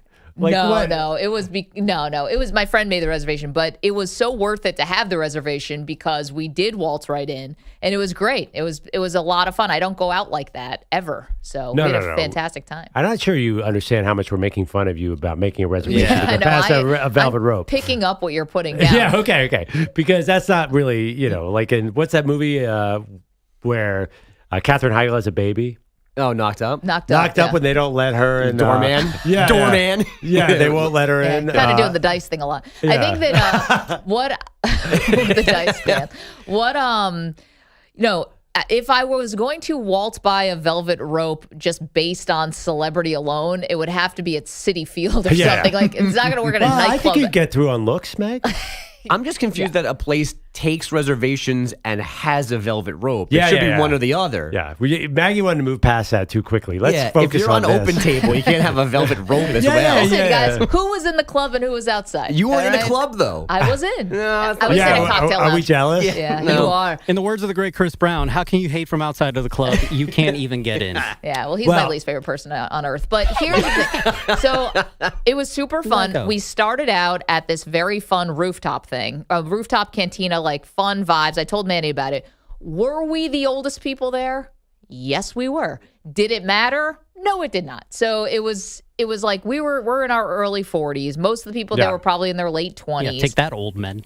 It was super fun. Then went to a comedy show. That was fantastic. Mm-hmm. Then went to a 10 o'clock dinner reservation, which I haven't done that in a long time. Food was delish. And then we finished out at this very beautiful cocktail bar. This was the last place. That was the last Velvet Rope. Good heavens. Did you get back to New Jersey at 7 in the morning? We were staying in the city, buddy. Wait, so this was in Manhattan? Moneymaker. Yeah. So this started because Andrew Bogus is going to Williamsburg. Yeah, you're to see going a out show. this weekend. Yeah, look out. You have no idea. Like, what she did was really cool. Williamsburg is something completely different. Like, how's Colonial? my finger going to play in Williamsburg? It is like the cutting edge of the cutting edge. Like, this makes Milan look unstylish. Like, the people in Williamsburg, we went to dinner there the other day. I'm like, what is happening here? Is this the actual, like, am I in the middle of a fashion show / Nike? It's the craziest place. They're so hip there. I don't know if you experienced that in Manhattan. I doubt it, kind of. Here's my thing about that. I think that it's most important to focus on the people you're with. So I'm not somebody. No, you don't like to people watch a little bit? I do, but it's got to be pretty. I don't know. We were just very much about our own group because we don't get together very often. And this is like when you're in your 40s and you get together with people who don't all live in the same place. Like, it's a special time to have friends for 30 years, 20 years. No one cares about that. So what are the Nico's like, what was the talent level at this place? I mean, I'm bummed that a lot of eights and nines. The show thread didn't get one drunk text from you Saturday night. I was hoping for one goofy take on a Manny football style? game. Yeah. Manny just had Taken out dental of that group surgery chat, and man. text gobbledygook. I got to get taken out of that thing, man. Oh my gosh, Manny under the gas for getting his wisdom teeth out was one of the best highlights of the year. Do you remember any of that, by the way? I remember blood dripping from your mouth. It was like a damn vampire. I mean, what I do recall is walking in and then leaving with 4 less teeth. So you gave us a whole monologue in between that. I'm sorry. I was under the influence. Boy just got his wisdom teeth removed. I did just get my wisdom teeth removed. Your boy just got his wisdom. Did I really say that? You said that. You did. Golly. Where'd you guys find that? Where'd I put that? You sent it to us. Like in the middle of the day. It was delivered to us. And we all got it at the same time and watched it at the same time. Radio audience can't see it, but I just cringed incredibly hard. Yeah. Your face was like double the size, too, all this swelling. You have 4 teeth out at the same time, right? Oh, yeah. All of them just gone. Yeah, I was a little bummed. My wife just had shoulder surgery. I was a little bummed that I didn't get anything fun out of her after the fact in recovery. By the time I got in there, she was all back to normal. You couldn't videotape her in an embarrassing way. No, I thought you were talking about getting her pills. That's what I thought. That's he has. Hey, listen, we were just talking about Breaking Bad. A lot of drug I was about talk to over the last say, few minutes. because my wife just had surgery too, and there was a lot of perks lying around the house. I just That's sold great them. with that. I don't think you're supposed to announce that. Anyway, Would he we're sell bad it to? people. Maybe me. Let's Well, get Breaking Bad seems to be the theme of the show, by the way. Like, if anybody wants to get together afterwards, make some meth. We got a Winnebago out front. Yeah, I'm just saying. Bogus, what are you doing after the show? Yeah. Drugs. Do you think paperless post has those kind of I mean, drugs are pretty legal in New York right now. I feel like not those drugs. Not yet. Okay. Not We have the a new blue mayor stuff. coming in. Oof. All right, back to Bogus. Headlines are sponsored by Skechers. Watch the Skechers World Champions Cup, which is golf, by the way, this December 4th, 5th, and 7th on ESPN and ABC. We didn't know. We joked about it the other day. It's golf. The LA Clippers had themselves a Wednesday. Bradley Beal done for the season with a broken hip. I've fallen and I can't get up. And then Nikola Jokic broke their spirits on the court. Murray turns the corner. He's inside the arc. Throws it off over to Jokic. Jokic has it one-on-one with Sanders. Bully ball. Spins at the dotted line. Jumper's good! 52 for Jokic in the basketball game. On a second night of a back-to-back. And Denver leads at 102-87. Jason Kosmiski on Nuggets Radio. Jokic finished with 55 points, a dozen rebounds, 6 assists, and a 130-116 win in LA. Denver's won 6 straight, and Jokic is averaging 35, 12, and 11 while shooting 73% during that run. Good grief. Yeah. Shai Gilgeous-Alexandre with 30 points and 9 assists. In just 3 quarters, the Thunder smacked the Lakers 121-92. Steph Curry put 46 on the Spurs in the Warriors' 125-120 win in San Antonio. And the Grizzlies took a 131-95 beating in Boston. Head coach Thomas Iasalo needs a hug. The Celtics were the things that we aspire to be: faster than the other team, harder working, better organized. That's a tough pill to swallow. Ja Morant did not play after turning his right ankle the night before. Tigers lefty Tarek Skubal, Livy Dunn's boyfriend Paul Skeens, your Cy Young Award winner. Skubal won last year, too, so he's the first repeat winner since Jacob deGrom in 2018 and 19. Skeens the unanimous choice in the National League. The Tampa Bay Rays said yesterday they're returning to the Trop for next season. They went 41-40 at the Yankees minor league stadium in Tampa last season after Hurricane Milton did all that damage to their stadium. And guys, it is my honor to name this week's Navy Federal Credit Union Defensive Player of the Week. Don't we get to we choose? usually guess. You feel free. Guess right now. Oh, wow. Wait. Do the read. Our members of the mission.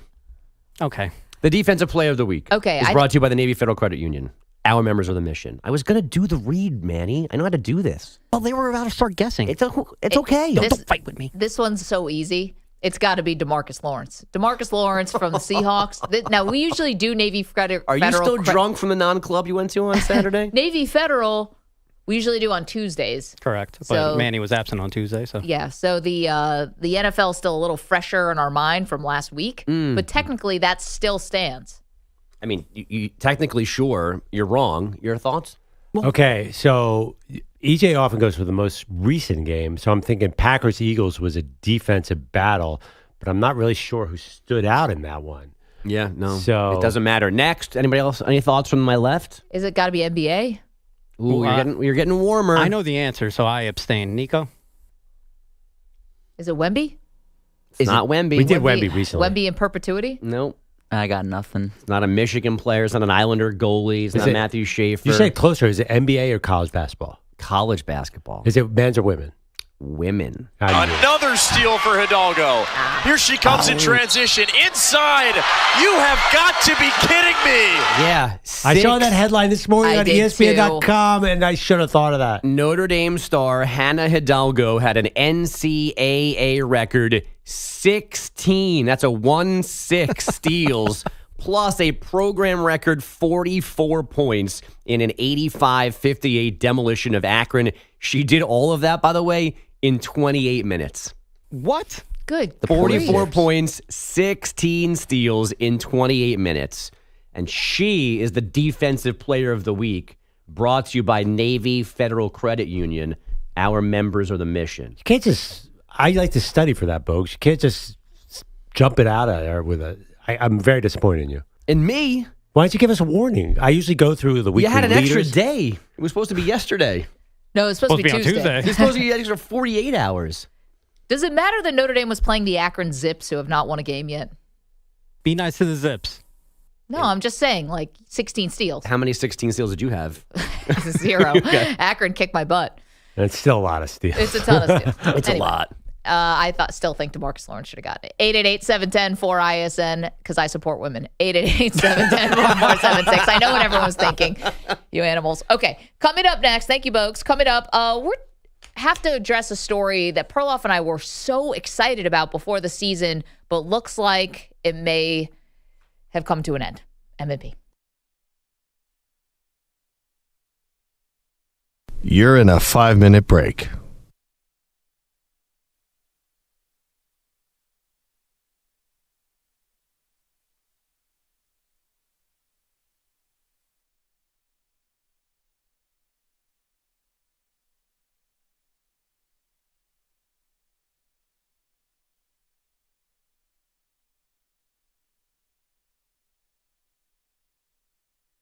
Four minutes, 30 seconds remaining.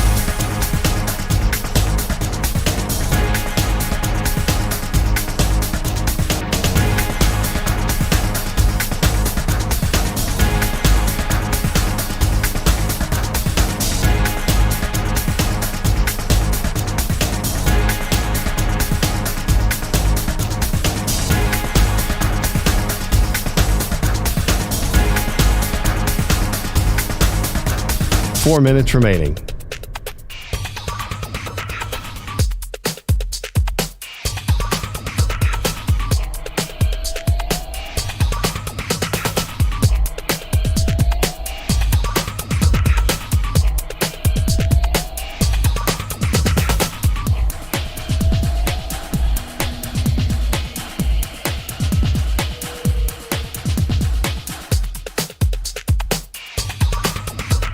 Three minutes, 30 seconds remaining.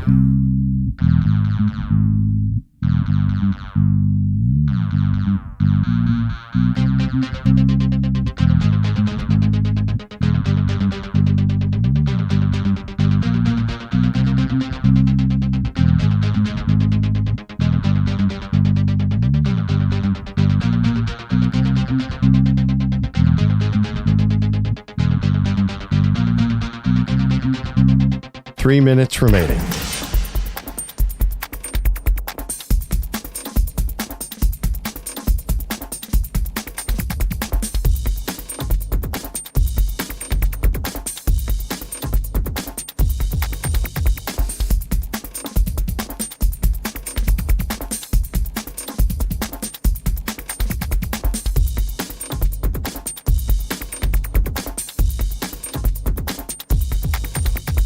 Two minutes, 30 seconds remaining.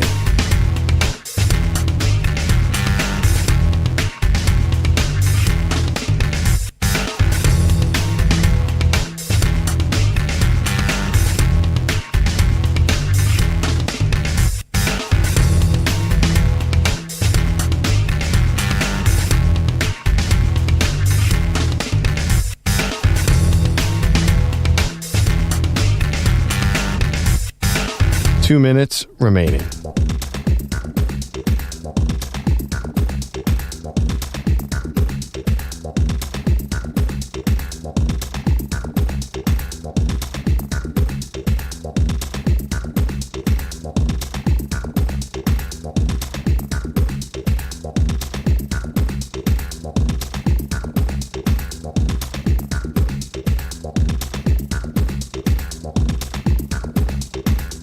One minute, 30 seconds remaining.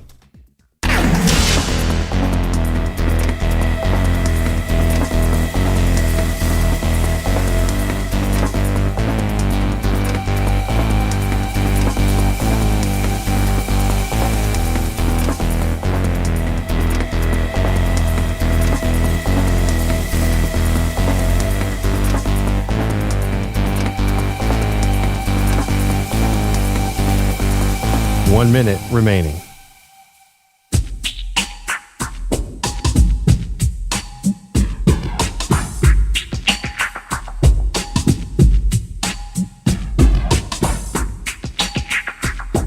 .45 seconds remaining.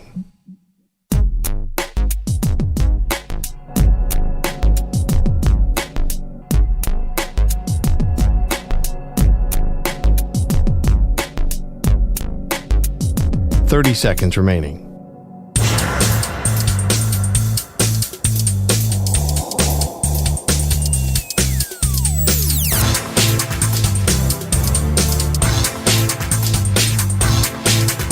Fifteen seconds.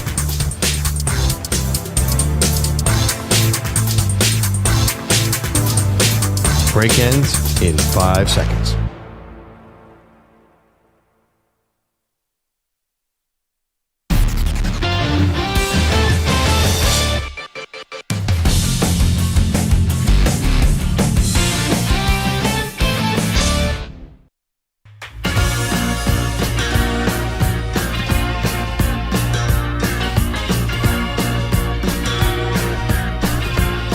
Welcome back, Maggie and Perloff Show.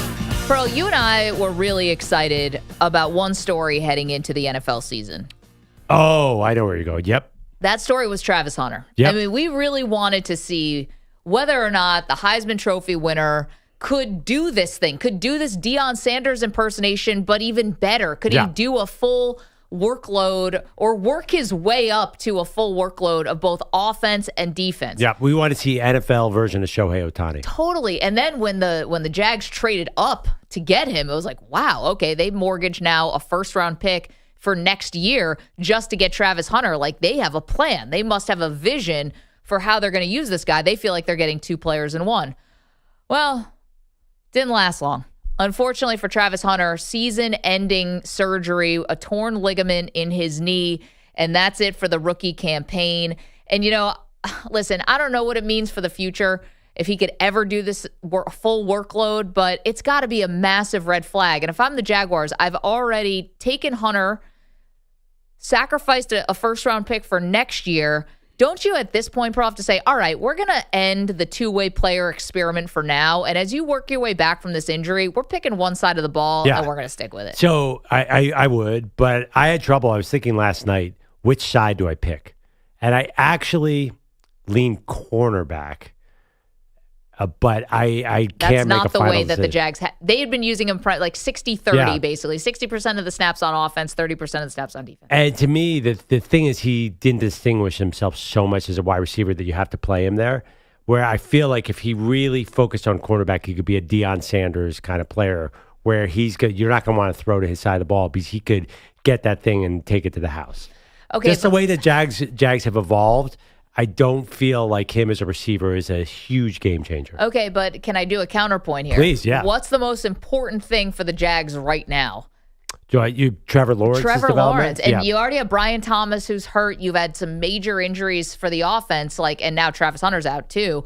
I think the biggest thing is making sure that Trevor Lawrence can ever become what we thought he was going to become, or now even close to what we thought he could become. You know, maybe you're putting generational talent on the back burner, but I think the entire, hiring Liam Cohen, who's an offensive guy, you have Brian Thomas Jr. Unfortunately, he's hurt, but he is really talented. Don't you have to focus on making sure this offense is good? Because actually, the defense is good. They're really good at takeaways. What happened on Sunday. They're so injured, I guess. I don't know. Well, I mean, like both sides of Trevor Lawrence gave him a 29-10 lead. And it was the biggest collapse. The worst folded to Davis Mills. What was it? The worst loss in Jags history was one story in The Athletic. Yeah, I just think that the Trevor Lawrence takes too much heat for a team that is sort of finds the banana peel. Actually, that was a huge game because they were 5-3. They win that game as they should. They had a 98.9% probability. Then they're looking really good for the playoffs. But they blow it to Davis Mills. Yeah, a rushing touchdown by Davis Mills. The Texans' offense, even with C.J. Stroud, the Texans' offense isn't good. They completely blew that game. So to me, Trevor Lawrence gets too much of the heat for this program. And let's face it, that trade. I mean, we love the Khan family, but that trading up from 5 to 2 to get Travis Hunter and giving up next year's first round pick was a bad move. Although their record is going to be fine this year, so it's not going to be a top 10 pick. But still, that was a mistake.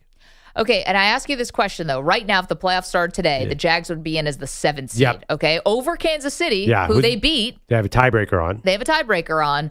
But if I was going to ask you, of all the AFC teams who are currently in playoff position, so Indianapolis, Denver, the Patriots, the Steelers, Chargers, Bills, and Jags, who is most likely to fall out of that top 7.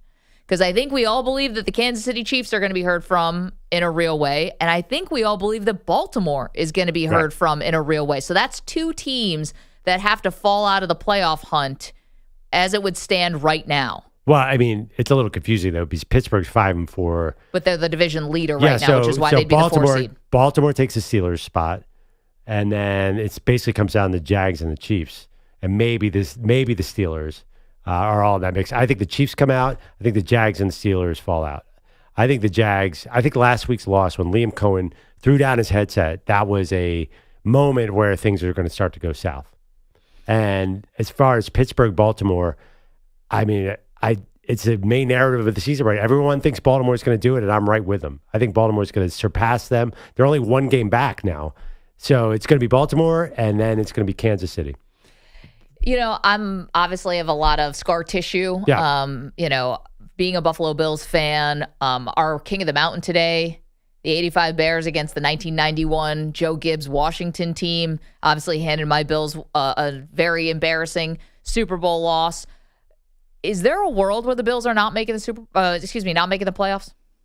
Because I don't want to be like prisoner of the moment here or kind of be like that, you know, snake-bitten, scar tissue kind of Bills fan. But it looked so bad against Miami. And it was like not that shocking. So can I tell you right now, the Bills right now, according to the Athletics playoff predictor, would have an 87% chance to make the playoffs. So obviously that's fantastic. Lose to the Bucks, goes down to 70. Buffalo. So are the Bucs going to win in Buffalo, Maggie? Well, let's just stay with me for a second Okay. because I didn't think that the Bills were 6-point favorites, but please go ahead. Okay. Well, the Bills were 8.5-point favorites, I think, in Miami last week, so that you can't really tell. Bills do not win in Houston. I'm just telling you that. Manny's nodding his head. He knows what I'm talking There'll about. probably be close to a touchdown favorite there too, but go ahead. I'm just saying. So they lose the next 2 games down to 66%. Let's say they lose to your Philadelphia Eagles in week 17. Now we're hovering around 50%. Is it really that inconceivable? And by the way, they still have to play the Steelers, the Patriots again. Is it that inconceivable that the Bills really find themselves in a dogfight here just to make the playoffs? Because the Chargers they already have 7 wins. I mean, even they have a little cushion here. No, I feel it's conceivable, but I feel like that 87% number is accurate. Feels like they have about an 87% chance of making the playoffs, which is really good. Way better than what are the Chargers? You lose to Tampa, who's coming off of a loss themselves, so maybe a little, I don't know if they need extra motivation, but you lose to Tampa, which is, you know, not totally shocking. And then you lose in Houston, which I'm kind of penciling in as an L for Buffalo. Like, here's the bottom line. Have you watched the Texans? I just Their watched them offense is come so back against poorly Jacksonville. designed. That's where this whole entire conversation started. We're talking about Travis Hunter. I know, being out but for the season. they're a mess. But go ahead. I'm just saying. I mean, by your logic, can anybody fall out? Because you're just saying, I mean, I'm not sure. I don't understand what's specifically about them. Obviously, This is what I'm saying. couldn't the Patriots fall apart? Couldn't the Colts fall apart? Couldn't the Broncos and Chargers fall apart? Well, I'm actually, interested that you said the Colts. Now, the Colts have a really big lead here. They've 8 wins already on the season. But we all know that the Colts have really built this record on some pretty mid teams. Yeah. Playing Tennessee twice, beating the Raiders, beating the Arizona Cardinals, beating Miami. It's starting to get significantly harder. So this Colts feel-good story. I'm not saying they're not making the playoffs, but just a little wake-up call and reality check here for Indianapolis. At Kansas City is their next game. Bye week this week. At Kansas City on the 23rd of November. Houston at Jacksonville, at Seattle, home San Francisco, Jacksonville again, finish out the season at Houston. Okay. I mean, there's some tough games here. They're not going to fall out of the playoffs. They have a four-game lead over Houston and a 3-game lead over Jacksonville. I'm just saying it might not be this feel-good story heading into the playoffs if at back end of the season, all of a sudden you've lost to the quote-unquote good teams. Right. Back to the Bills, though, for a second. I just think that it's going to be very hard for them to lose all these games. You really have them losing a lot of games where they're favored in. Now, Miami, I think Miami was a unique situation. It was super hot. They basically, I think Miami is a much better team than their record. They just are. They played when their offense is on. Yeah, the definitely. team had waved the white flag. They traded one of their best defensive players to you guys, to the Eagles. But if you look at some of their losses, they really should have won some of those games against pretty good teams. I'm just saying, when Tua's on the field, they win at like a 60% rate. It's bizarre. I know Tua's far from ideal. He can't see over the line, but that team wins under Mike McDaniel. I don't think that win was so shocking or telling or anything like that. Bro, they've got 3 wins on the season. Yeah, what are you talking about? They're one of the worst teams in the NFL. They're vying for the number 1 overall pick. They absolutely blew the game against the Chargers. They should have beat them, who's a 7-3 team. They absolutely 100% blew an early game against the Patriots that they should have won. I mean, they've been in games. They're definitely better than 3-7. I don't know about that. But anyway, Yeah. there are losses here. If Buffalo can lose to Miami, and I know it's division on the road and all the things you just said, but they can lose some of these games. And if you drop this game against the Bucs, and I'm telling you they do not win in Houston, that's the next 2. Show bet. On the road at the Pittsburgh Yep. Steelers would be the next week. Good luck predicting that, by the way. Yeah, Don't I mean, even that try. one- Don't even that's try. crazy. But I want to do a show bet that the Bills make the playoffs. No, I'm not making that show bet with you. I'm just laying out 87%. I'm laying out the reality. Yeah, but your reality feels like you could apply that to any team. You're like, well, No, I'm applying it to the team that just came off of the worst loss of the season. yeah, I think you're going to be proven wrong. 888-710-4ISN, 888-710-4476. Should Buffalo be nervous? Coming up, the biggest story in the NFL right now could be about a miscommunication. Get to that next.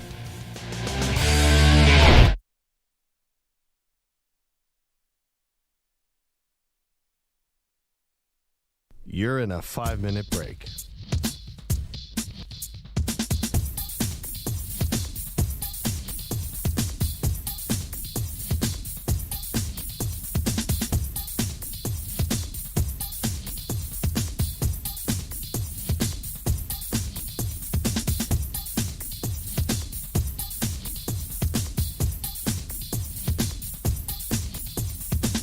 Four minutes, 30 seconds remaining.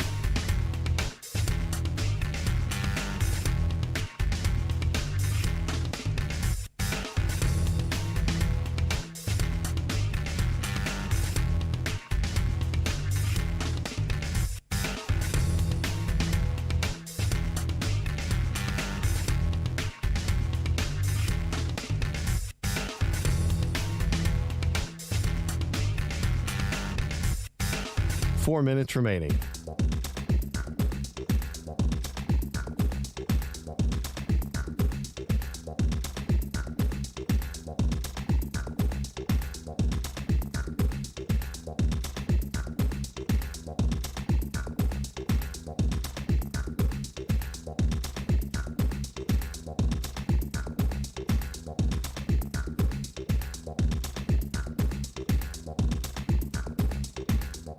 Three minutes, 30 seconds remaining.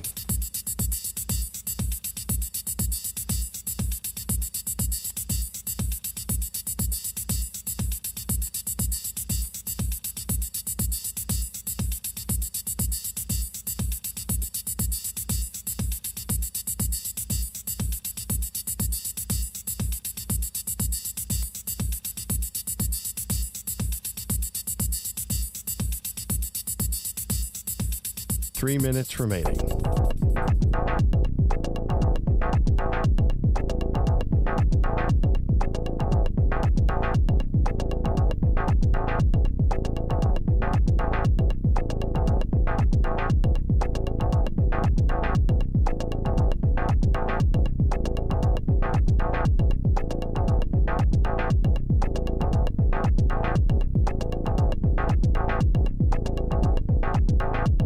Two minutes, 30 seconds remaining.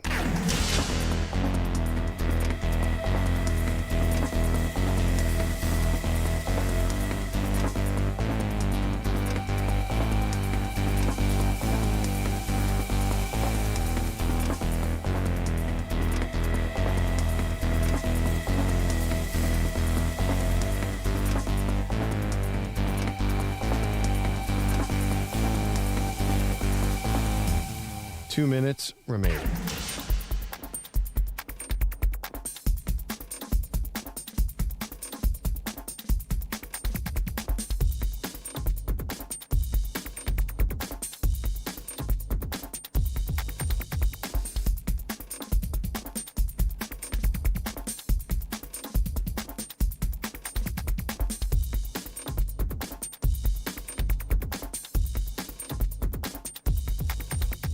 1 minute, 30 seconds remaining.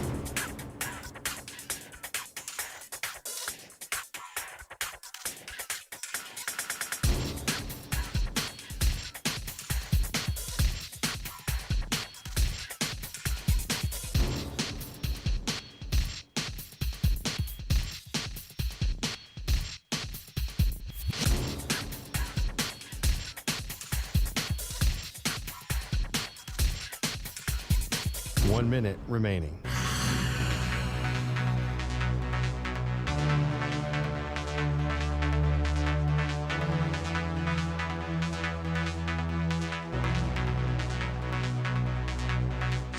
Forty-five seconds remaining.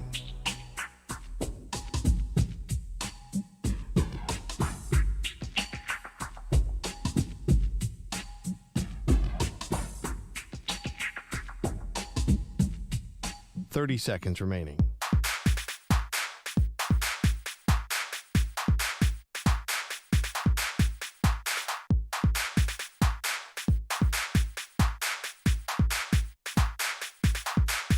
Fifteen seconds.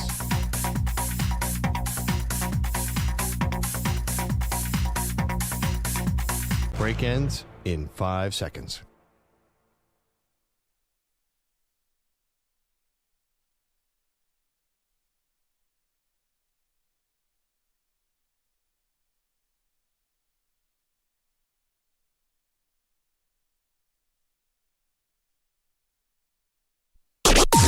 Maggie and Perloff on the Infinity Sports Network.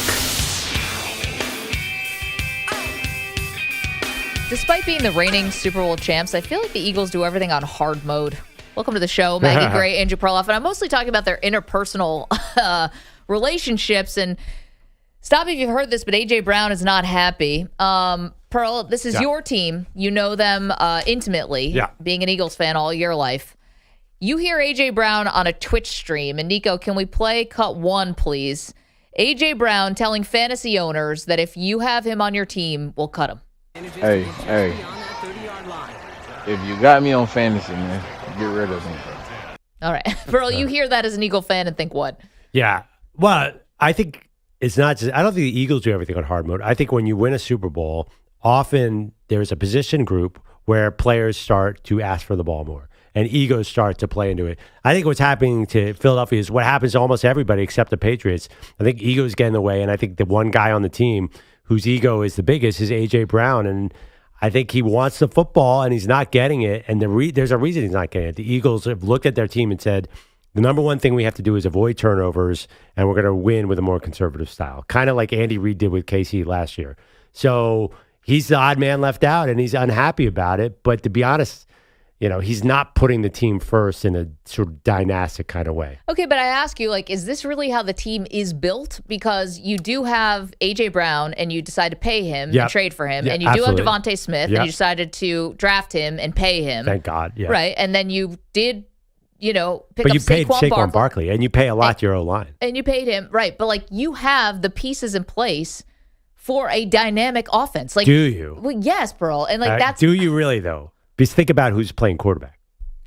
All right, you want to make this a Jalen Hurts thing that he's not talented? I kind of feel like we put that to bed at the Super Bowl. Did we not? He's talented, but you do not want him in the regular season throwing the ball 40 times. Well, they just don't. They don't think that that's an efficient way to use Jalen Hurts. That's why A.J. Brown is getting sidelined, because they don't want Jalen Hurts throwing those routes. Who says 40 times? Like, I'm not even trying to make it that extreme that Jalen Hurts has to be, Phillip Rivers. This is not like that. It's not. I like that analogy. Well, that's what I think of when I think that's volume the guy who chucks passer. it all over. Yeah. Like, this is just the thing to me is I can understand actually where A.J. Brown is coming from. And I feel like I'm one of the only people who's actually defending this dude today, because he doesn't have a great track record, because he does cry wolf a lot, and you did win the Super Bowl. He was upset last year, and now he's upset again this year. But I kind of get where he's coming from, which is if you looked at this team on paper, this should be a good offense. And he should be in the mix. Now, I think a lot of times he's a decoy, takes double teams, maybe gets things opened up for Devontae Smith and for Dallas Goedert and for other guys. And obviously Saquon is good in the run game, but also at catching the ball too. But like, to me, I get what he's talking about. You actually have firepower on this offense, and it feels like it is not being utilized in the right way. You are relying so much on your defense, and Monday night's game is a perfect example. It was windy in Green Bay, no doubt about that, so maybe the weather played a role. But to be that stagnant on offense, he's just saying to me, A.J. Brown saying, the offense doesn't feel like they're living up to their potential. It doesn't feel like they're contributing enough to winning, and they're relying on the defense, and he wants to change that. Yeah, I mean, where's the harm in that? One interception could have cost him the game. It was a close game, and Nick Sirianni said I was playing the game, and that's why they won the game. So there's only one stat that matters. It's a W. I heard a really interesting take on the Eagles. Yeah. They draft Georgia and Alabama famously. They were the Philadelphia Bulldogs for a while. Yeah. And what is a common thread with those teams? They're Nick Saban influence. So you got Nick Saban and his act like Kirby Smart, who is kind of Bill Belichick adjacent. All those players were part of massively talented teams, and they're so used to their roles being diminished because of all the talent around them. And there's a Saban Belichick philosophy that all that matters is winning. Your stats don't matter. So they all came up in this win, win, win, nothing else matters background, and that's sort of a Georgia-Alabama thing. I mean, Jalen Carter and Jordan Davis were a part of these ridiculous defensive line rotations. They didn't really get to stand out till later in their careers. Devontae Smith was, at one point, the 5th best wide receiver on his team, and he won the Heisman. So these guys are just used to that kind of football, where A.J. Brown is not doing the Belichick thing. He's not doing the Saban thing. He's doing the diva wide receiver thing, which is a different thing. And it just, to me, it just doesn't fit because the team is just coming off a Super Bowl win and they're 7-2. Like, now is not the time to be cursing out the team on your Twitch feed. Okay, well, here's the thing. I actually think that just because winning, they say, is the best deodorant doesn't mean that winning, you said W is the only thing that matters. Only thing. Well, but sometimes, though, you can be winning in spite of yourself. Like the year that the Eagles started 10-1. Yeah. They started 10-1. And you knew there were flaws with that team. You called it. Yeah, because they were injured all over the place. Right, and they ended up flaming out in the first round of the playoffs. They went down to Tampa and lost. You knew that despite the wins, the team wasn't good enough. I don't feel that way about this W's was team. not the only thing that mattered because there were flaws. That's what A.J. Brown, to me, is saying here. He's saying, listen, we're winning games. We have 7 wins, but that doesn't mean that things are right or things are perfect. Yeah, I don't feel that. I thought earlier on in the year there was going to be the 2023 Eagles all over again. Now I don't feel that way. To me, that was an impressive win over Green Bay because Green Bay was, thank God, they just were so conservative on offense. Green Bay was capable of moving the ball. I think if the Eagles had opened up the offense, I don't think that game goes the same way. I think bad things would have happened. Honestly, I get it. It didn't seem like Jalen Hurts was seeing the field perfectly. And Sirianni, to his credit, was like, okay, we're going to slow this down. They were up 10-0 late. They really had total control of the game for 90% of the game. And to be honest, I know they gave the Packers one last chance. That wasn't happening. I mean, you had to get right next to the goal line to get Brandon McManus to kick anything over that crossbar. The Packers were a mess. I don't know. I mean, if Jordan Love completes that pass to, I think it was Watson at the end. Yeah. It got broken up. I mean, then you're automatically in field goal range, and I know that their kicker was hurt, but it still was. Did you see that 64-yard attempt? It went about 64 yards to the left. But if it had been like a 33-yard attempt, it still would have missed by 20 feet. I don't know. 888-710-4ISN. Now, there's another percolating story here that perhaps Jalen Hurts and A.J. Brown went rogue in that final play we're talking about, the 4th and 6. Looks like Eagles are going to win the game 10-7, and they might be able to run off more clock, but instead they run a pass play. Hurts to Brown. Packers were ready for it, got broken up, and all of a sudden here was Green Bay, at least with a chance to get themselves in field goal range for a game-tying field goal, and then you go to overtime, and then who knows what's going to happen. So there's a chance that these two went rogue. So here's Bill Colarulo from The Fanatic in Philly saying Hurts and Brown had an idea in their mind to try to end the game. I have been told by multiple reliable sources that AJ and Jalen went rogue again. Okay, what does he mean by again? Well, the two of them have done this before. If you remember correctly, Seattle Seahawks game 2023, Sirianni came up to the podium, said it was his decision. We found out weeks later from AJ himself. Coach made himself look like a clown. That was me and Jalen going rogue. They did it again. And that is not opinion. That has been confirmed. Okay, so since then, some Eagles reporters have said, well, it's not exactly the whole story. They're allowed to check out of certain things if they see certain defenses, et cetera. Can I say that I actually think this is a good thing? What's a good thing? If A.J. Brown and Jalen Hurts actually did, let's say, go rogue and check out of a play that Nick Sirianni called, whatever it was, or Kevin Patullo, I guess, is the play caller, I actually think this is a good thing. How many times do we question, do A.J. Brown and Jalen Hurts trust each other? Do A.J. Brown and Jalen Hurts like each other? Do they have a relationship? How strained is it? If they're communicating like this and they trust each other enough to pull a move like that at the end of the game, not in 2023, right here in 2025, I think that probably bodes well. Yeah, I had the same thought that they're getting along, but it doesn't really matter because I don't think that if the Eagles play call based on what A.J. Brown wants, I think you're headed to trouble. Like, so they have a big game against Detroit this weekend. They're going to have to open up the offense. Yeah. I think A.J. Brown gets a lot more targets, but it has been a scenario where it's squeaky wheel. What's the expression? Squeaky wheel gets the grease. You know, last time he complained really loudly. He got a bunch of targets the next week.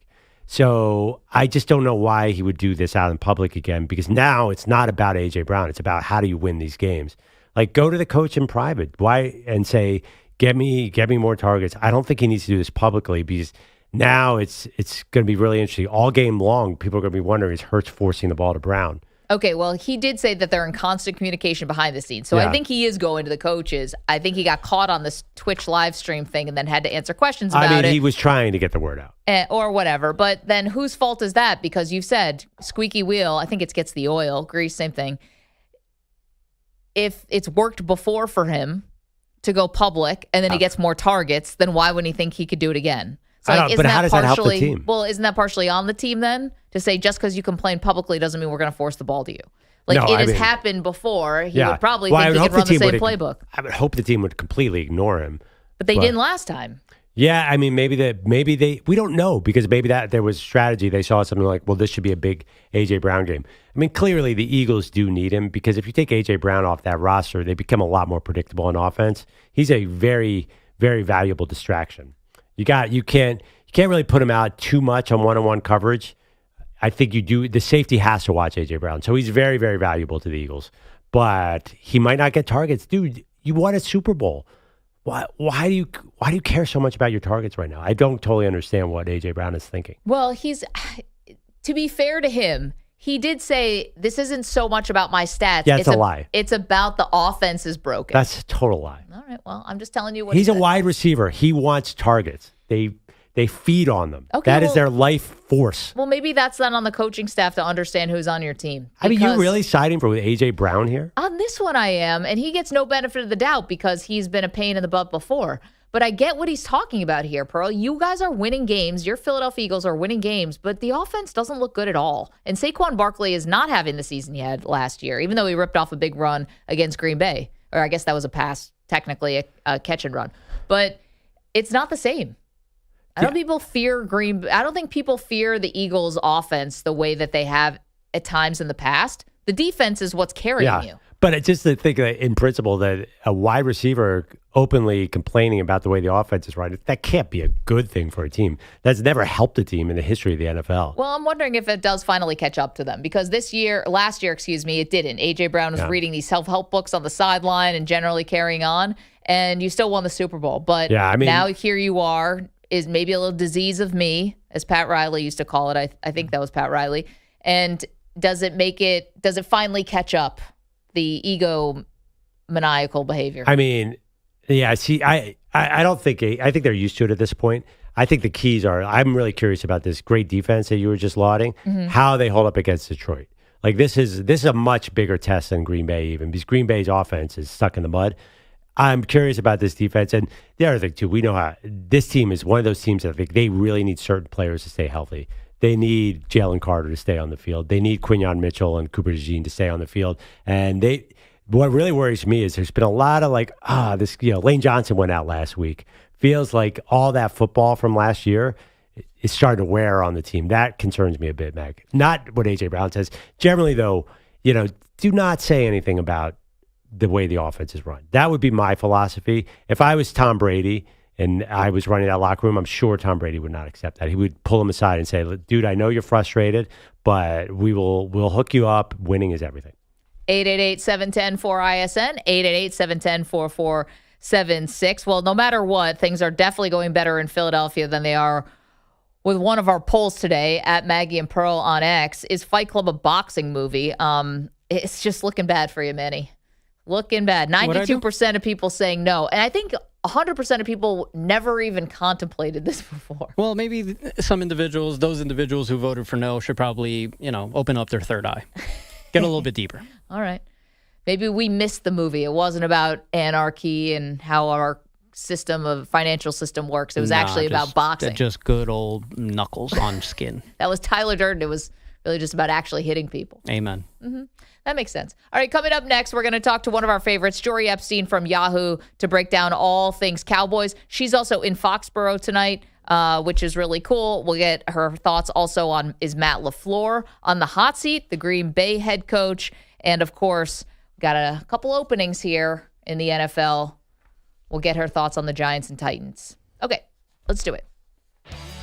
All right, Maggie, I am just outright on fire in Prize Picks. The other day, I nailed my Isaiah Hartenstein under 10.5 rebounds.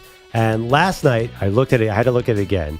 Luka Doncic, 31.5 points. On Prize Picks, I went less than. And that's how Prize Picks works. You just pick 2 or more players across any sport, pick more or less on their projections. If you're right, you can win. And this season, you can get $50 bonus credit instantly in lineups when you play your first $5.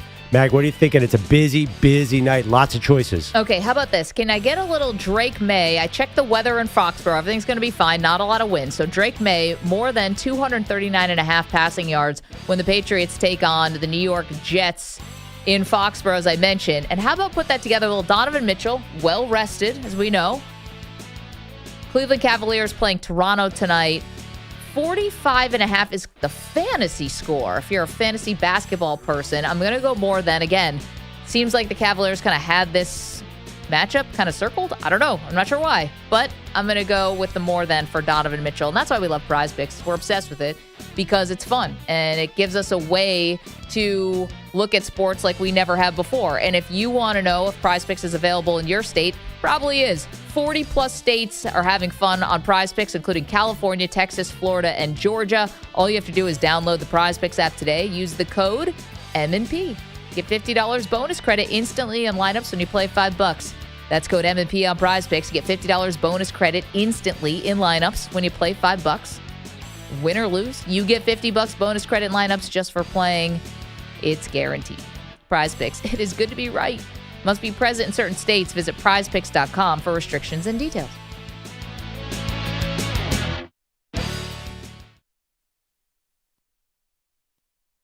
You're in a 4-minute break.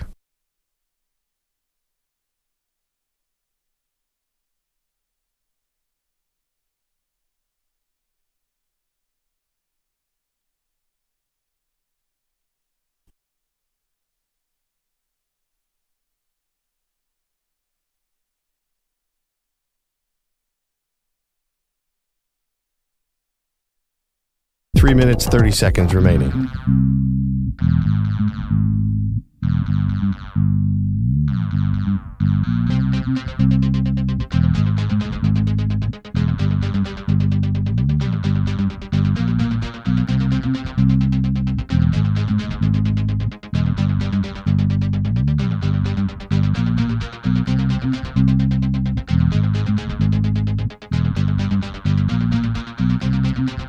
Three minutes remaining.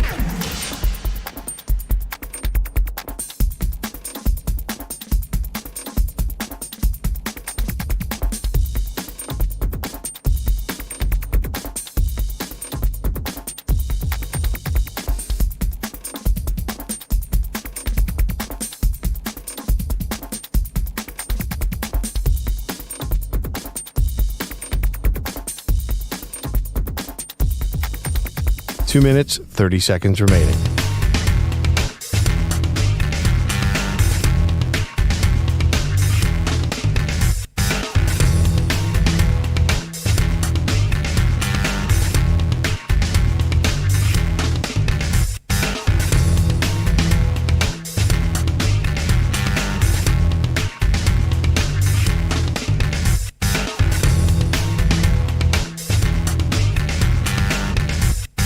2 minutes remaining.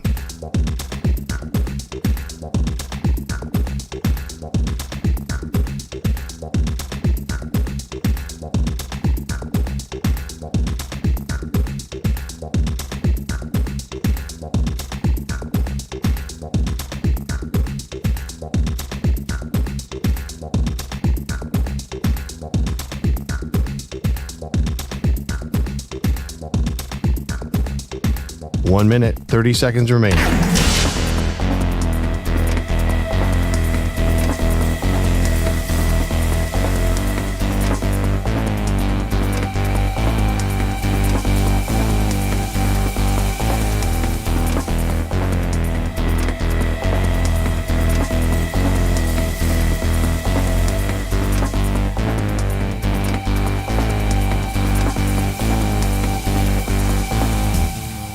One minute remaining.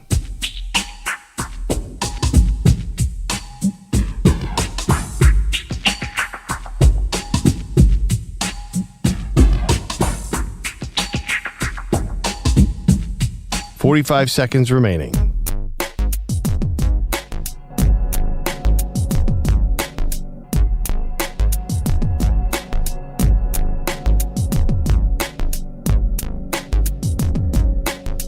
"30 seconds remaining.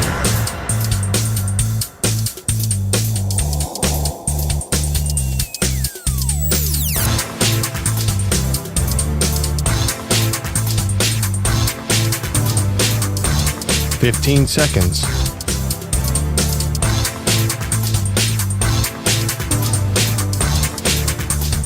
Break ends in 5 seconds.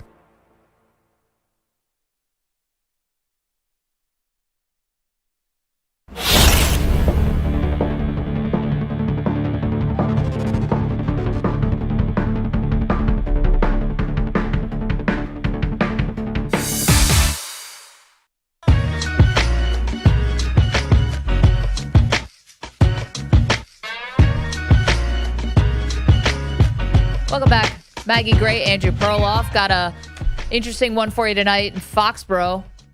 Kinda. Jets are in Foxborough to play the Pats. Spread's big, 13.5. But don't look now. The Jets have won 2 in a row, Pro. Factual. They have won 2 in a row, but it doesn't feel like that. No, and the Patriots look like a Super Bowl contender. Let's welcome in our guest. She is a senior reporter for Yahoo Sports, a senior NFL reporter. And we first got to know her covering the Dallas Cowboys, but now she does the entire league. But we'll certainly get some Cowboys questions in. It's Jory Epstein from Yahoo. Jory, thanks so much for the time. How are you? Maggie, Andrew, great to see you and be on as always. I'm doing well. How are y'all doing? I mean, we're doing great. So, I guess let's start with tonight's game. Why not, right? So you got a little Patriots-Jets action, but I think the bigger question here is about Drake May and how real these Patriots are. Him getting MVP love and obviously their team now leading the AFC East. Are they true Super Bowl contenders?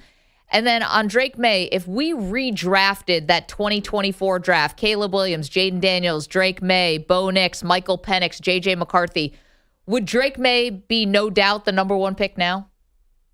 It's a great question, Maggie, on both fronts. And I think to start with the Super Bowl contenders, I would say that I have I have little doubt that the Patriots will make the playoffs. And I think that they are a playoff team, that they are playing like a playoff team on offense, on defense. They really are complete and they're winning in different ways. And I think that Drake May is where that starts. When it comes to actual Super Bowl contenders, I just hesitate to say that they'll be able to beat the Chiefs, the Bills, the Ravens. I still think that those sort of like old AFC guard are more worth betting on than the Patriots this year. But I think they can win a playoff game. Now, when it comes to Drake May, he's fascinating because when we saw that historic 6 quarterbacks drafted in 12 picks in the 2024 NFL draft, they were always for their entire career going to be compared against each other. And we've had such a change of, Jaden had a hot year last year and take him to the NFC Championship game. And then all of a sudden, Caleb's looking better with Ben Johnson and Bo Nix looked great last year. And now it's Drake May. But I think at this current moment, there's no question that Drake May is having the best season of them. Whether that will be for the long haul, I don't think we can tell yet. But what fascinates me is that this is a guy who he has kind of a sneaky mobility, Justin Herbert-like, but he's one of the most accurate quarterbacks, not just of that class, but in the entire game right now. And when I talk to coaches who have faced him, some defensive coaches from their opponents this year, they say his ability to recognize what's going on pre-snap and to translate that post-snap really impresses them. So I wrote about that for Yahoo Sports today. I've got a story up, and I think it's fascinating both in the locker room and on the field what we are seeing from Drake May. Joy, you're talking about the AFC playoff picture. Maggie and I had a big debate about the Buffalo Bills. She's a Bills fan and noted that right now they have an 87% chance of making the playoffs, but that could change quickly. If you look at three teams, the Bills, Ravens, and Chiefs, the old guard, as you called them, are you pretty confident all three will make the postseason? I would say I'm confident I would say yes. I'm confident they will all make it, and I feel sure about 2 out of 3. I really don't have concerns about the Chiefs and the Bills. I think the Ravens are going to win their division. So I think that the Ravens would have a tougher road to the wild card game, given how many games they dropped early in the season. But I think the Steelers are starting to show some cracks, and while their defense is rounding out, looking a little bit more stable as Steelers defenses of the past, Aaron Rodgers and his weapons are not on the same page right now. Jory Epstein joining us from Yahoo. All right, Jory, we most know you from your time covering the Dallas Cowboys. Obviously, they were busy in the bye week, adding Quinnen Williams and hoping to finally be able to stop the run. This has been the big story for the Cowboys. Do you think that Quinnen Williams is actually going to meaningfully make a difference on this Cowboys team? Or a lot of people have thought this is just Jerry trying to make up and continue to chase the bad Micah Parsons trade and try to make up for that? It's a fair question. And I talked to Jerry Jones at the league owners meetings just before the deadline, about a week before the deadline. And I asked him, and he said, look, we need a defensive player. And when we look at the defensive players, don't view this as we're trying to replace Micah Parsons, because no one player in the league is going to replace Micah Parsons. I mean, maybe Myles Garrett, he was not available in case anyone was wondering, but that's not what the Cowboys were going for. What I think is fascinating is when you look at this Quinnen Williams trade for the Cowboys, first of all, don't view it as a 2025 move. Hopefully it will help their defense get at least closer to league average. Not good, but closer from bad to league average. I mean, again, from a rushing standpoint, this defense is currently 28th in terms of rushing yards allowed, and 31st total as a defense. But what I think you should look at is when the Eagles traded for Saquon Barkley a couple of years ago, signed him, people said, what do you mean you're paying a running back that much money? Do you understand running backs in this economy? And there's kind of this idea that you don't pay running backs. But the Eagles said, well, running back has been devalued so significantly that if we're paying a running back top of the market, you're still paying way less than a receiver. And we actually feel like we can exploit this market inefficiency. I view that the same as what the Cowboys are doing with Quinnen Williams, which is to say that Micah Parsons is making $46.5 million a year, and the Cowboys didn't want to pay that. But if you can get Quinnen Williams, who's one of the best at his position, for closer to $24 million a year, I recognize that it's not the exact same position as edge rusher, but you are saving so much for the salary cap and kind of finding this market inefficiency along the defensive front. And on top of that, the Cowboys have historically been pretty bad at drafting and finding defensive tackles. I mean, Mozzie Smith and Tristan Hill, they just haven't worked out. And so if you find your answer in free agency, I trust that they'll be able to draft another edge rusher. Jory, are you telling me Jerry Jones is going Moneyball in the NFL? I just can't. Jerry Jones. Is there an Oz behind him making those calls? This doesn't sound like Jerry. Market inefficiency? He's the gambler. This is not like wisely looking at the defensive tackle salary cap numbers. What's going on here? Who's making these calls? Okay, fair, Andrew. First of all, I would say the gambling reputation was a little more relevant in the 90s, and now he kind of never lost it, but he's actually been pretty stable both on the coaching front and the player front for the last 10, 15, 20 years. I also think that Jerry's an easy punching bag because he is so readily available to the media. And I'm not saying that there's not reasons to criticize him, and I think there are plenty of reasons.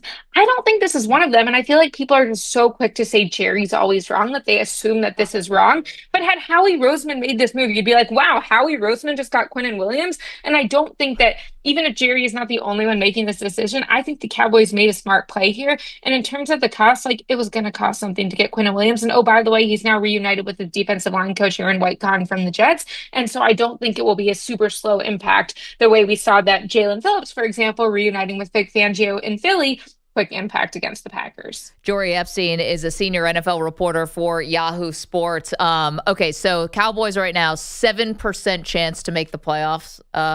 That's not great. And even if you just pencil in a couple wins, say they beat the Raiders on Monday night, let's say they beat the Vikings maybe at home, Chargers, it's still Jory doesn't get up. The playoff predictor doesn't put them anywhere even close to like 25%. Like this season is a wrap, for the Cowboys. This Quinnen Williams trade was definitely not for this year. No chance. Okay, turning to Matt LaFleur and the Packers head coach, obviously Dallas, Green Bay, big rivals. Do you think he deserves to be on the hot seat?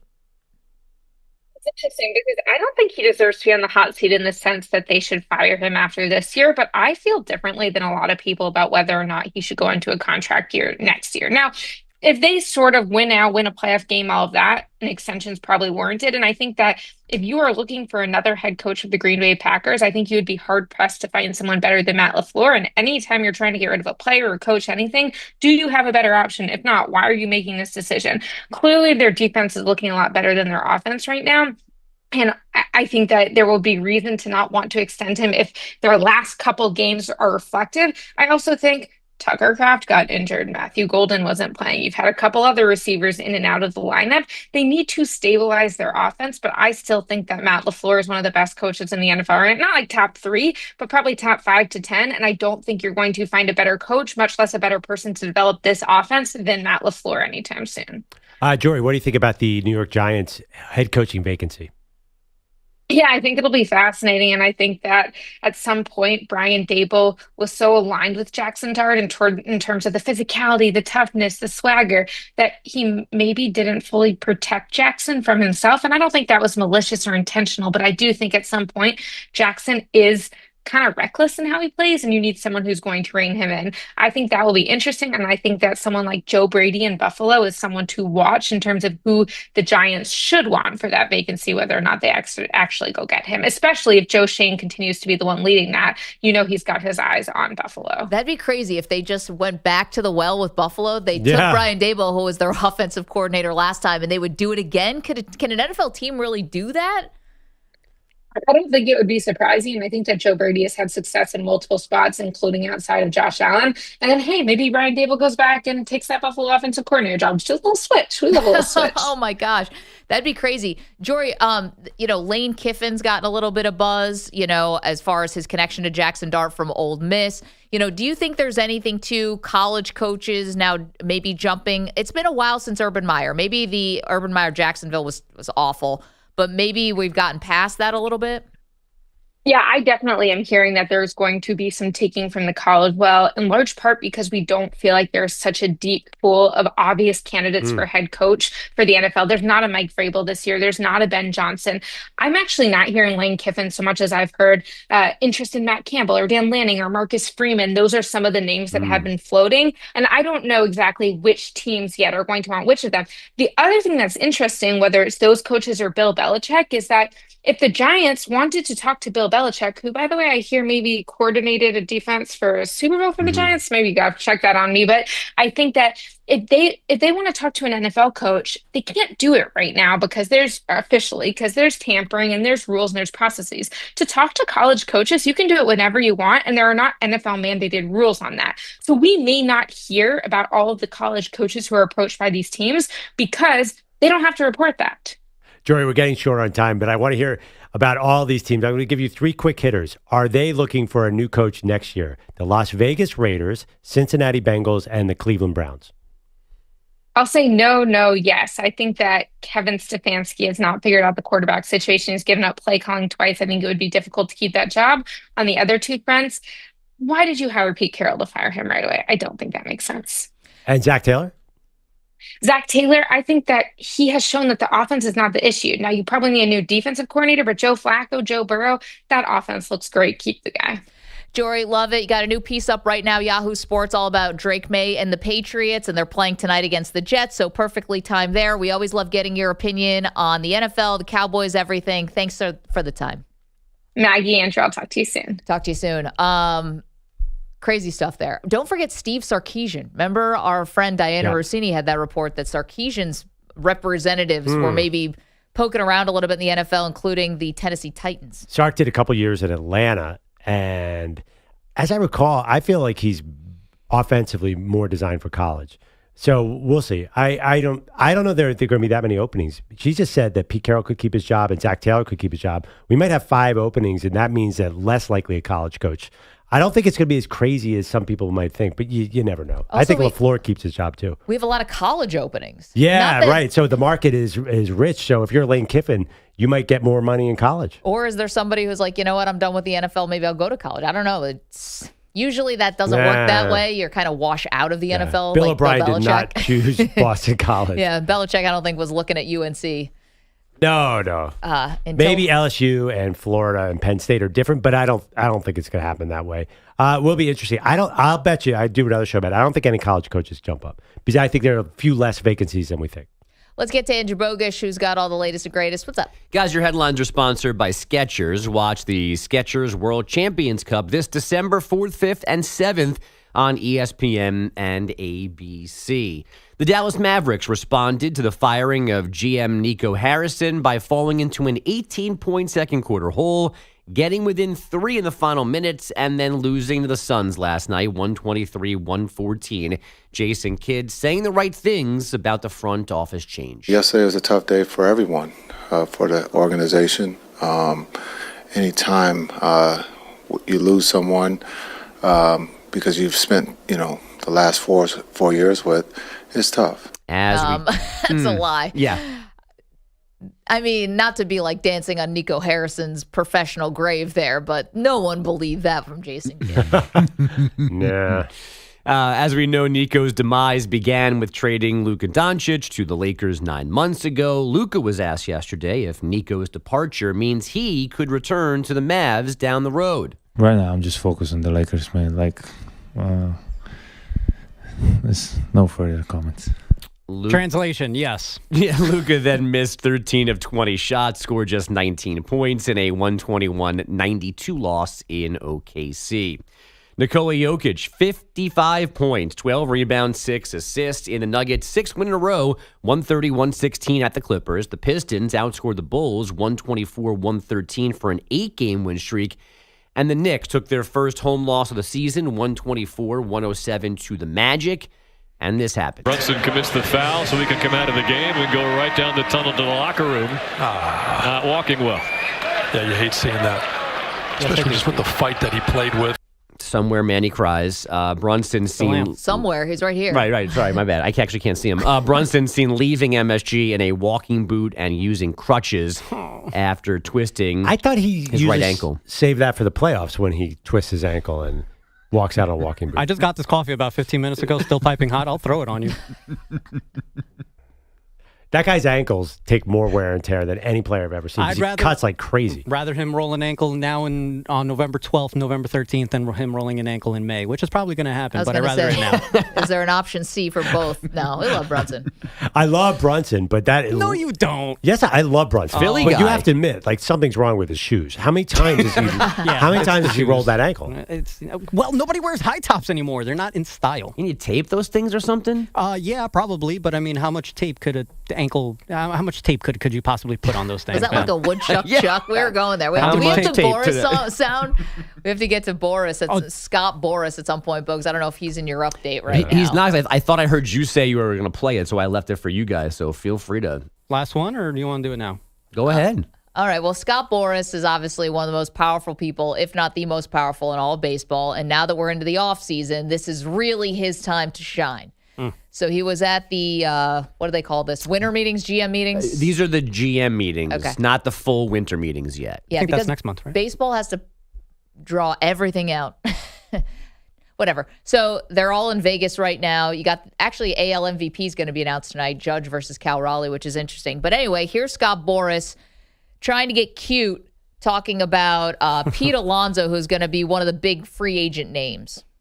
I think Pete, at this point in his career, he's about winning, no doubt. Had that question a lot. There's no doubt that Pete's pursuers are primed to pay the power piper. Pete picked the perfect period to play preeminently at a primary position. A playoff parched plethora will pounce to participate in the polar plunge. How is this dude the most powerful person in an entire sport? So kind of got a dad joke vibe in that one. Also, Pay the Power Piper sounds like a pretty bad porn. Oh, nicely done with the alliteration. It might have taken us Look how all proud she is. Yeah, it all took us a little bit, but we right. got there. That's And why I we didn't can't, think about we it can't nearly laugh as at long that. Don't as- laugh at that. Just encourage her. What about Pay the Power Piper 2? Please. The sequel. Anyway, he had more of those for like Alex Bregman and all of his clients. This is and a tradition. They were awful. What I know. was it for Bregman? Boston Bregman Babes Brexit, bombs. he said. Brexit? That'd be, ugh.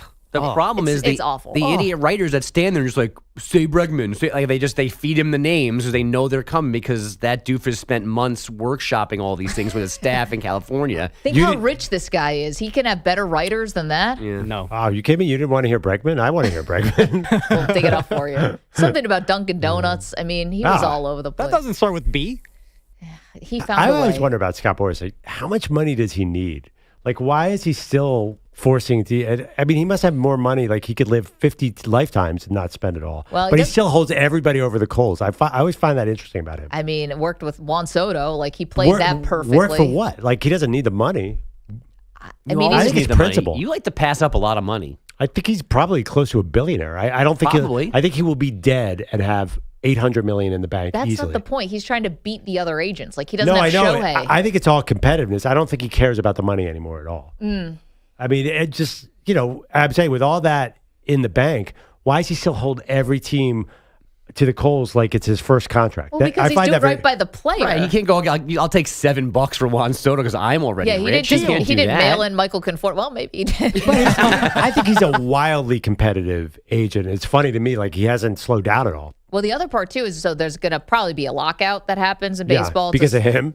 No, but he's the one who is kind of pulls the strings from the player side, if you believe that, because most of his clients end up on the executive committee, and he's the one who's sending them information about what to do and say. Right, but is it a lockout because he's helped escalate the salary so much? No, the lockout is about a lot of things, but some is about the lack of spending for some of the owners in Pittsburgh, Tampa, and other places. That's what the lockout's going to be about? Some of it. It's that about the they're going owners- to lock out the players because the Pirates won't pay any. No. No, it's the owners want a salary cap, and the players Yeah, don't. right. So the salaries are the reason you lock out a union is because they want too much money. Right, but it's all the same thing. It's like the players are making the money that they're making. Yeah. The owners want a salary cap to stop it. And the only way to have a salary cap is have a salary floor. And that's the bigger, in theory, that's the bigger problem is the teams that are not reinvesting in their, Right. or if they're able to reinvest money, because that's the other side of the story is we assume that the Pirates are just sitting on money and not spending it. But some of the teams actually don't have enough money to spend the way we want them to Right, spend. right. So it's all one big thing. Right. The owners probably don't want a salary floor either. It's just like, give us the cap. Right. We Yeah. don't need the floor. But I think Meanwhile, you have to play in baseball for 7 years before you hit free agency. Like there's a lot set up against the players too. Yeah, I mean, I definitely think you see the Soto contract and stuff like that. I can see the owners trying to claw back money. I mean, every other sport has a salary cap, right? I know. mean, No, I just love yeah. it that it's like the owners have to claw back money. Like they're giving the contracts. Right. Yeah, but I mean, they would definitely want. You just said rich people want more money. They definitely want more of that money. But all the other leagues too that have salary caps, it's because the players weren't as strong as the baseball union was. Like they don't want salary caps. They had to take them because they didn't have the leverage that baseball has always had. The players have always had in this. So to give up a salary cap is a significant Which I wonder if they concession. actually still have that leverage. Yeah, I wonder would they lock out a whole year? I mean, they can't possibly be that dumb, except that they are. So yeah. It's going to get ugly, and the guy who said "pay the power piper" is going to be the one right at the middle That's of what it. she said. The Peter Piper picked a pack of pickle peppers about Pete Alonso. That's your guy. Pirate Pete. Pirate Pete. Silly. Bogues, thanks so much. Okay, coming up, we have a lot more to do, including, this was a unique name that got into the coaching carousel conversation. Wasn't expecting it. It's M&P. You're in a 5-minute break.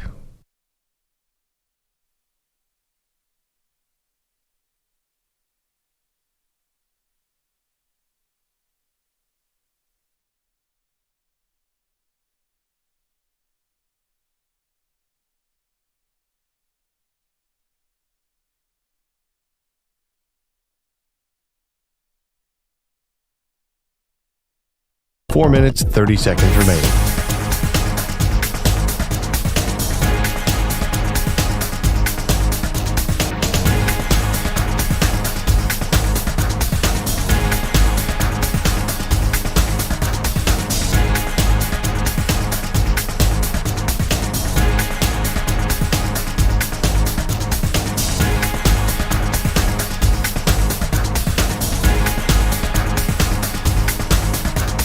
Four minutes remaining.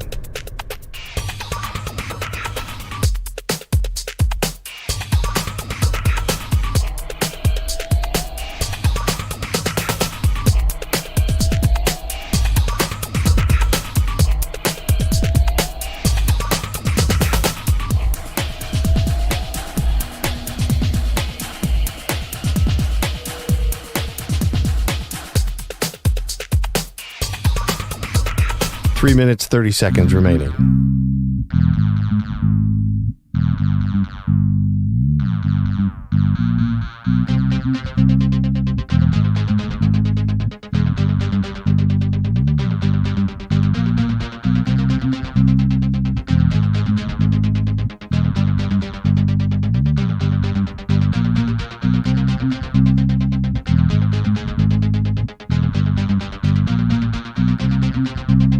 Three minutes remaining.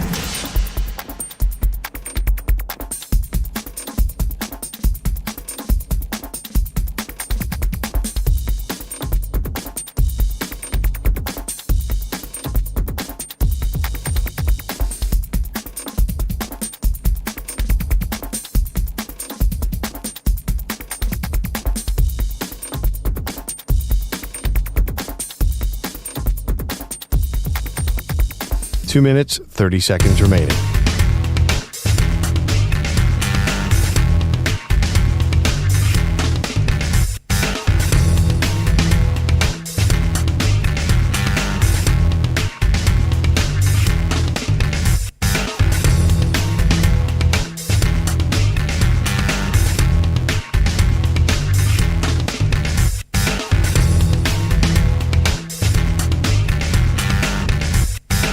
Two minutes remaining.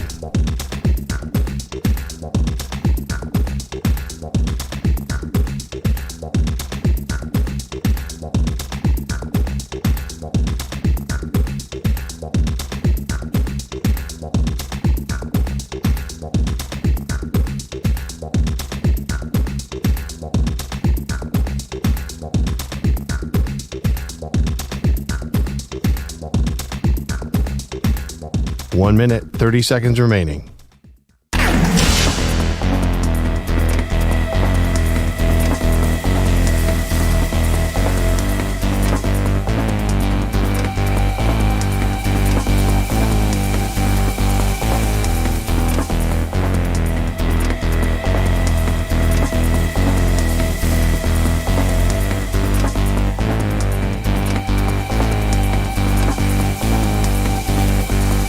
One minute remaining.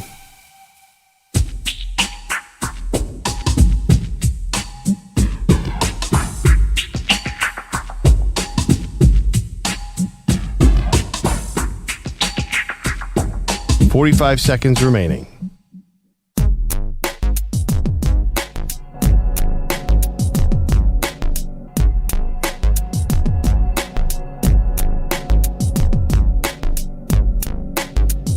.30 seconds remaining.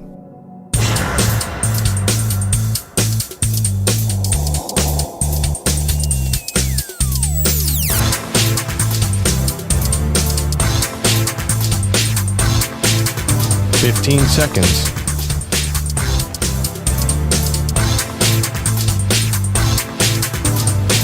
Break ends in 5 seconds.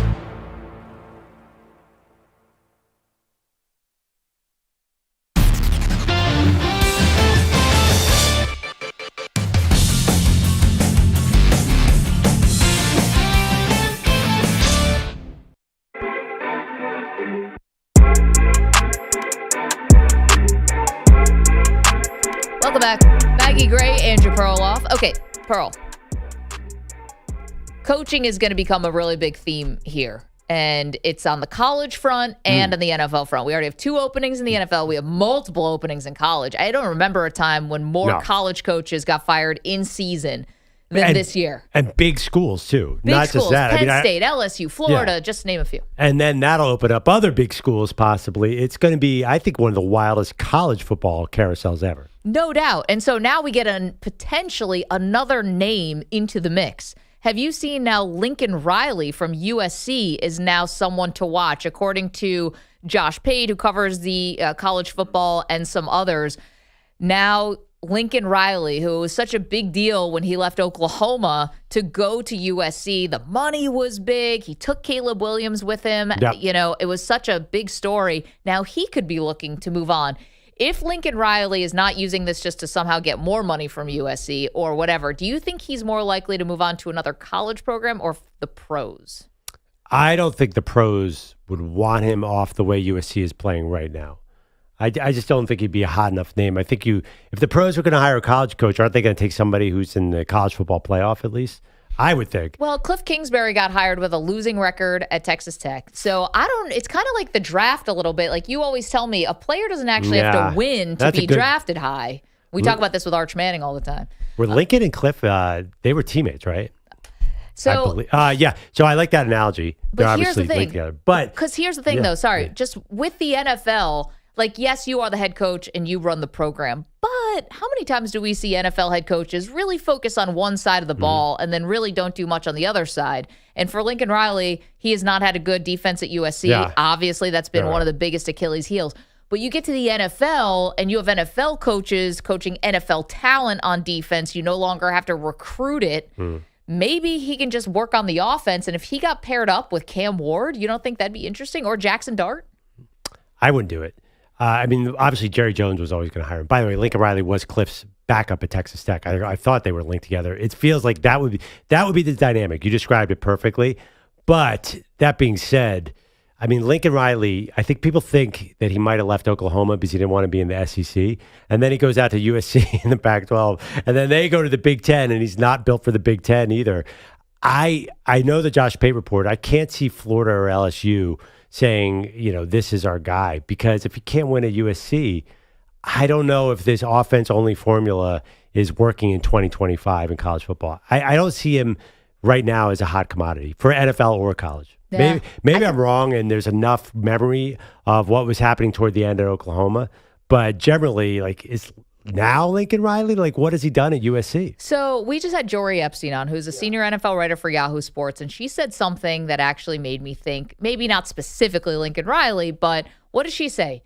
She said that she's hearing more college names, and she mentioned Marcus Freeman. Oh, yeah, the Giants of Freeman, everyone knows about. Right, and who are the other two that she mentioned? It was Marcus Freeman. And Matt Campbell, who's Matt been Campbell from forever. Iowa State, obviously forever, and she had a third one, now I'm blanking out. Anyway, the point is, and the reason she said is because there's a thought out there that there's not enough talent at the NFL level to fill what could be 7-8 coaching vacancies. And that's what made me think maybe this is the right year for a Lincoln Riley to jump ship. Because we asked if Matt LaFleur from the Packers was actually on the hot seat. And she said one of the reasons she doesn't think he is because who are you going to replace him with? Are you actually going to find someone who can run this system better than Matt LaFleur? And so I don't know, if you are getting guys who are going to replace some of these NFL coaches, maybe they believe that the college model is, I don't know, maybe these are viable candidates here. Well, I mean, off the top of your count it out. You definitely have Clint Kubiak who'll get a job off of the offensive coordinator at Seattle. So that's one. I think Kevin Stefanski will be possibly get a job too. If he gets fired by the Browns, there are going to be names. Honestly, you and I argue about this a lot. I mean, I think the formula for turnaround is you got to find Shane Steichen. I think teams at the end of the day, NFL offensive coordinator is going to be the most attractive person to these guys. And Jory said Joe Brady for the Giants, for example. Yeah. I think that's how owners are all ultimately going to go. I don't see them spending big money for a Lane Kiffin. 888-710-4ISN. It is interesting. Manny, what would you think about the Giants going back to the well and getting yet another Buffalo Bills offensive coordinator to come be their head coach? I mean, I'm not in love with the idea anymore. It sounded like a great idea a couple of years ago when Dabes took over the job because, I mean, you take a look at what Dable was able to do and produce with that Buffalo offense. It was majestical. It was amazing. It was awesome to watch, and it hasn't been reciprocated. And I'm not sure that the firepower that we have right now, or that the Bills have right now, I'm not really convinced. You're not sold. You're not gaga. I'm good. Maybe replicated? I'm good. I'm not sure reciprocated was the right Did I say reciprocate? My This bad. is what happens when you get someone who studied English at an Ivy League school. Yeah, I mean, Sounded great. I'm speaking extemporaneously, so I mean, Whoa, look at you. Words slip out. You know what I mean? Pearl, Man. do you correct your daughters all the time, like their grammar and such? No, my daughters are thankfully both smarter than me, so Already? they're too busy calling me uncool. I'm Very like, understandable. Can you explain 6'7" to me? And then you guys do that thing. We still don't know what it means, even when you do the hand gestures. The hand gestures make it worse. Why? To us. I said now the Cam Ward hand thing. Every first down, people are doing that. EJ's been doing that for a minute now. Yeah, too. yeah. Now it's spread like crazy around the NFL, where every wide receiver has to shake their hand in front of their face after they get a first down. I still don't understand. Is this how you know that you've aged out of? Yes. Like. But there's no meaning when you don't behind understand the celebrations. I read the backstory. It started at Washington State from like an offensive assistant. Nobody knows what it means. Even more uncool to Google the thing that you don't know about. Fair. Manny Rodriguez, ChatGPT. thank you so much. Nico Scarlatos, thank you so much. Fantastic job, you two. Andrew Kaplan, Andrew Bogish, Guido's Coffee Drinkers. Catch you tomorrow.